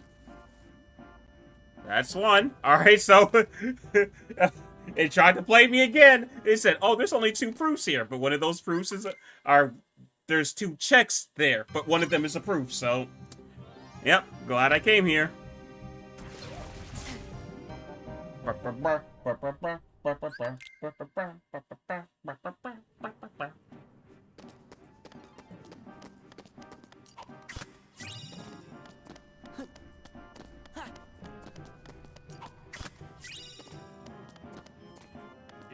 Oh wait, I didn't even click glide.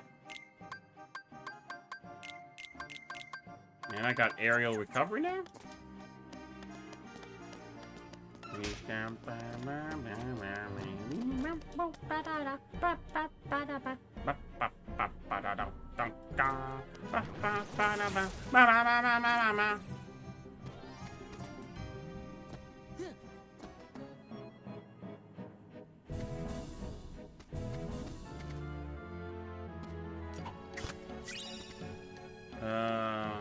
not needed. I'll take it, but not needed. Fenrir, okay. Let's see what that's looking like. Thunder boost, and it's not good.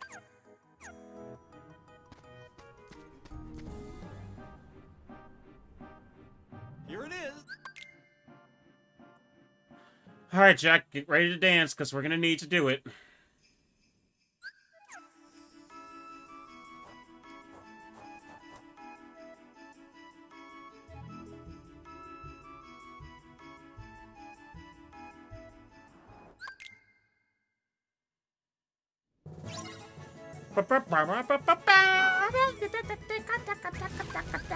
Jack, prepare to scream!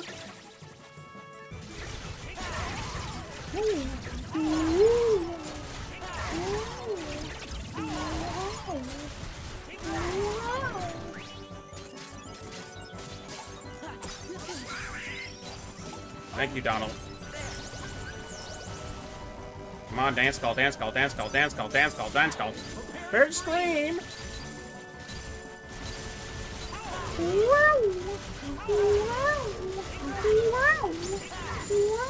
There we go.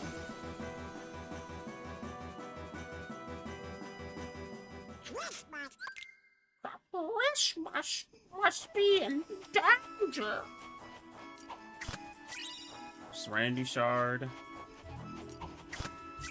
AP boost. Just need to find another check. I don't think I had any other checks here. Item boost.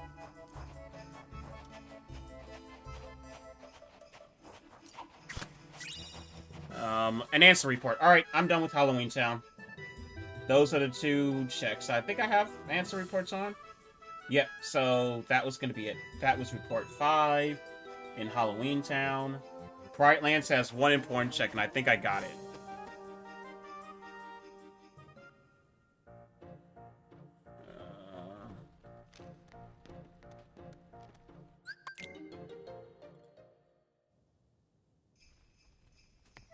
Alright, so done with Halloween Town.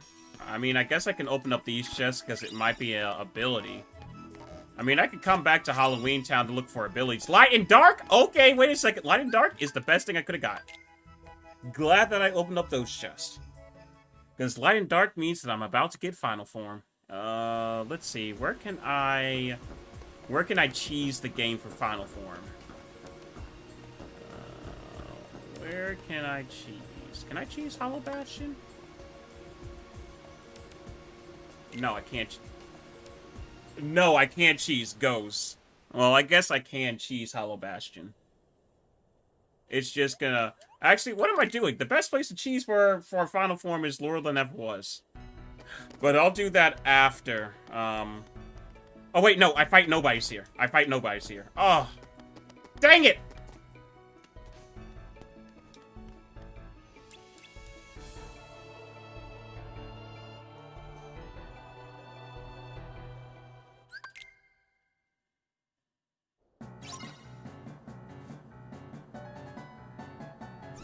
Dang, I'll look at all this experience that's about to go to waste.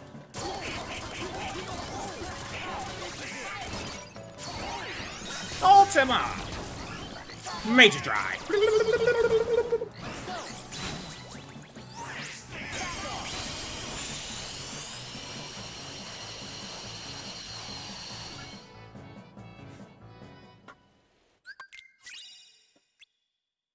Cheesing ain't easy. I lie, yes it is.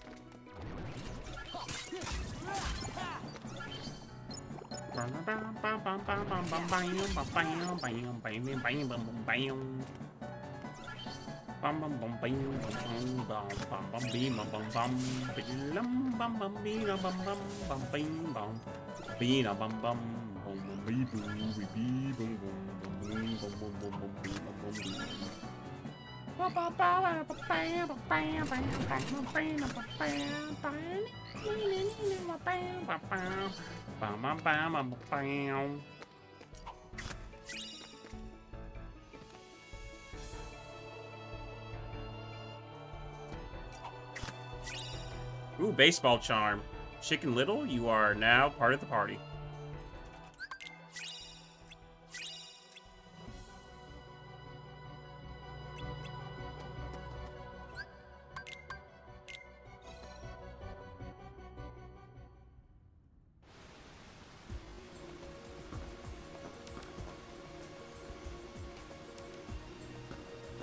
Nice.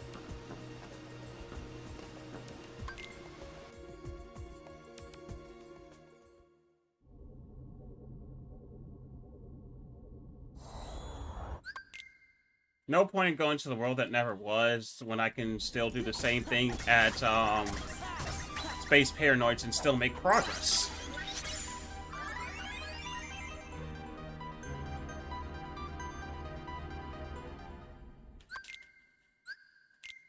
Tron, I'm robbing you blind. I do this to everyone. Just get used to it. Give me items.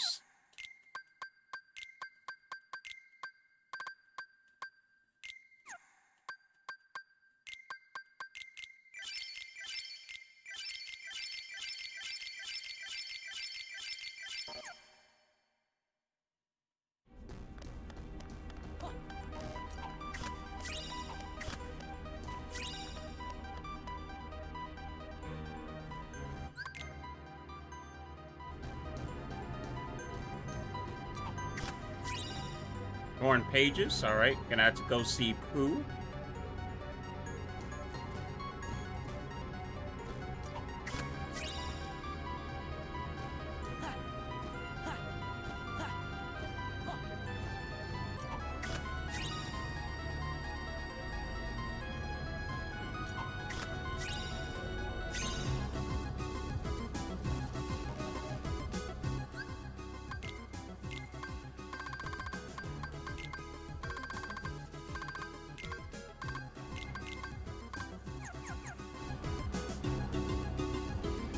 Let's do this and then start choosing.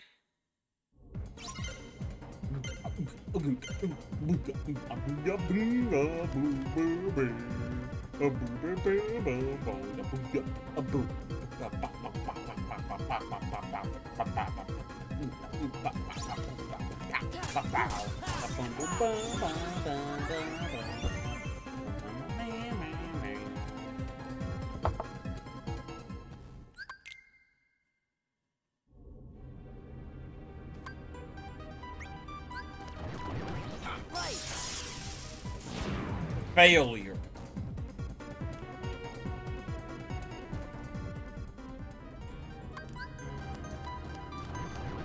Give me strength. Failure.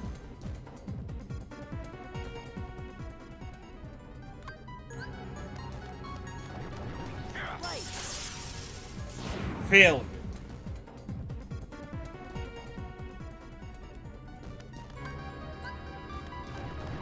Let's go. Success!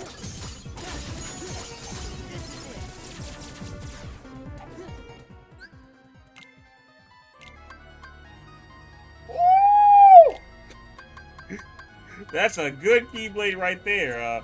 I mean, okay, here's the thing. Do I want to sacrifice the finishing plus for the air combo boost? Because all I'm getting is one strength. All it is just one extra strength.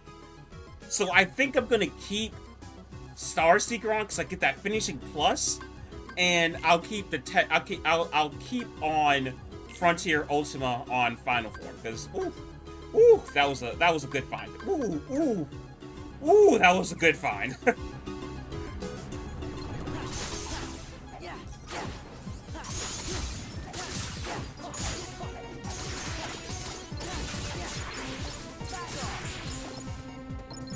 That means Final Form is basically Shredder.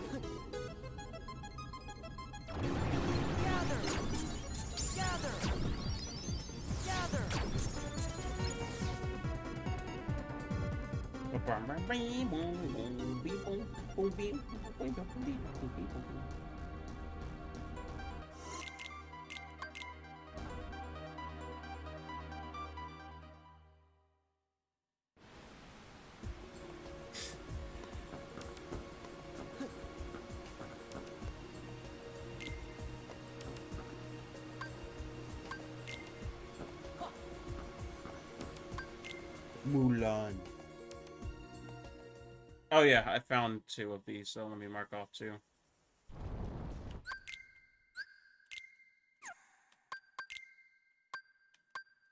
Alright, you know the drill. Give me your items, I'm robbing you blind. I'm not apologizing for nothing.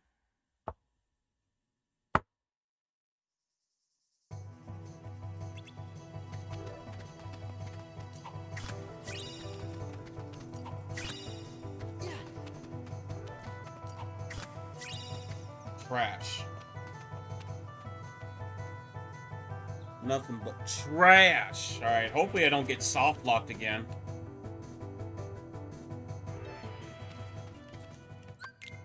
I mean, the world is already gonna be hard because I don't have thunder.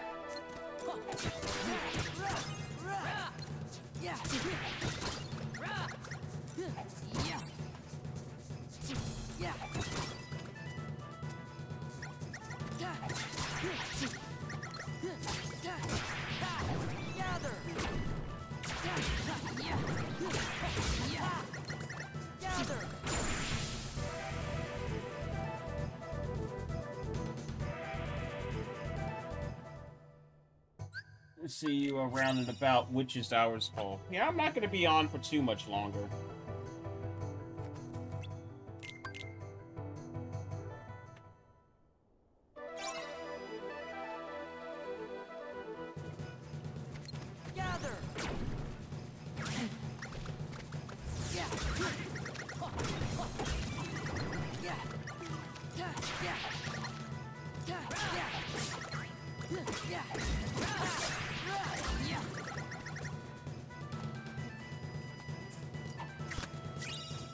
Blizzard.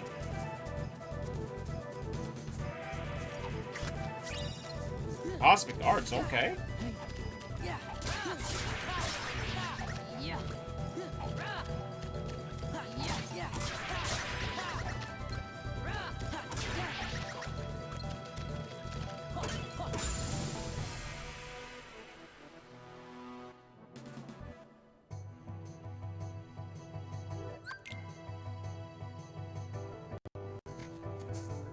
Limit break Sora!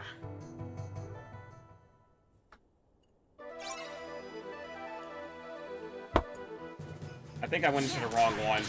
Yeah, I went into the wrong one.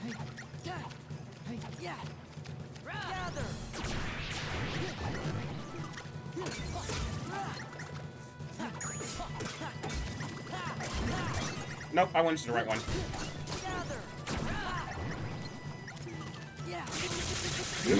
Wow!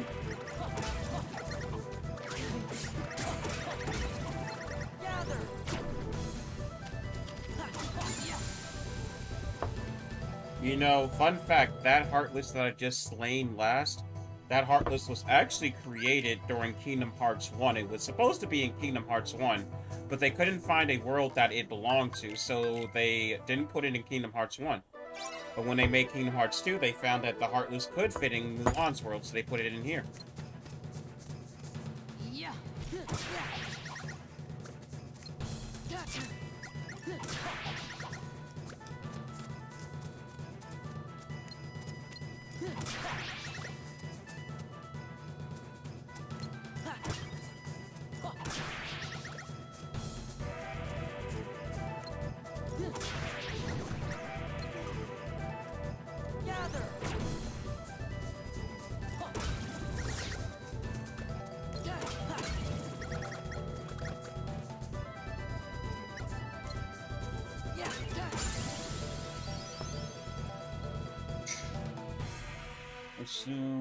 I assume you're stuck in a repetitive tourney in order to gain amazing loot. Nice Heartless lore, by the way. No, I mean, the tourney is just going on until mid-January for people to participate to earn prizes such as custom commands that they can make and, money. Yes, you can win cash prizes.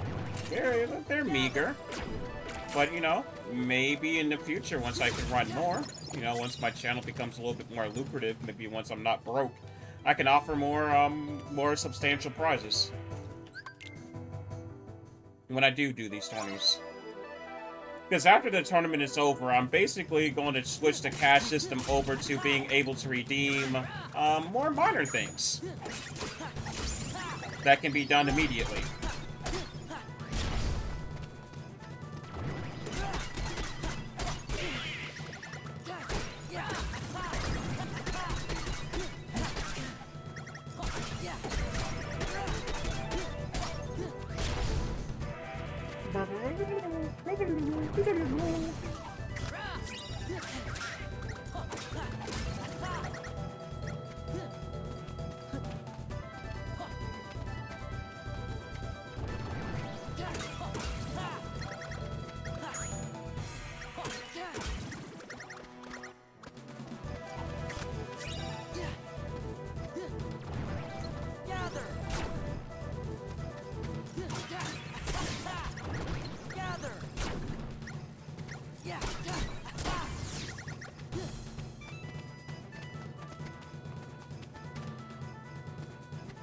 God, can I please get high jump?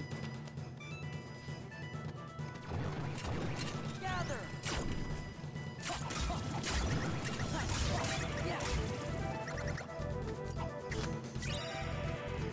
Aerial dodge, okay. Ooh, full bloom plus. Okay, I'll definitely take that.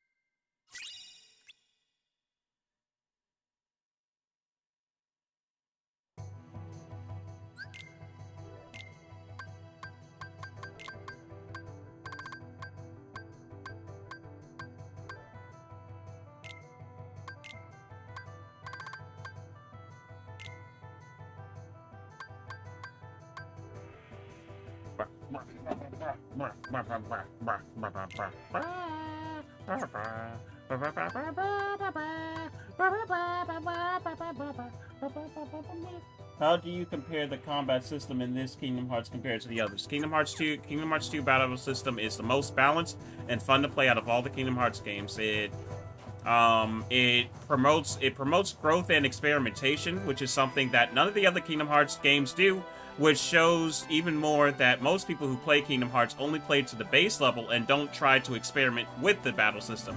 Most people are only like willing to play like on beginner to crowd, but is too scared to go to critical. And that's because most people see people play critical runs and see them dying a lot. But that's mainly because critical mode forces you to learn the game.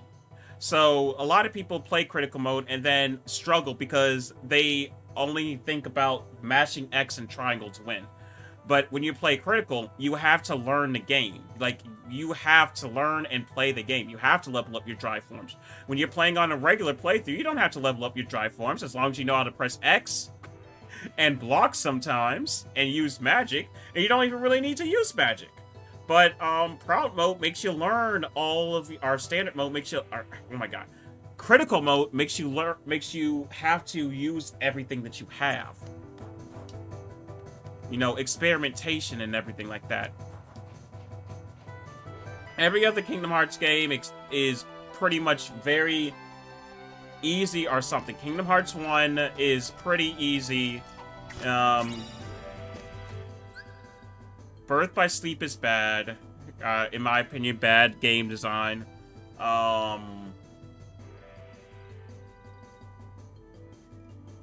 Chain of Memories is hit or miss. I mean, like, it's not even really Kingdom Hearts game design. Coded is alright. It's pretty good, actually. I'll say it's pretty good when it sticks to its regular gameplay style. Dream Drop Distance is somewhere between good and terrible, because like it has a good base on like being at least being better than Birth by Sleep, but it also has the stigma of it being pretty bad. Gameplay design and world design wise. Gather. Gather. Gather.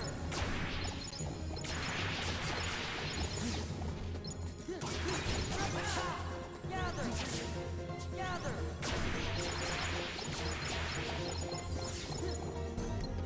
Yeah. Yeah. Gather.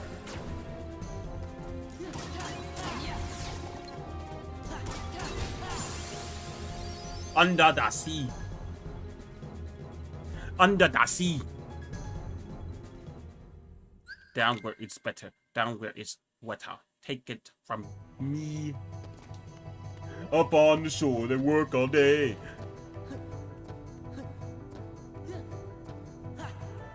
They slave away. Do you find Kingdom Hearts games convoluted in terms of story and plot? I assume the world is interesting to you since you jam. Convoluted? I wouldn't say that. I don't think the Kingdom Hearts story is convoluted. Because, like, I think that it's stupid. I think that if you aren't trying to go in with prejudice, the Kingdom Hearts story is extremely easy to understand. It's just stupid. I do not think that it's convoluted and hard to understand. It is extremely easy to understand if you don't try to make it to where you can't understand it.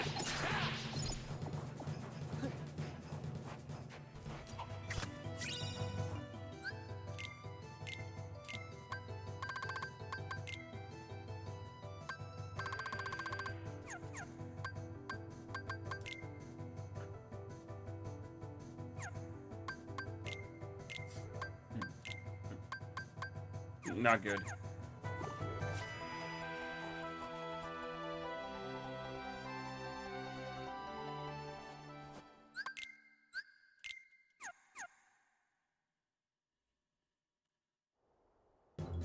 Bum bum bum bum bum bum bum bum bum bum bum. Gather! Gather! Yeah, gather!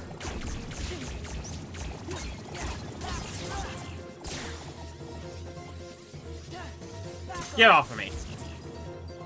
Okay. Gather! Gather! Gather! Yeah. Yeah, yeah. Gather! Yeah.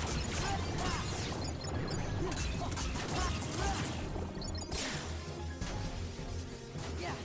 Take this. Yeah.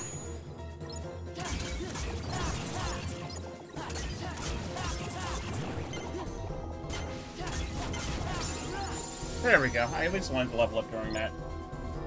What is Goofy's role in combat? He is your defender. He is your tank. He has a shield. He blocks.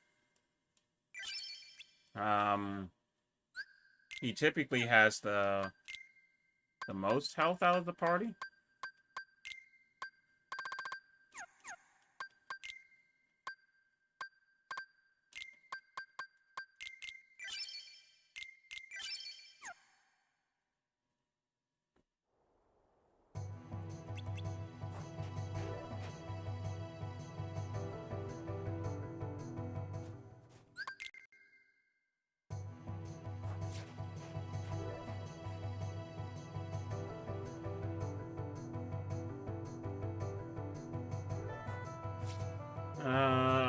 I might as well not fight Shan Yu now.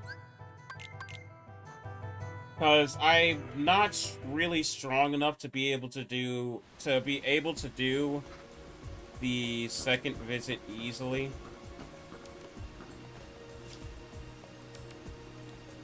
Let's go to Pizza Castle.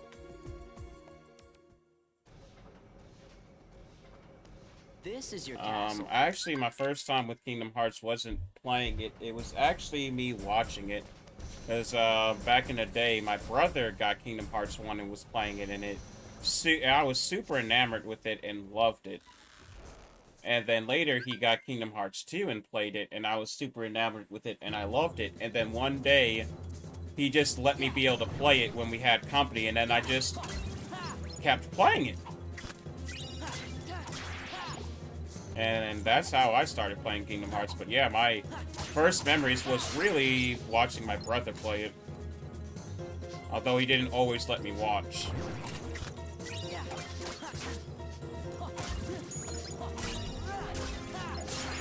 But I can understand why, because I was a pretty annoying kid and always asked questions. I always was asking him questions and he always hated it. Because I was always so enamored.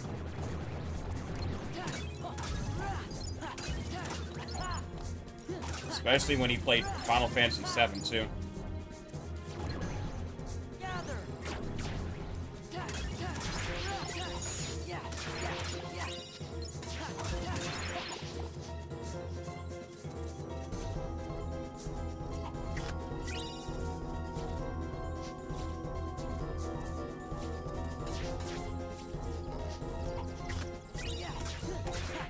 Ukulele charm, Stitches in.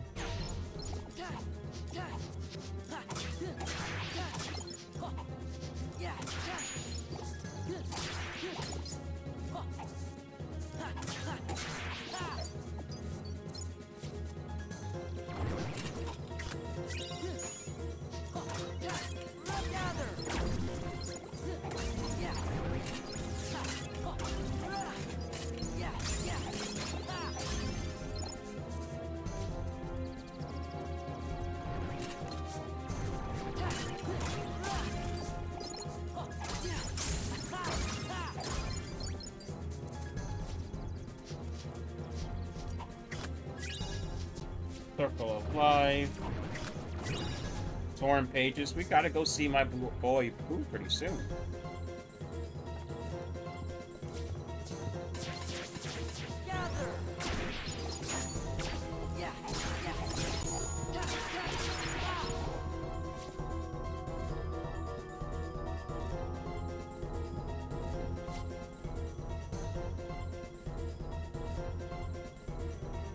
What's your favorite level in Kingdom Hearts? I know it's a broad question. Not really. I don't really have a favorite level in Kingdom Hearts.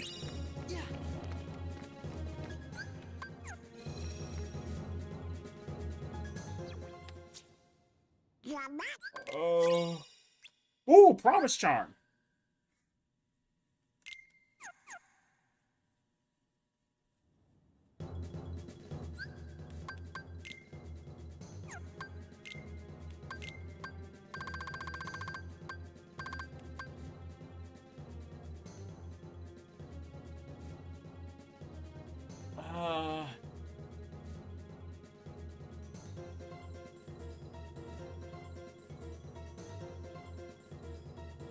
I guess if I had to pick one to be my favorite world, I guess I would say Hollow Bastion in Kingdom Hearts 2, because you have the 1,000 Heartless battle.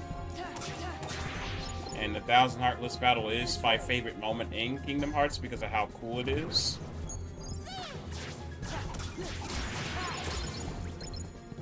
This way. Alright, Minnie, get over there, get over there, get over there, get over there, get over there. Now move, Your Highness! Oh my god.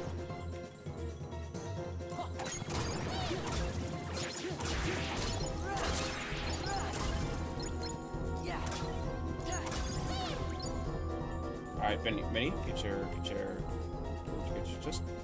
Now move, Your Highness!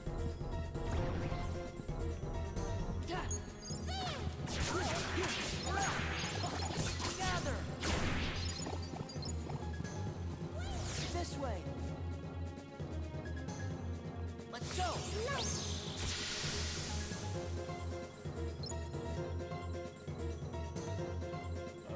Donald is Donald. Like, I mean, like, yeah, he's your spellcaster healer, but, you mainly really want to rely on yourself to heal, and Donald more of, like, emergency heals, because Donald's kind of always doing his own thing.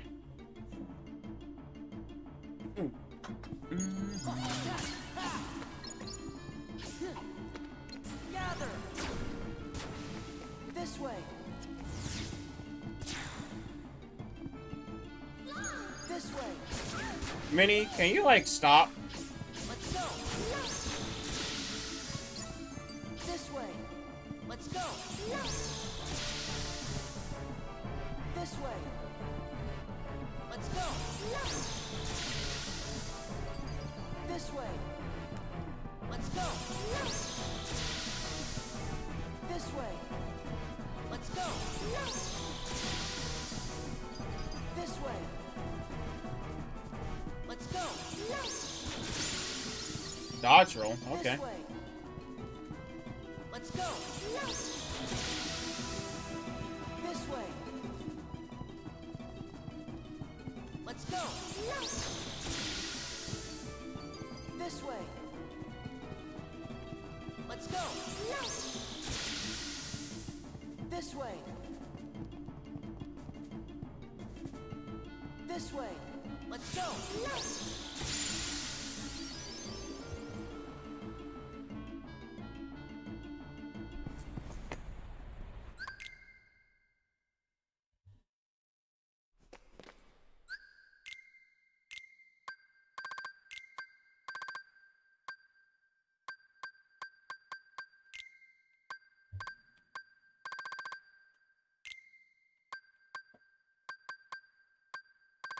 Trash Keyblades.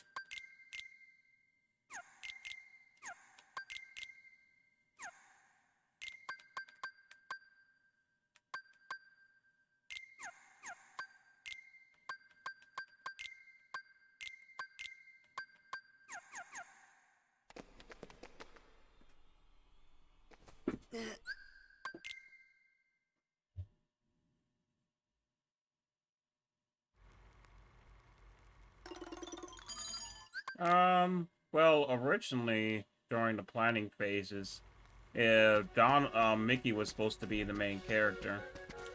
Well, specifically, Disney wanted Mickey to be the main character. Square Enix wanted Donald to be the main character. But then, the director decided to say, let's settle on a human character, a original human character. And that's how we got Sora.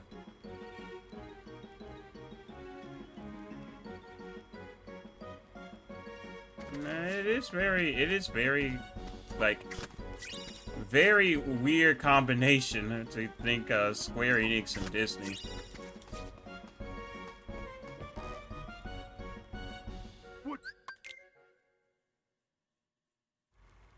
What's that for? What's that for?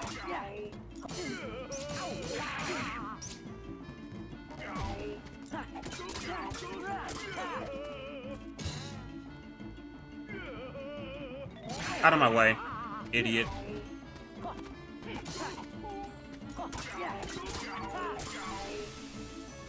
Yeah.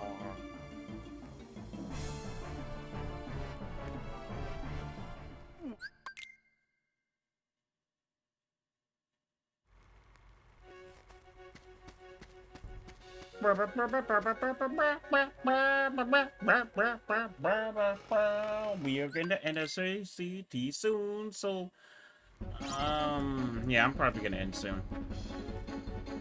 Cause I got work in the morning and I got walls to scrub.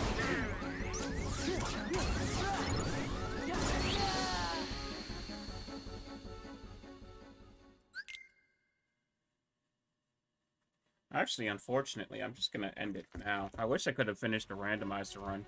Maybe next time, but I have to end things. Okay, so here's the thing. I was supposed to do a game design, you know what, let's just do it, because I'm gonna need it for my channel. I'm still gonna do it. I was gonna do a game design, I was gonna do a, little thing on game design, a little panel, if you will. We going con mode right now. I'm about to give you guys a, there we go. Why are you all the way over there? I told you to come over here, and you went all the way over there. I'm gonna give you guys a bit of a panel on game design. I'm gonna be kind of tired doing it, but you know what? I'm gonna try my best.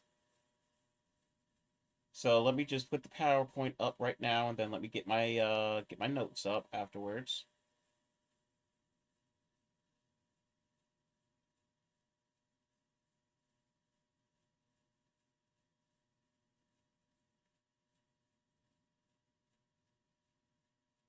All right, there's the thing, the PowerPoint. Now let me get my notes.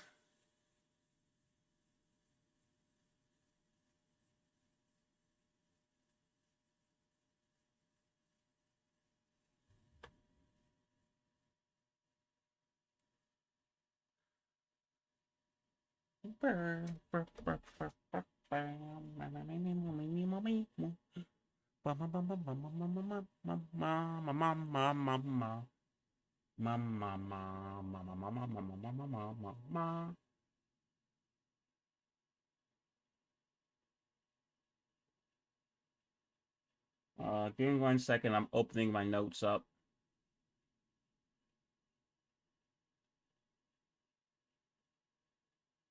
So I am kind of tired, so I'm definitely going to need my notes.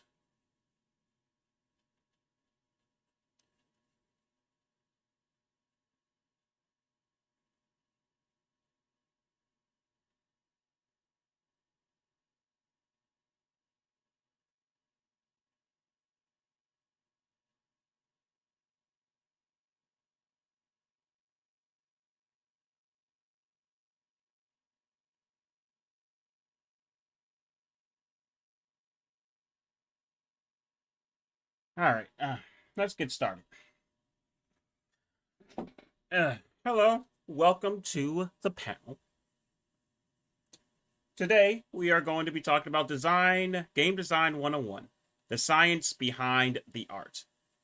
for game design. I am your, I'm your, I guess you could call me your instructor. I guess you could call me just a random guy behind the camera. But you can refer to me as Dr. D Major. So for today, we are going to be talking about the general process of making a game from start to finish. We're not going to go into the finer intricacies of the design process. And as we go, I will be asking you all questions and different things like that to be able to keep you all engaged. So I'll hold off questions and everything like that until it's time for me to ask them. So for now, let's get on with it and start.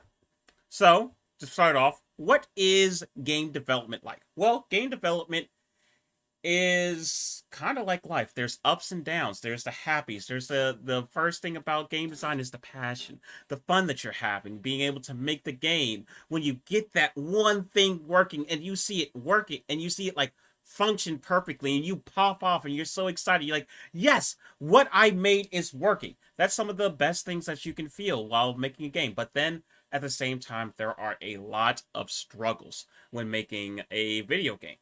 And most of these struggles can be things like the game is bugging, or your team left you, or some other thing. There's many different struggles that you can run into. I can't name them all because literally anything can happen to be able to make things work. Like your engine could fail and you have to switch over to a different engine. Anything could happen. But there are specifically 4 things that can kill any project. And if you don't have these 4 things, it can kill any project. And that is skill, drive, vision, and scope. Those are the 4 things that you need. Skill is your technical qualities, your abilities to make. How are you able to make? Are you able to make good? So that goes into your technical qualities, what you can make, what you can do. Your drive, that goes into your passion. How passionate are you in what you're making? How dedicated are you to making it? Your vision, how well do you know what you want to make? Are you able to see it? Are you able to visualize it? Do you know it? And scope. Scope is knowing how much can you make? Knowing that within this amount of time, with what resources I have, what can I make? And these are the 4 things that are the most important to game design. And me, myself, I have myself seen projects die in every single one of these ways. I've been in school and seen projects die because we didn't have people who was working on a project didn't have the skills to make what they needed to make, so the project died. I've seen people who did not have the passion. I've been involved in a project sort of recently where people didn't have the passion to work on it. They thought they had the passion, but they didn't have the passion to work on it, so that flopped. I've seen people who did not have a vision of what they wanted to make. They just said, I want to make a game and I just want it to be an action RPG. And I asked them, okay, what of an action RPG do you want to make? And they was like, let me get back to you on that. And they couldn't think about what they wanted to make. They didn't have the vision. They thought of something they wanted to try to do, but they didn't have the vision to be able to go through with it. As well as scope. More recently, a project that I was on very recently, I think it was this year, people very excited to make a game, had a bit of skill in there, but they failed with the scope. They wanted to jump in and make gold. But you can't jump in and make gold your first time when you're first learning.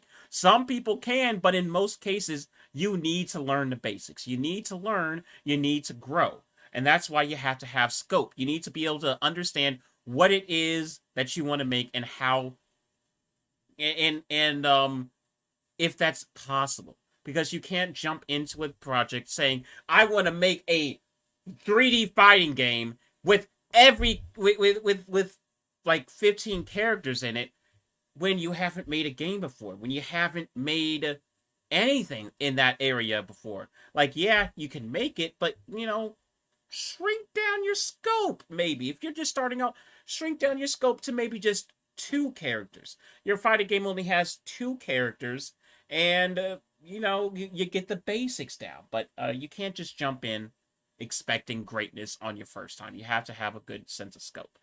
So these 4 things are the 4 things that will kill a project. But let's say you have all of those. Let's say you have good skill, you have good drive, you have good vision, and you have scope.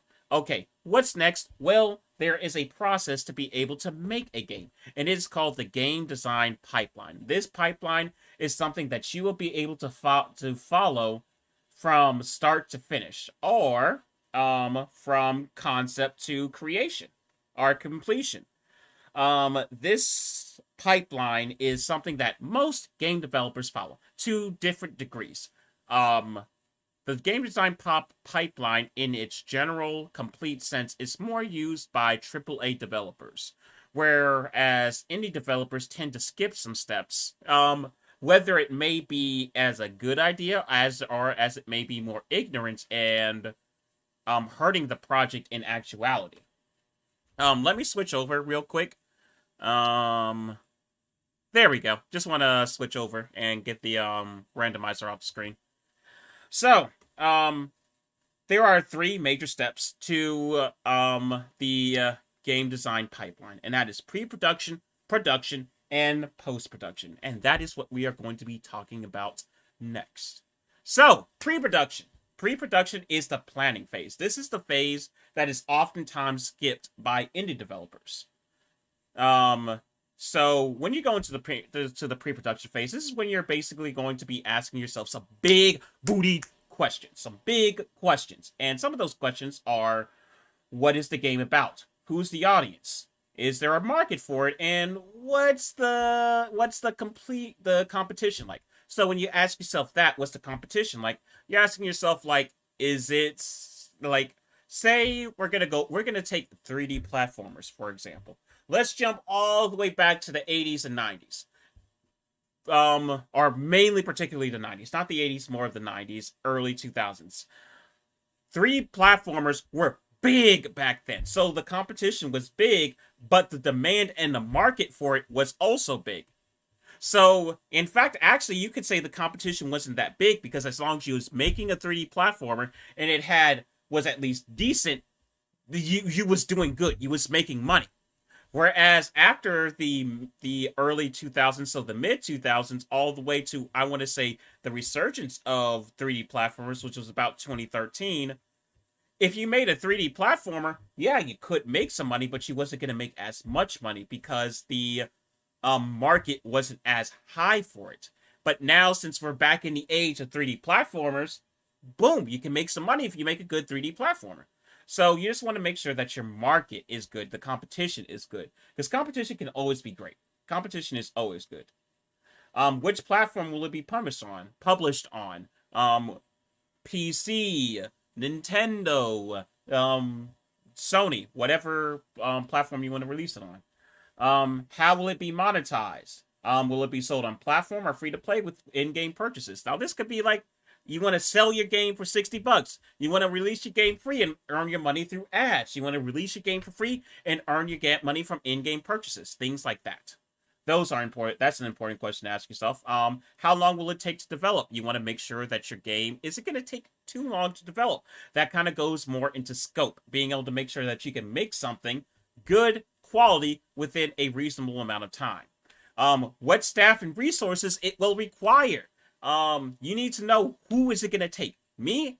I know that for my game that I'm working on, I know that I need staff to work on art. I know I need staff to work on resources. I know I need staff to work as editors to be able to go over my plot and make sure things are flow cohesively. So I know that those are things that I need. And another question you might want to ask yourself is, what's the estimated budget? You want to know how much you're willing to put into the project. Have that budget set out and know how much you're willing to put into everything. Like, how much you're willing to put into art, music, things like that.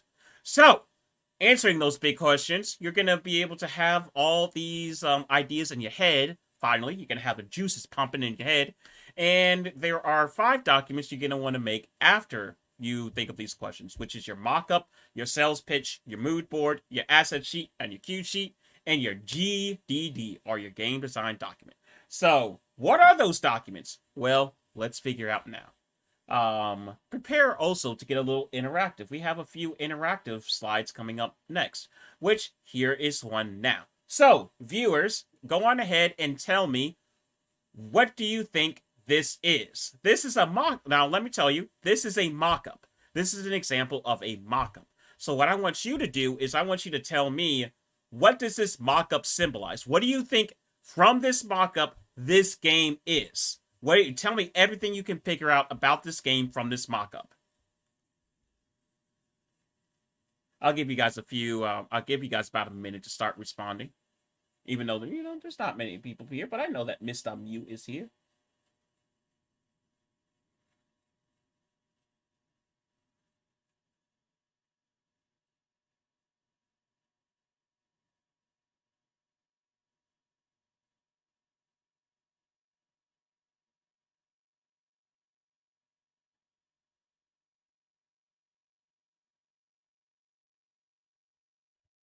Okay, we're not getting, responses. Wait. Yo. Sup, Brandon Shaw? Alright, well, I don't see, we're not getting really any responses for the question, but I'll repose the question again, and we're gonna move on. So, looking at this mock-up, what do you think, this game is about? Looking at this mock-up, this mock-up symbolizes a warrior who's facing a great ordeal. Well, that is true, but I mean, like, think more technical. What kind of game do you think this is? What kind of genre do you think this is? What do you think you can do in this game based on the HUD and the character and the enemy? What do you think it is? Do you think you can move the character yourself, or do you think that you stand in place and you have to choose your actions? Like, what do you think this game is based on looking at it? It is Demon Souls inspired, yes. Yes, that is true as well. Demon Souls inspired. That gives you an idea of, okay, we're making a game that is Demon Souls inspired. What else can you pull from this mock-up? Like, really rack your brain and think, what can you pull from this? Arcana of RuneScape? Okay, maybe.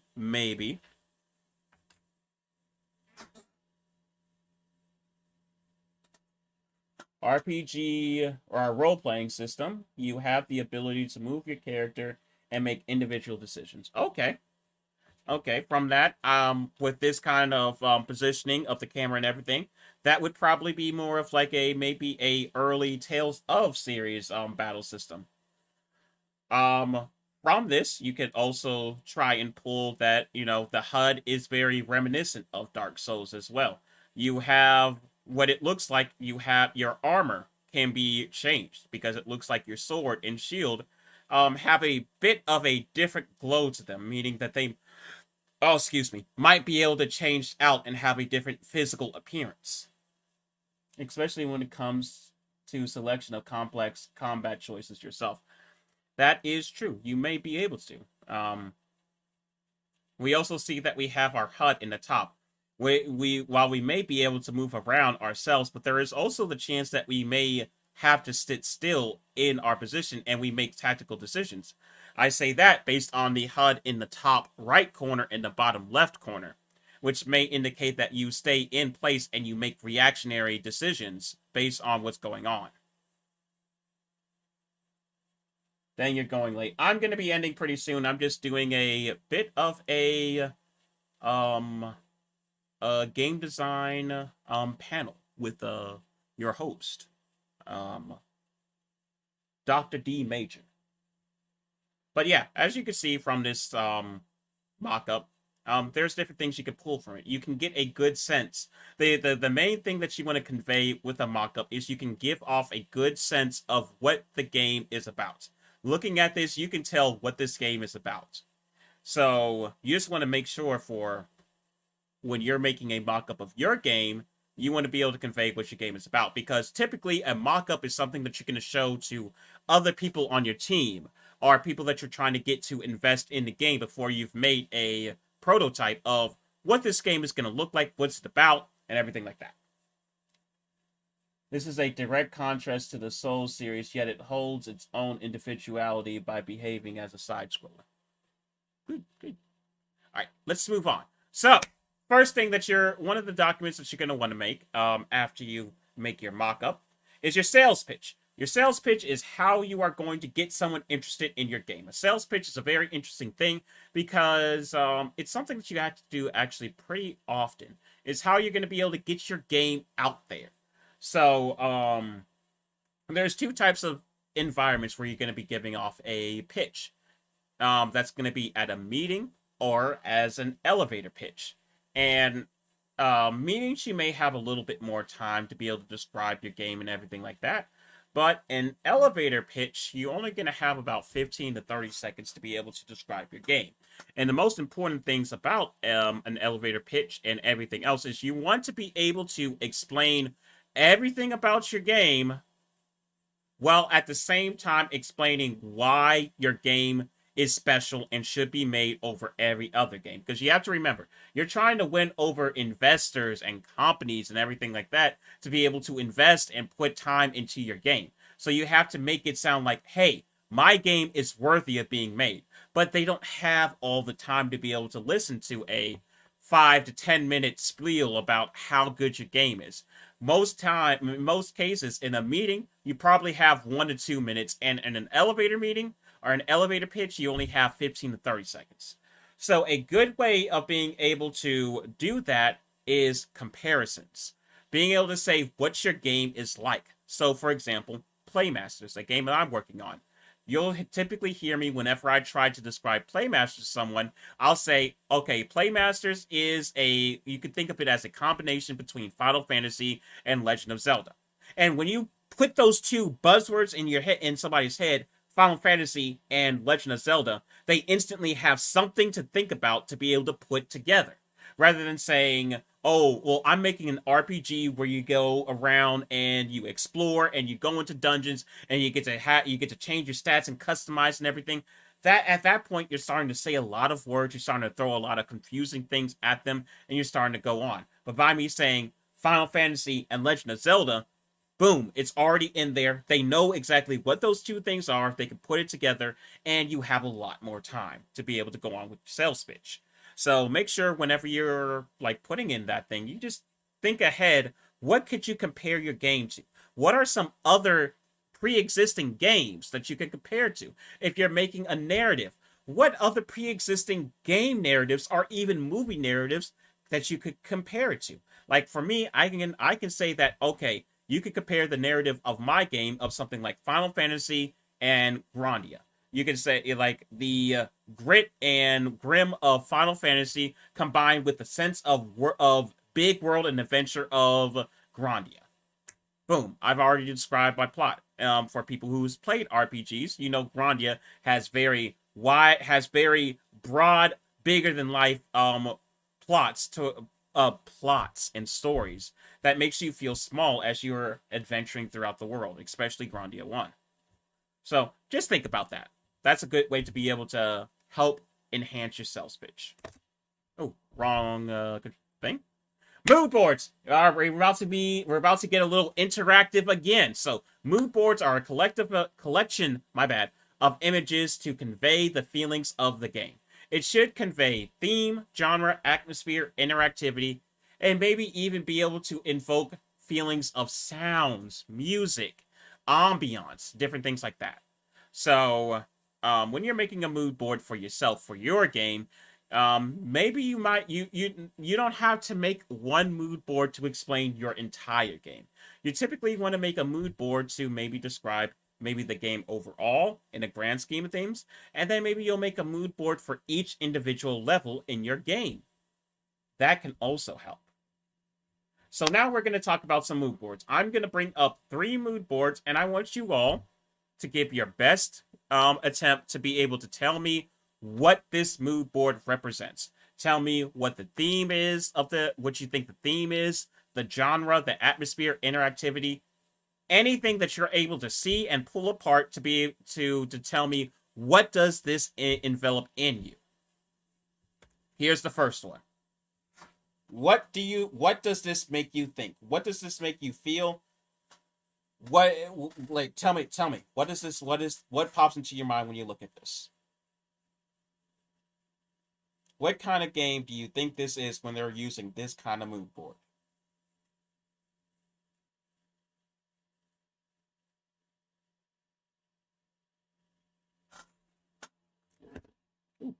Almost dropped my controller.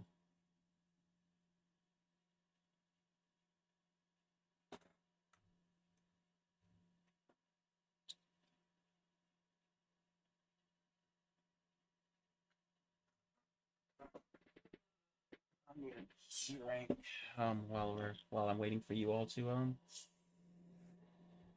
give me your answers, your thoughts.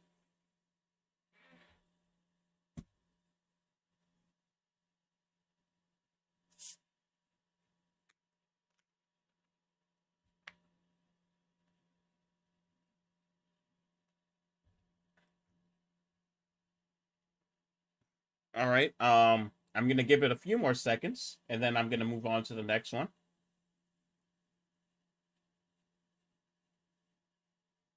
A colorful world filled to the brim with exciting, flashy protagonists who goes through various obstacles in order to seek something of interest. Yet the world itself explores and tells the player. All right, that's an interesting take. When I look at this, I get a sense of the game is probably to be a platform, considering that there are a lot of platforms. A lot of probably very luscious colors, very bright, luscious colors. Maybe a lot of greens, so maybe some fields, jungles, something like that, because there's a lot of greens in here, so probably a lot of nature. But however, you see the bottom right, you see that blue. That might give you a sense of adventure, that you're going to be going to a bunch of different places as well. You also get a sense of mechanicalness with the Donkey Kong ones. You get a sense of like maybe some ancient technology or jungle technology, things like that. That's what it tells to me. But your perspective is also just as valid, what you're able to pull from it. You're able to pull more of that, more of the environmental aspects. So here's the next one. That traveling into the unknown is encouraging, not only in this world, but in our reality. Oh my god, why do I keep pushing that? All right, so here's the next one. What does this mood board convey to you?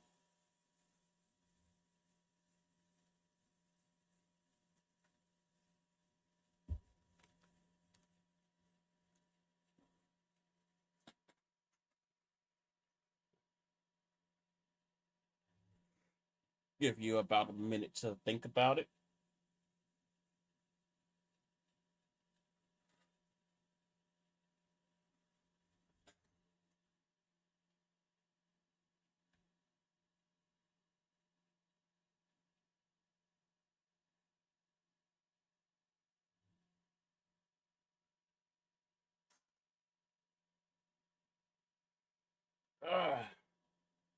Sorry, my back was hurting for a second. Let me do something real quick.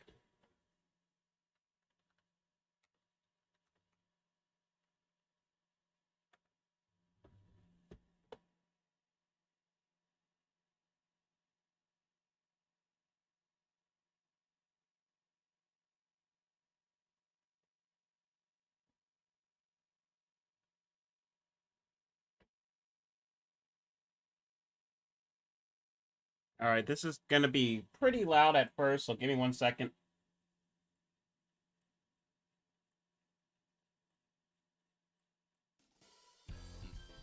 There we go. Let me lower that to be very low. There we go. That should be pretty low. All right, so I'll give it a couple more seconds, and then I'm going to move on. I'll do a little bit of explanation from what I see, and then we'll move on. Alright, so from this mood board, I get a sense of you desolate despair, an internal and external struggle for the avatar character that you play as. It could also deal with the concept of Gothic horror's art, yet legends of an old mythology. Yeah, I get something. I get a pretty similar feeling. Well, I also get the feeling of oppression, a giant threat that is oppressing, as you can see from like the top picture, like a giant threat that is that its presence is terrifying, but also a ability to stand against that, as you can see in like the two pictures where you see actual humans going against them. You see them not backing down, standing up to the threat. So it gives me a sense of dread, of a little bit of dread, a little bit of big monster coming to attack, but also having the courage to be able to stand up against it. Maybe even a sense of togetherness, since in both images where there are people standing against the monsters, they aren't alone. So maybe even a sense of togetherness. Alright, last one. This is the hardest one too. When you have an obstacle that represents struggle, it's no different from our own perspectives of the world itself.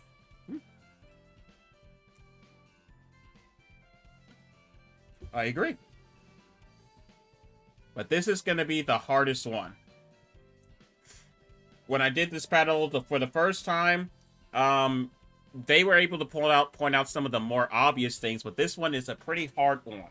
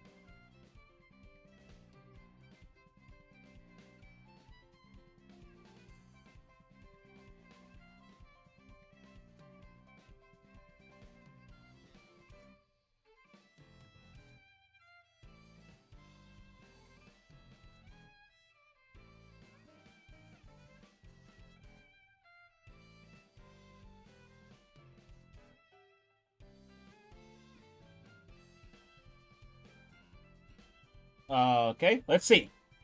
A fantastical world, breathing with vibrant yet booming life. I can see this like anime works, stemming to having different characters come together with characters coming together in order to halt greater evil.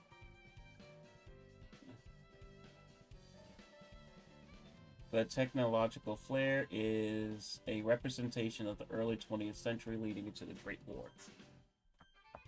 Okay, that is a very interesting take. So, in actuality, this is a example of a bad mood board because it gives off a lot of different things. Like you get a sense of technology, and you get a sense of, like, first off, you're getting a sense of technology with all the airships and everything. But it also gives you a sense of both rustic, since you're getting like the air balloon type of airships. Then you're also getting the actual like big booty airship, and then you're getting like the propeller blades. So you're getting all these different like feelings of a sense of time with technology. You're also getting like this steampunk-esque clock and everything, but that wouldn't really mesh well with this kind of airship or this kind of airship in terms of design. And then you're also getting this kind of feeling from towns, very desolate, destroyed, and everything like that. You get this soldier right here, which gives you a sense of authority and everything like that. But then you look at this image right here, and it's clear, like clear, perfect waters. You look at this one, clear, perfect. This one, clear, perfect.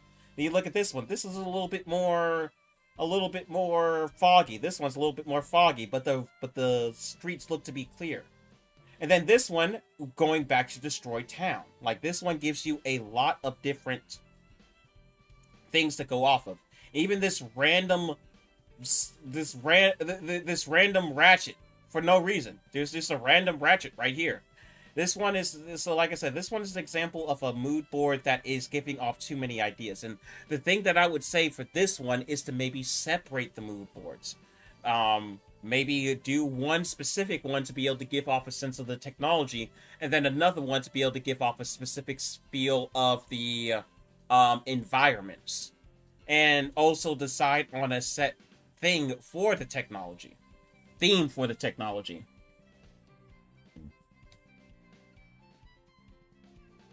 It represented a bad dream? No. But that's going to be it for the mood boards. So let's move on to the next topic. The next thing that you're going to want to make during your pre-production phase is your asset sheets and cue sheets. Everything is in these two sheets. I mean everything. Everything that you're going to be making for your game needs to be in these two sheets. Your asset sheet is going to be more for your for all of your assets that you're going to be making for the game. Every single thing from the music that you have to make in-game items, art, music and sounds, gameplay, stages, quests, everything that you're going to need. Your scripts that you're going to be need to make, your codes that you're going to be needed to make, everything is going to be in there. Your cue sheet is going to be for how your sounds are going to be used. So let me give you an example of what an asset sheet looks like. So this is the asset sheet from Playmasters. It's only one page, and it's only part of that one page. As you can see, I have a bunch of tabs down here for everything that's in the game. Every single type of item that's in the game, and every single code that I use in the game is also listed down here. It's just not listed it's just not on screen. So within your asset sheet, you see here, I have every item here. I have what the item ID is, what the item's name is, what graphic ID it's using, what's the description of the item in-game, what's the effect of the item, what kind of category does it fall into, how much does it cost to buy it, how much does it sell for, how much does it sell for at premium when you synthesize it yourself, when can you use it? Sometimes I say you could use it at any time. Sometimes I say you can only use this item in battle. And sometimes I say it's an auto use to where it's automatically used. Then I have here, what's the ID for the animation when it is used, and where can you find it? And in other cases, when you're working with a team, you're also going to list who's working on this item, when's the due date for this item, and what's the progress of it. So then that way you know if something hasn't been touched yet, and you're on that team, you can be like, oh, okay, this item hasn't been worked on. Nobody's programmed the elixir yet. I'll grab the elixir and make it myself right now. And then you can say, put your name on it and put it from not taken to in progress and start working on it. Or you see that something is supposed to be done, but it hasn't been done, you could then contact that person who's working on it and ask if they need help to be able to finish it since it's past its due date. So those are some of the things that you would use your asset sheet for. Your asset sheet can get really long, and it should be long, because it needs to list every single thing in the game. And like I said, this is only like one page, and not even the full page of one of the things for Playmasters. This is an example of a cue sheet. Your cue sheet is going to be listing all of the sound effects and music in your game and how it is used. So you see here, I have the name of the sound that it makes, the description of the sound, and I have here the status of it, and the source of it. And we listed the source so we know what the source of it is. Some of them are sounds were made organically. Some of the sounds was made through a program, and some of them was made through just editing. Who is doing it? That's to be able to say who's making it. And then on this, even with so, if you're making, say, a fighting game or a cutscene, you're making cutscenes or something like that, you're also going to want to put in on what frame the sound effect plays. When you have music, you're going to want to say, when does the sound play? When does this music play? What map does it play on? When does it play on? Those are some of the things that you want to put in your cue sheet. And I can tell you now, with your asset sheet and your cue sheet, the more specific you are in the beginning, the better it is in the long run. So going on, the last thing that you're going to be making, or one of the last things that you're going to be making during your pre-production, is your game design document. Now, your game design document is going to be basically your game's Bible. But the thing about your game's Bible is it's a living document. It is going to be changing all throughout development. But it's a good idea to keep it as close to the original as possible, and only change it when you really need to. So, the things that you're going to be putting in your game design document is the idea and concept of your game, the genre of your game, story and characters, your core gameplay mechanics, your gameplay, your levels in world design, art and sketches, along with some music samples, monetization, and other elements. So, a game design document can be anywhere between 10 to 15 pages to upwards of 200 pages. For example, the game design document for Playmasters is 129 pages currently. It is a very long game design document, and it really just depends on what kind of game you're making. For me, making a story-driven JRPG, story and characters gets very long. Core gameplay mechanics get long.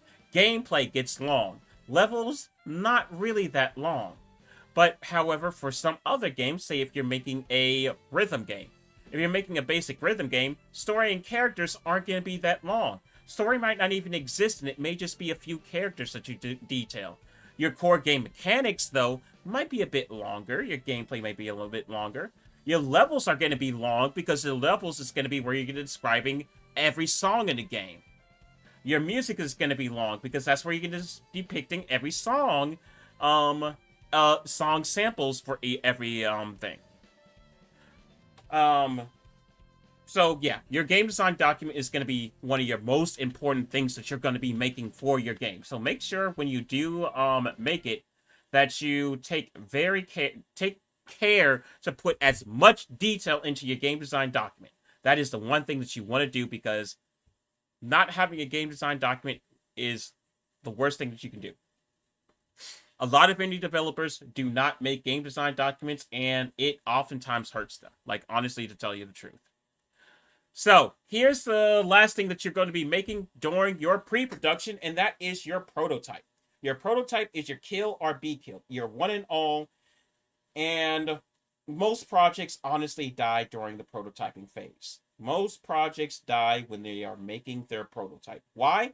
Because that is one of the first time that you get challenged on those 4 things that I mentioned before. See if you can remember it. Those 4 things get challenged when you make your prototype. So if you don't have one of those 4 things, your prototype is going to fail and you're going to stop making it. So many projects that I have been on have died because either 1, they didn't make a prototype, or 2, they tried to make a prototype and it failed. So here's an example of a prototype. This is the prototype for Splatoon. Together every day until after half a year, we found ourselves with over 70 different design proposals and a number of software prototypes. そこから生まれたのがスプラトゥーンの元となるアイデアです。The idea that formed the basis for Splatoon emerged from this process. 最初の施策は平面的なマップ上で、直方体のキャラクターを操作し、白黒のインクを吹き出すシンプルなものでした。手っ取り早く直方体でキャラクターを作ったんですけども、私たちはこれを豆腐と呼んでいました。Our initial prototype was fairly simplistic. you would move a cube-shaped character around a flat map, shooting out white or black ink. We used cubes because they were easy to create and eventually ended up calling them blocks of tofu. しかしこの時点で複数台の Wii U を通信でつなぎチーム戦で地面を塗った面積で勝敗を決めるスプラトゥーンの遊びの基本はできていました。もちろん相手を攻撃してやっつけることもできます。Linking together multiple Wii U consoles allowed us to have team battles in which we'd compete to cover the most area with our own team's ink, and that became the core of Splatoon's gameplay. Of course, you can also attack and defeat your opponents. Wii U ゲームパッドの画面を生かした要素もこの時点でできていました。And at this stage, we'd also come up with ways to make. So that's an example of a prototype. You don't like. One of the things I often see people do is they aim too big with their prototype. Try to create a full game with their prototype. With the prototype, you only really need some boxes and the basic structure of your game. That's all you really need. So, when you're making your prototype, just remember to keep trying at it and don't give up. And don't aim too big. Just make something. So then that way you have a playable. And that is where we're going to be going into production. Once you finally finish your prototype and you have something playable, then we go into production. This is where the bulk of development for a game starts. Typically a healthy game is going to take anywhere between 1 to 5 years to finish. If you finish a game earlier than that, it might end up being half baked. Look at the Assassin's Creed games, or if a game gets developed for too long, you can often end up with a multitude of problems because you introduce new things without addressing how they interact with the old things. Case in point, Cyberpunk 2077. And I'll talk about 2077 a little bit later because that is a big thing. So, big relevant thing that it can use to be able to describe what not to do when you're making a game. So, the production phase consists of 3 major steps with some minor steps in between. So, first phase development is going to be when you're going to be making you're basically going to be taking your prototype and perfecting it. So, your first playable, once you finish your prototype, you basically have your first playable. To be able to make your first playable, all you're going to really do is just going to add in some graphics. Like maybe add in a character or a character model or something like that. Even if it's low poly or not what you're going to be using, just add in a character. Maybe add in some game assets. And that's going to be your first playable. Your vertical slice is basically take that and then extrapolate on it. Make your first level. Make a level, make your first level. Even if it doesn't have all the assets in it, you don't have the character that you're going to be using, you don't have backgrounds, you don't have colors, everything like that. Your vertical slice is going to be your first level, so make something. So that way you can say, this is how a level is going to go, this is how the game is going to feel, this is how the game is going to play, and you're going to make a level. You may not have everything that you plan to put it in there, but you want to have most of it. The reason why is because your vertical slice is what you're going to be using to sell your game.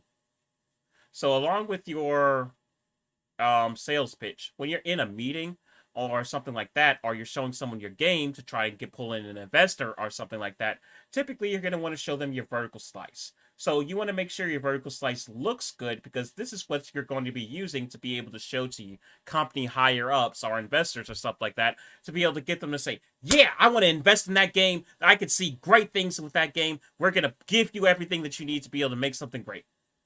So you want to be able to put a lot into that vertical slice. So, second phase development, this is where the bulk of game design happens. Your pre-alpha phase is where you're going to be making the majority of all your assets. You're going to be making all of your assets. This ranges from levels to art to music to codes to everything that's going to be in the game. You're going to be making it during this phase. And you're going to be eventually building up to your alpha. Your alpha should be a version of the game to where you can play the game from start to finish. The game should be playable in your alpha from start to finish. Now, yeah, there's gonna be bugs. Yeah, you're not gonna have all the assets finished. Yeah, you might not have all the art in, all the sound in, everything like that. But the game should be playable from start to finish. All of your core gameplay, all your core game mechanics should be in. All your gameplay should be in. The game should be able to be played from start to finish. That's your alpha. Once your alpha is done, that's when you're going to start having your in-house QA happening and things like that to be able to help iron out those bugs. Once you finish that, you're going to be going into your third phase development. Third phase development is when you're starting to see the light at the end of the tunnel, and people on the outside, aka consumers, are going to start seeing more of your product.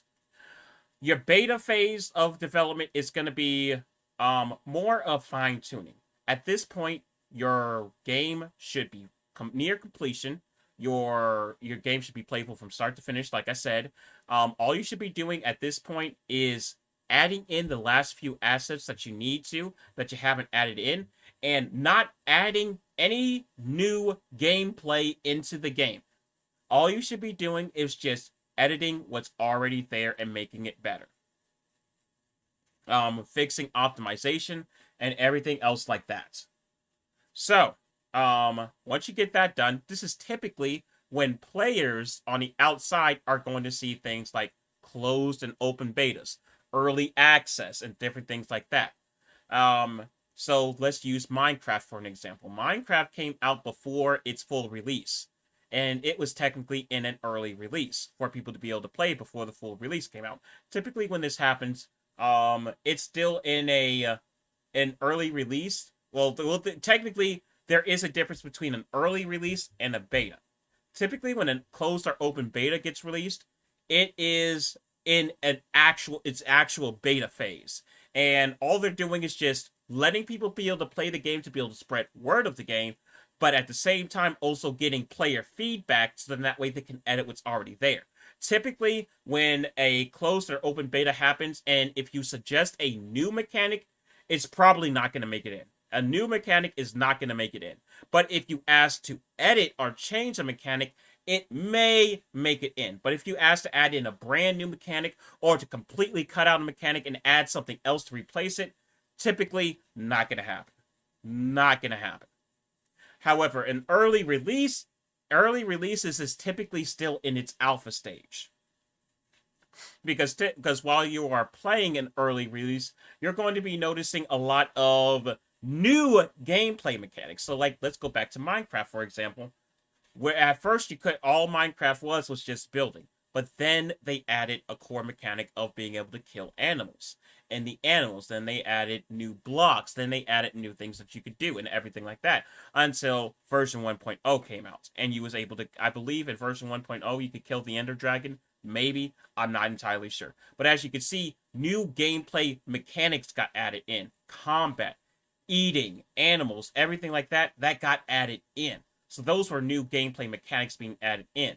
So technically, during an early release, you follow the game through its alpha and beta stage. But once you finish your beta stage, that is when your project goes gold. Going gold means that your game is completed. Your game is done, finito, it's finished. You shouldn't be editing your game anymore, typically. Back in the past, once your game went gold, that meant you was ready to package and ship your game. No more editing. It's done. You're on to your next project. But with more modern games, now since we have the advent of the internet, there is now a new phase to game development called the post-production phase. Post-production is the production done after the game is released or after it has gone gold. This time is typically spent working on DLC, updates, maintenance, and sequels. So with post-production, this is typically abused, in my opinion, abused by companies of this day and age. This can be typically seen when a game gets released and they gets a day one patch. That day one patch is post-production because they worked on that patch after the game went gold. Because if they didn't work on the patch after the game went gold, it would have been in the base game. Typically, the reason why that there is a day one patch isn't really the developer's fault. It's usually more of the company's itself fault because they've enforced them to meet a certain deadline. And once that deadline comes up, they have to go gold at that point. They just have to go gold and fix things in a day one patch. So a good way to be able to fix that, in my opinion, is work on games longer, because in the past, when we had the N64 and these simple graphics, simple everything, it was very easy to start and finish a good functional game within a year. But it's not really possible to finish a good functioning working game within a year. Once again, look at the Assassin's Creed series. So at this point, let's go and talk about another game, Cyberpunk 2077. So with that game is a prime example of staying in development too long. Cyberpunk was first announced in 2012 and didn't come out until 2020. So with that amount of time, you would, as an outsider, as somebody who doesn't know jack about game design, would say, oh, okay, well, they had 8 years to work on it, so it should be wonderful because they had 8 years to work on it. But typically, no. There's a lot of things that happen behind the doors. And from my perspective of what happened, the reason why the game is so glitchy, first of all, is because the game was probably already being made for PlayStation 3 and PlayStation 4. Are intended for PlayStation 3 and PlayStation 4. And then probably what happened is something happened for them to start mainly developing the game for PlayStation 5.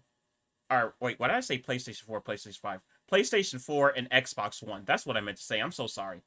Then at some point they started developing the game for PlayStation 5 and the Xbox Series X, the next generation. And because they started working on the game for the next generation, they neglected the older generation models. Because in all honesty, if they was developing the game for the PlayStation 4 and the Xbox One, then the game would have run smoothly on it. But it's pretty obvious that they started working on it on those, and then they realized the graphical capabilities of the next generation and focused on that.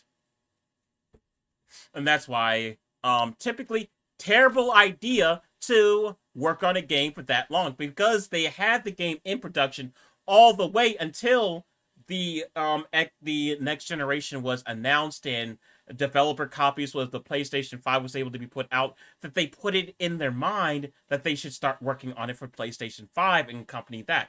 If the game was finished when it was announced, or near when it was announced, then the game would have run perfectly on PlayStation 4 and Xbox One. And then it would have just been upscaled when it went to PlayStation 5. But unfortunately, being in development for so long introduces something that I call the, ooh, that's new problem. So where, if you're in development for so long, and eventually, once it's in for so long, you start to see some of the flaws with your game, some of the things that's bad with your game. And every game has flaws. And every person who makes a game and has passion about it wants the game to be as good as it can be. But when you're in productions for so long, you can typically see something new and go, ooh, that's new, and want to put it in your game or adapt your game for that. And then at that point, it breaks everything else because you added something new that wasn't supposed to be there. And then you have all this old stuff that's now broken and unused, and you have to fix it, but you can't fix it because you're trying to integrate this new thing. So that's one of the biggest things to do, is for the reason why you don't want to stay in development for too long. You get the, ooh, that's new effect, and that is always going to ruin your game. Always, always, always, always. I'm speaking from personal experience. Always going to ruin your game. Finish a game as fast as possible and stick to that Bible. Stick to your Bible, stick to your GDD, your game design document. But that is going to end Game Design 101, the art of the science, or the science of the art. This has been Dr. D Major, and it's been great talking to you guys about game design. So, are there any questions that any of you have for me? I guess if you're watching the VOD of this, just make sure that you comment, and I'll try to answer the comments in the comment section below. For people that are watching, do any of you have any questions for me? Thank you. Game design is something that I've been studying for a long time. I went to school for it. I went to school for it for 5 years. Eventually, I'm going to go back and get my degree. That's not to say that I don't know anything about game design. I am technically a senior in game design. I just need to go back and graduate because I had a bit of a hiccup in college. Let me type one moment. Okay. But I'm probably only going to be able to have enough time to answer one question because I don't have that much time. So, one question. One question per person.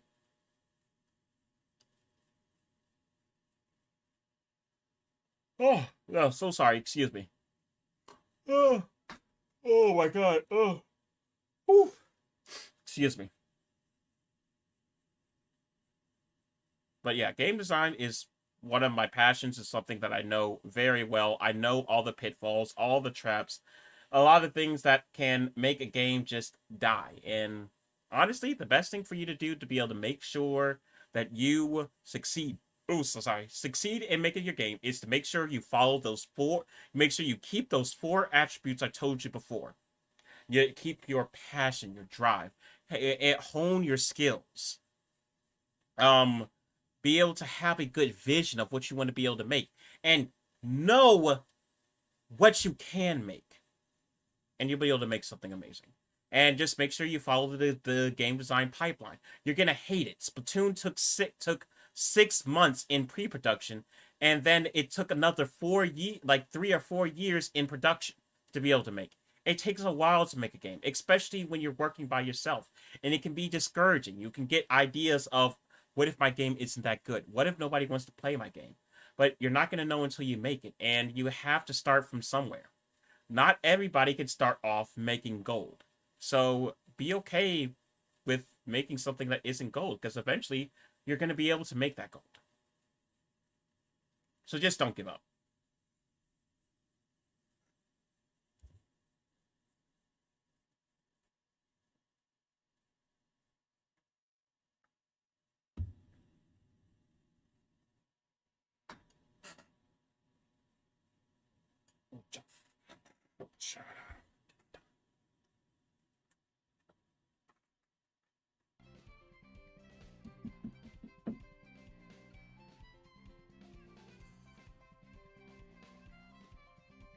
Have you been wary of what ideas you shared with others in a project because they were your original ideas? Do you believe copyright should be taken serious in the beginning?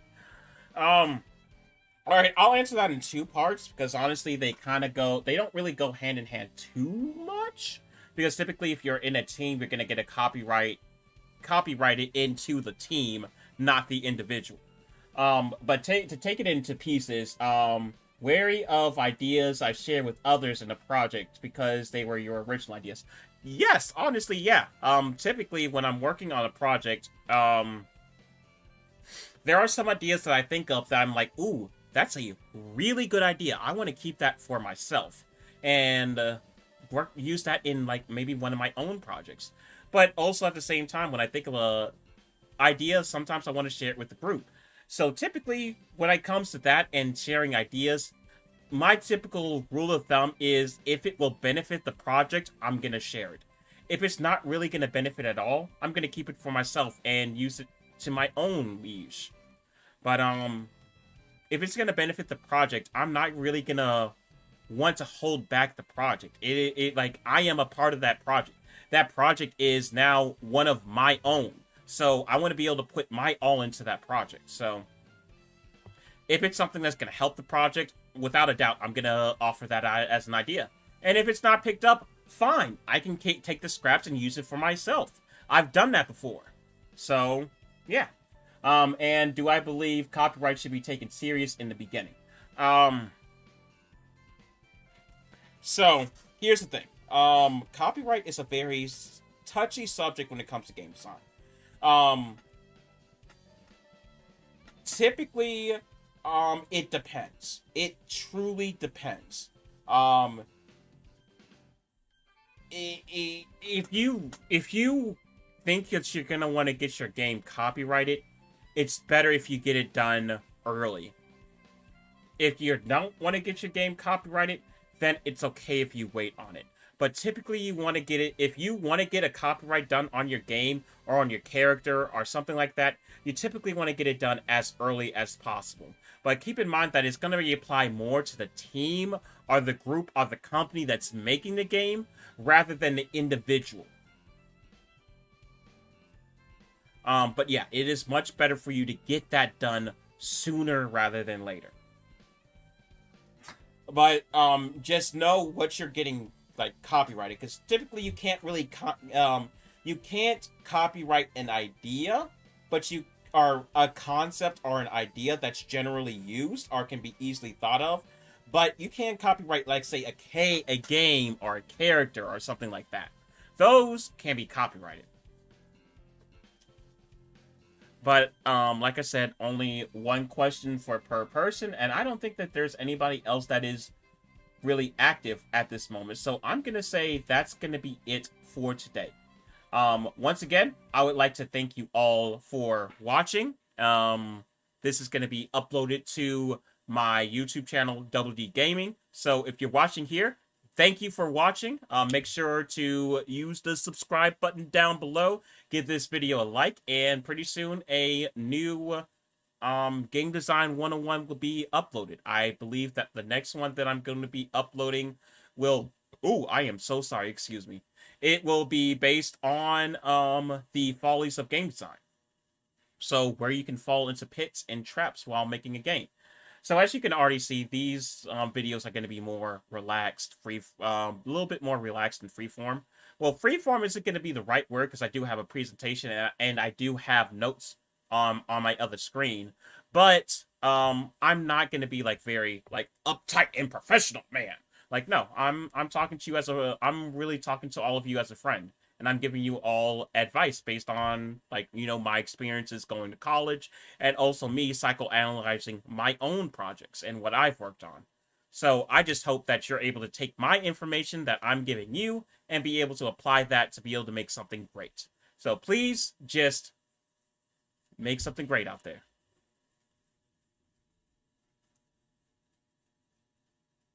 Have you been wary of what... Oh, yeah, I've already answered that. Okay. So, yeah, that's going to be it for today for the stream. Thank you all. Thank you, Mr. Mew Mew, and whoever else may be watching. Thank you all for coming. I'm going to now cut the stream. I got a wall to scrub and food to eat. So, I will talk to you guys later. Peace, and have a great one.